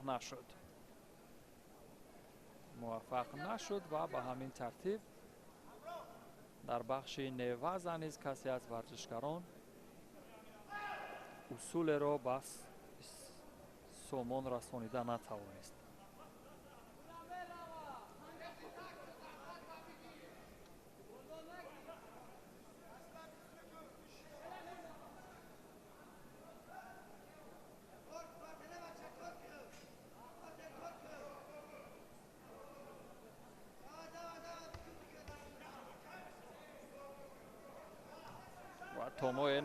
تومویناگه به نتیجه.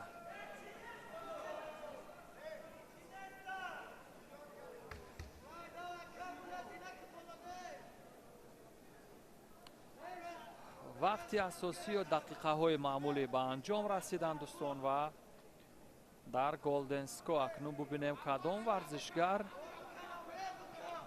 بخت و اقبالش آمد میکند و موفق به کسب امتیاز میشود.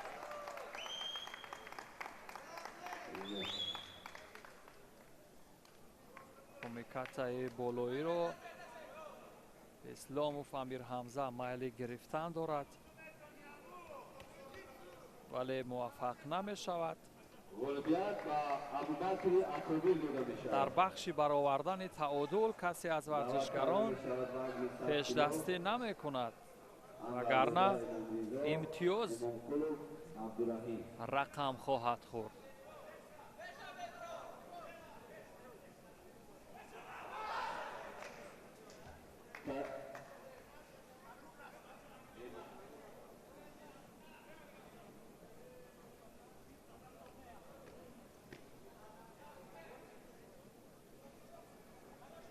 تیاری بیند آیت‌الله قمری، رحمانوف منصور، وزن 100 کیلو. تیاری بیند دقیقه پنجم هست که به پایان خود نزدیک می شود و این ورزشکاران هنوز در بخش پرتابی عمل را به سامان نرسانیدند. بار دیگر نوارهای از زاویه های گوناگون و نزدیک را می بینیم. آیت‌الله قمری، رحمانوف منصور.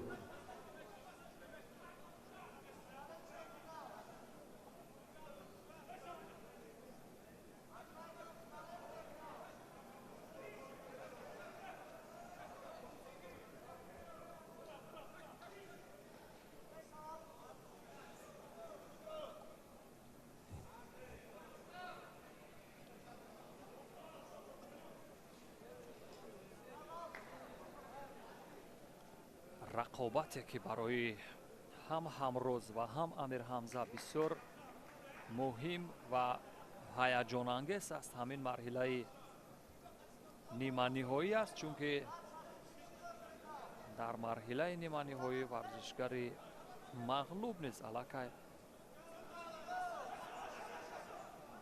شانس پیدا میکنند برای گرفتن یکی از مدال ها تلاش کنند. اما ورزشگری به نهایی و دور نهایی می برآمده او طالعش بلندتر خواهد بود ولی وقت نشان خواهد داد و کدامین بیشتر تمرین دیده است، بیشتر زحمت کشیده است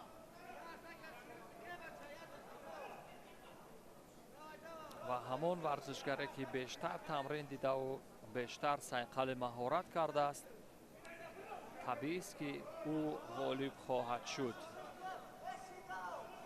ولی کم در کم می شود که اتفاق نیز نقش بازی کند، یعنی اتفاق بیفتد یا تصادف بشود و ورزشگر به مرحله رخ بگیرد. دقیقه هفتم بود با سبب نادرست گرفتن کمیکات به هر دو ورزشگر کارد زرد جزا دادند ولی بنابر سبب سیومین کارد زرد جزا و همین ترتیب همروز رجبوف دست پرور کلوب ورزشی لنگلیف و مرحله فینالی رقابت ها را خواهد گرفت و همین ترتیب دوستان عزیز چوبال عقابان دو بازوکشا بیزن رقیبان از زمین بر هوا بباش با دل و جسم و روح و قوی که میدان مرده نماند تهی. اکنون میدان تهی نمانده است. جفت اول برآمدن در وزن تا 81 کیلو پهلوان پیراهن سفید به بر کرده است. رسول سعیدوف بر مقابل خسرو علاموف برآمد میکند. دو پهلوانی که یکی با پیراهن سفید و دیگری با جودوچی کبود گوشتین میگیرد. حالا رسول سعیدوف برای استین داشتن از خسرو علاموف داشته است و برای گزارش کردن اسطول کمی آماده است. در حالت کمیکات اگر اینقدر اگر таваққуф шавад, пас таваққуф намешавад. ҳоло Саидов барои шиме ваза гузаштан ба замин ҳаракат мекунад ва ҳаракатҳои ҷаззоби ин паҳлавони пироҳани сафед пӯшида натиҷа надодааст. Хусрав Аламов яке аз паҳлавонест ки қаҳрамони Тоҷикистону гӯштини самборо бо нишони тилло ва ҷудоро дар ҷоми президенти ҷумҳурии Тоҷикистон мақоми сеюмро касб карда буд. Дар вазни то 73 кило ҳам гӯштин мегирифт. Хоб дубора Кумиката остини ҳам якдигар дошта. Расул барои гузаштан ба устул каме таваққуф мекунад ва довари марказ Хусрав Маъламов рост шуяд. Аввалин шидо барои ҳардуро шидо барои гӯштин нагирифтан. Кумиката таваққуф кардан барои ҳарду паҳлавон аввалин шидоро нишон додааст. Аламов як усули учиматаи бисёр ҳам хуб дорад ки дар ҳолати хуб доштан онро ба кор мебарад. Аммо Расул Саидов паҳлавони хеле ҷадиди гӯштини ҷудо аст. ҳоло дубора дар Кумиката Аламов дастраво мекунад. анамин ҳолати Сианаге ба қавли дигар сари китфро хост лаҳзае ба кор барад. Аламов бисёр чусту чолок гӯштин мегирифт. дубора барои Хисрав садо мекунанд мухлисон то ҳамун сари китфро ба кор барад. на фаъоли ин паҳлавони пироҳани кабуд пӯшида бо ҷудочии кабуд гӯштин гирифтанд. Аламов аст ҷойдадори мусобиқаҳои байналмилалии гӯштини самбо ва гӯштини ҷудо аст. махсусан дар ҷумҳурии Қазоқистон ва ҷумҳурии Ӯзбекистон гӯштин гирифтааст.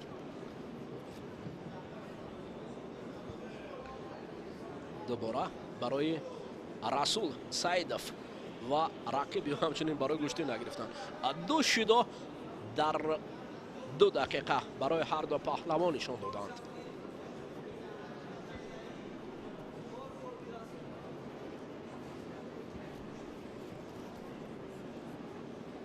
инҷо Аламов гиребони рақибро пайдо кардани аст.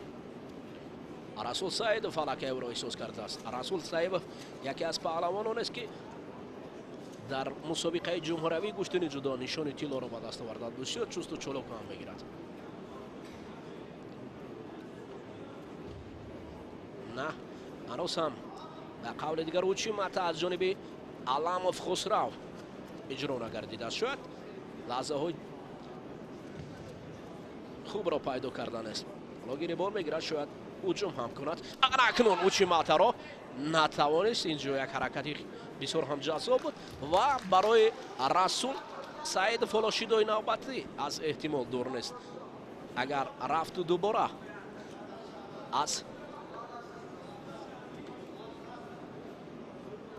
Кумиката даст кашад. оҳо Расул Саидов акнун имконият ҳам пайдо кард, аммо боз ҳам имкониятро аз даст медиҳад. аз фосилаи дуртар барои Аламов. бубинед ҳоло сари китф учимата як лаҳзаи дигар буд. на инҷо ҳоло ҳолати такрор ҳам барои мо агар дар инҷо паш кунанд шояд ҳоло шиме ваза идома дорад дар инҷо. на ана инҷо ҳолати такрор чӣ гуна вазари каме таваққуф мешавад. дубора хуб Кумиката муборизаро оғоз меёбад. Аламов чанд сонияи дигарро мехоҳад. кор ба Голдонско расиданаш аз эҳтимол дур нест, чунки чанд сонияи ангушшумор боқӣ мондааст. ва ҳоло дубора дасту панҷа мекунад. хуб Голдонско акнун хоҳиш мекунам таъҷилан ҳамун партофтро барои мо намоиш медоданд ки чӣ гуна буд, то тамошобинон низ бубинанд ки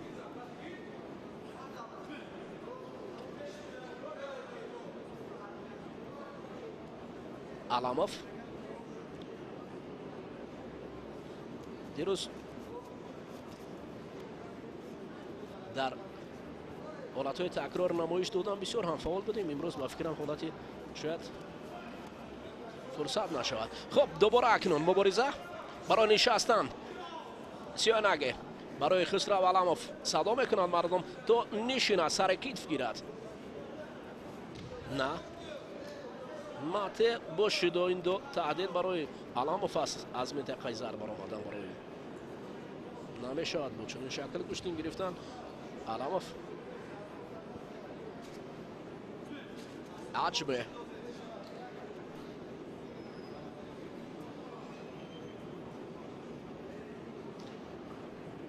رسول سعیدوف هم پهلوانی تجربه دار است الکی علاموف رو در کرده است اوه سمت راست یک نوبت رقیب رو به هراس آورد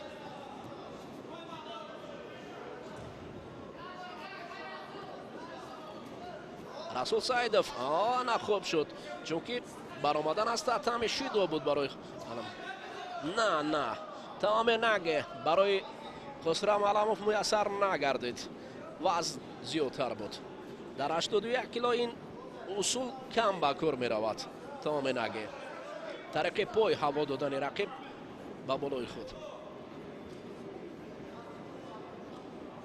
رسول نفسی آزاد می برارد اگر چون این شکل گشتین ادامه گیرد شیدوی نوبتی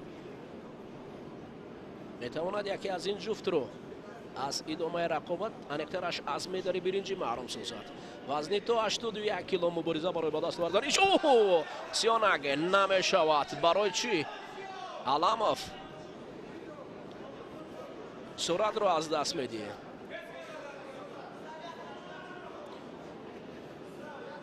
علاموف از سلاله پهلوانی علاموف شهر وحدت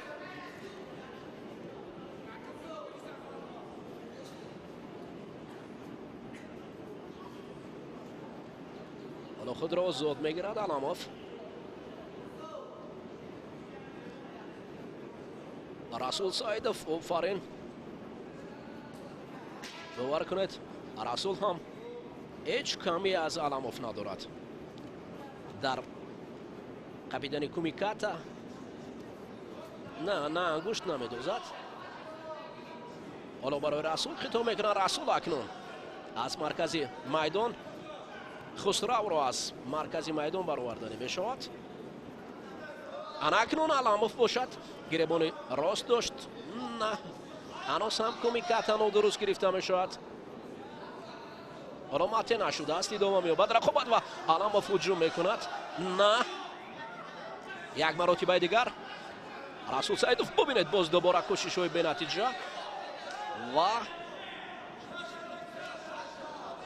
پای هم حرکت ها از جانب خسرو علاموف داور مرکز من باوری دارم که داوران رفته داوران خالص میشوند در ما بسیار هم بی‌طرف هستند یگان جو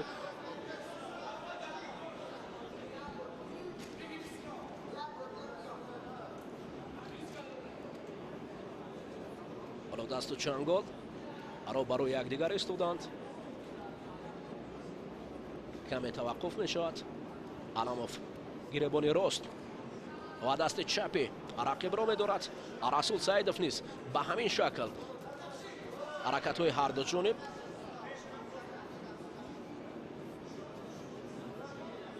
نشان دادن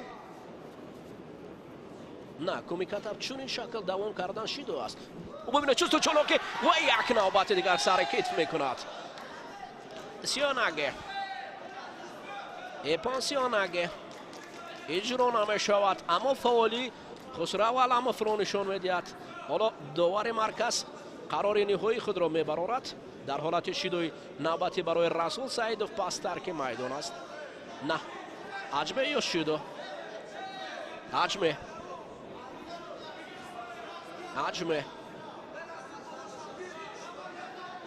نوبت دیگر باید بار دیگر کوشش کردن این نوبت رسول سعیدوف خسرو علاموف با می‌نشیند اما این نوبت نه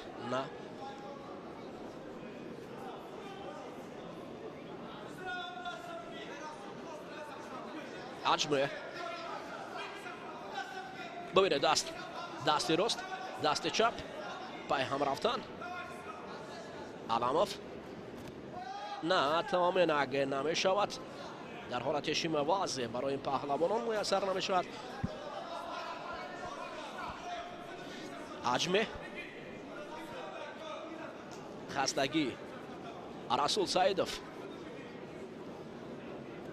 رسول هم هرچند قد پستر داشته باشد اما بعضا هجوم های بر دروغ از جانب پهلوانان هم اجرا می شوند بعضا حالت ها.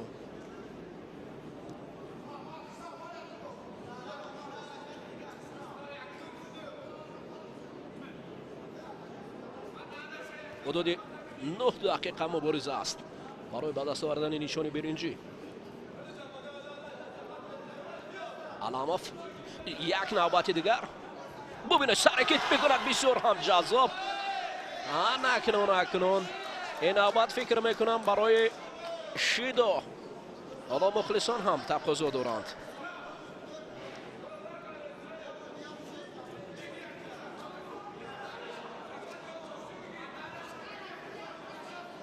دوباره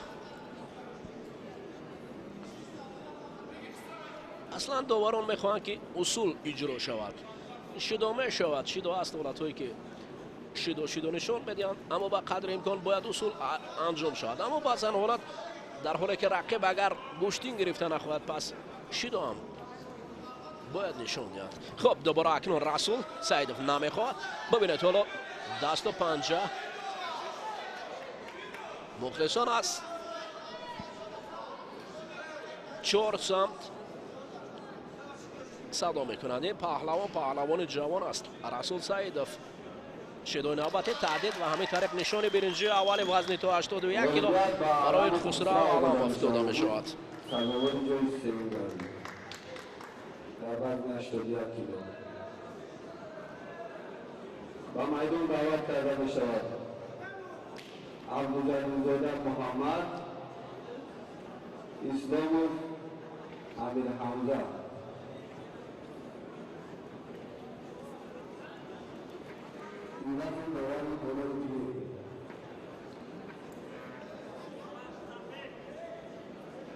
همین حالت تکرار است که پای هم چند آباد نشان دادند برای خسرو علاموف.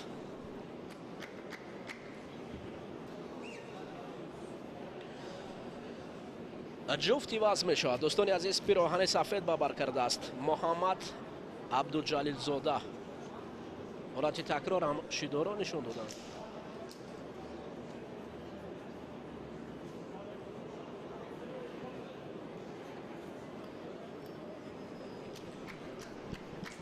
اکنون جفتی وزن شد. پهلوان پیراهن سفید پوشیده این محمد جان عبدالجلیل‌زاده است. یکی از پهلوانان است که نوجوان است، میان کلانسال و نوگشتین میگیرد. برای مقابل او اسلاموف میبراید.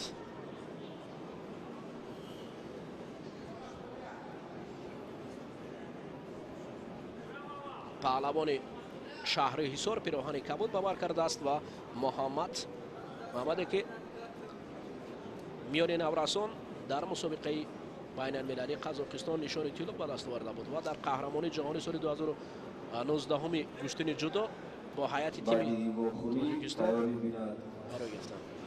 شیدوی اول برای محمد غیر قاعده داشتند. دوباره سر کتف یک وزری را کار میکند. این پهلوان نوجوان نه در حالتی داشتن نمیتواند چون پای را داده است. پای را باید سر اول برارد و بعدا مته شد.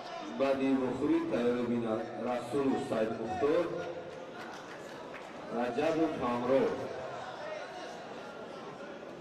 سیانگه از جانب این پهلوان نوجوان خوب اجرا شد. هرچند سرعت آنقدر بلند نبود اما خوب بود.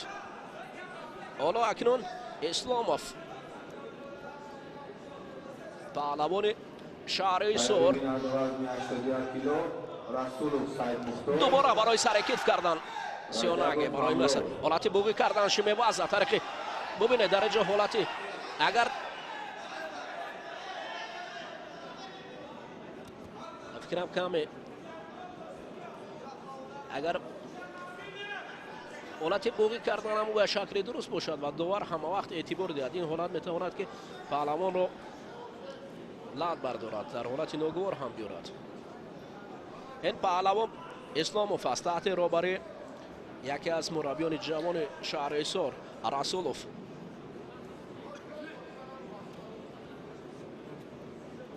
مشق ورزی میکنه. دوباره حجمه یک وزاره عبدالجلیل زاده رو با پیش میبرد. این پهلوان جوان است، حالا خیلی جوان است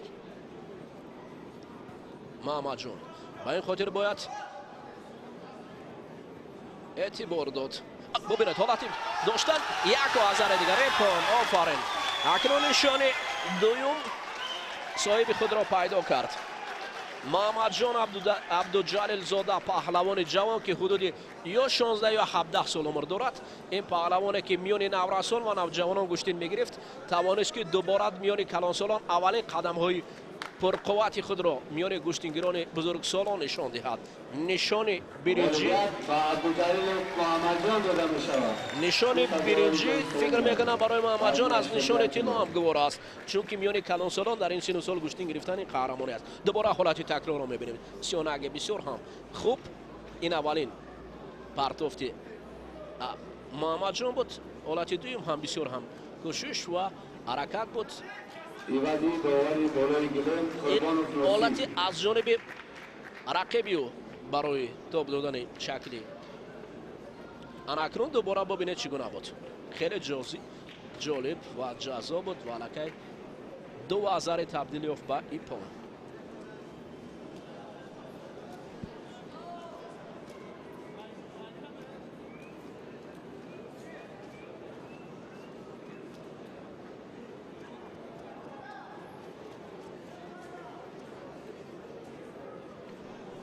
حالا سیمای دو پهلوان نامدار که هر دو هم در گشتن جدا، هم در گشتن سامبو و هم در گشتن میلی گرفتند. دوباره از حالتهای زیبای رقابت این پهلوانان منظور ما میگرداند، مخصوصا سعید مختار رسولوف را پرتافتش را ما دیدیم با رقیبان و همچنین امروز رجب با میدان دعوت کرده می شود رسولوف سعید مختار، رجب همراه وزن 81 کیلو وخوری فینالی. این همراز رجب فست این باشد سعید مختار رسولوف است. دو پهلوان. سعید مختار رسولوف سال 2016 هم در چمپیونات جمهوری تاجیکستان در نماد گشتن جدا عنوان قهرمان وزن تا 73 کیلو بود. حالا وزن رو عوض کرده است، وزن تا 81 کیلو رفته است. امروز رجبوف جایزه‌دار مسابقات بین المللی گشتن جودو گشتن سامبو است و به حیث داور ناصر جوان داوری که در مسابقه های جمهوریوی درجه جمهوریوی را دارد. اردو ناصر اکنون دعوت میکند به مرکز تاتامی و نبرد آغاز می شود. سر تعظیم فرود میارند برای احترام از قدردانی یکدیگر و آغاز می شود نبرد. ببینید امروز رجبوف کمربندی بسیار هم فعال است، در حال کمر رقیب را پیدا کردنی بود. سعید مختار تجربه غنی گشتن جدا دارد. امروز رجبوف در سامبو بیشتر درخشیده است. کومیکاتا، رسولوف، رجبوف وزن 66 کیلو امروز تیار شود برای آبی پیدا کردن با نوان دخترها. 63 کیلو مومینو و اهلیه، دوباره اودینه و مولوده. باز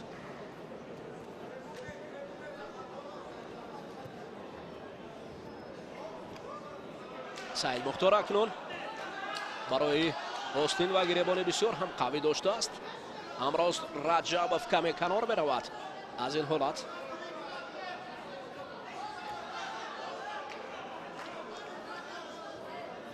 امروز رجبوف از منطقه زرد بیرون می شود. بر آمدن از منطقه زرد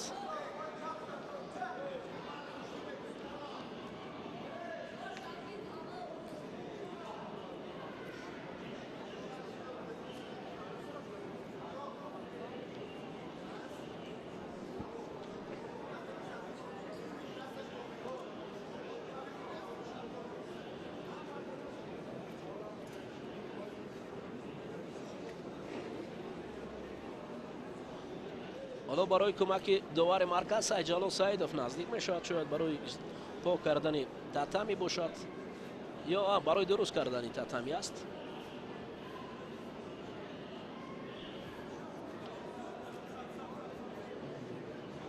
حالت تکرار اگر باشد از همون کمیکت اول داشتن این پهلوانان بسیار خوب میشد.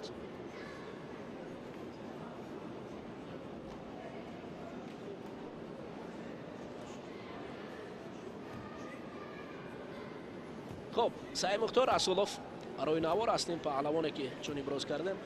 از اولین نبرد ببینین همراز رجبوف در حال برای هجوم گذاشت از اول و بعدا سعید مختار رسولوف بسیار خوب دفاع کرد از این حالات. بعدا امروز رجبوف از منطقه زرد بیرون شد.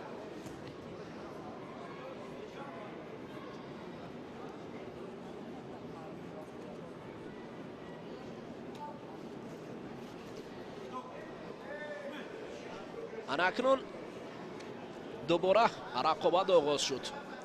رسولوف امروز رجبوف بسیار شتاب دارد، کمیکت هم میکند. سعید مختار رسولوف امروز رجبوف باشد در حال است، گریبان بالا داشته است. رسولوف خود را کنار میبرد. حالا اکنون امروز رجبوف برای گذاشتن اصول. اوه این حالت بسیار هم خطرناک، دست را رها کردن و امروز رجبوف بسیار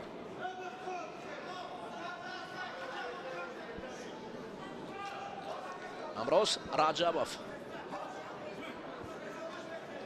تحت را برای طالبوف مشق ورزی کرده است. دوباره از کمر میدورد. حالتی اسای کامی اکنون اشتباه. حالتی اسای کامی 20 ثانیه لازم است در اینجا تا اینکه رسول مختار مبارزه را به سود خویش انجام دهد. یک وزاری اشتباه خود همراز رجبوف بجا حرکت میکنه. سعید مختار رسولوف دیگر چنگال خود را نمیکنه. این پون است نشان طلا برای سعید مختار رسولوف.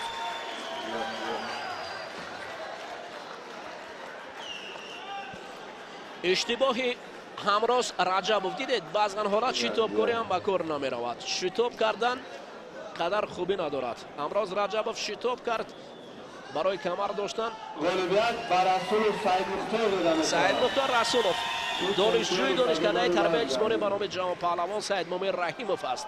این پهلوان وزنی تا 81 کیلو. حالت تکرار رو میبینیم. ببینید چگونه اشتباه بود از جانب امروز رجبوف در حال به سمت سعید مختار رسولوف مبارزه برد و سعید مختار از همین لحظه استفاده برده او را زیر چنگال گرفت. 20 ثانیه پس غالبیت کامل را برای نشان دادن. در وزن تا 81 کیلو نشان طلا به گردن آویزان میکند سعید مختار رسولوف. امروز رجبوف در مقام دوم قرار میگیرد.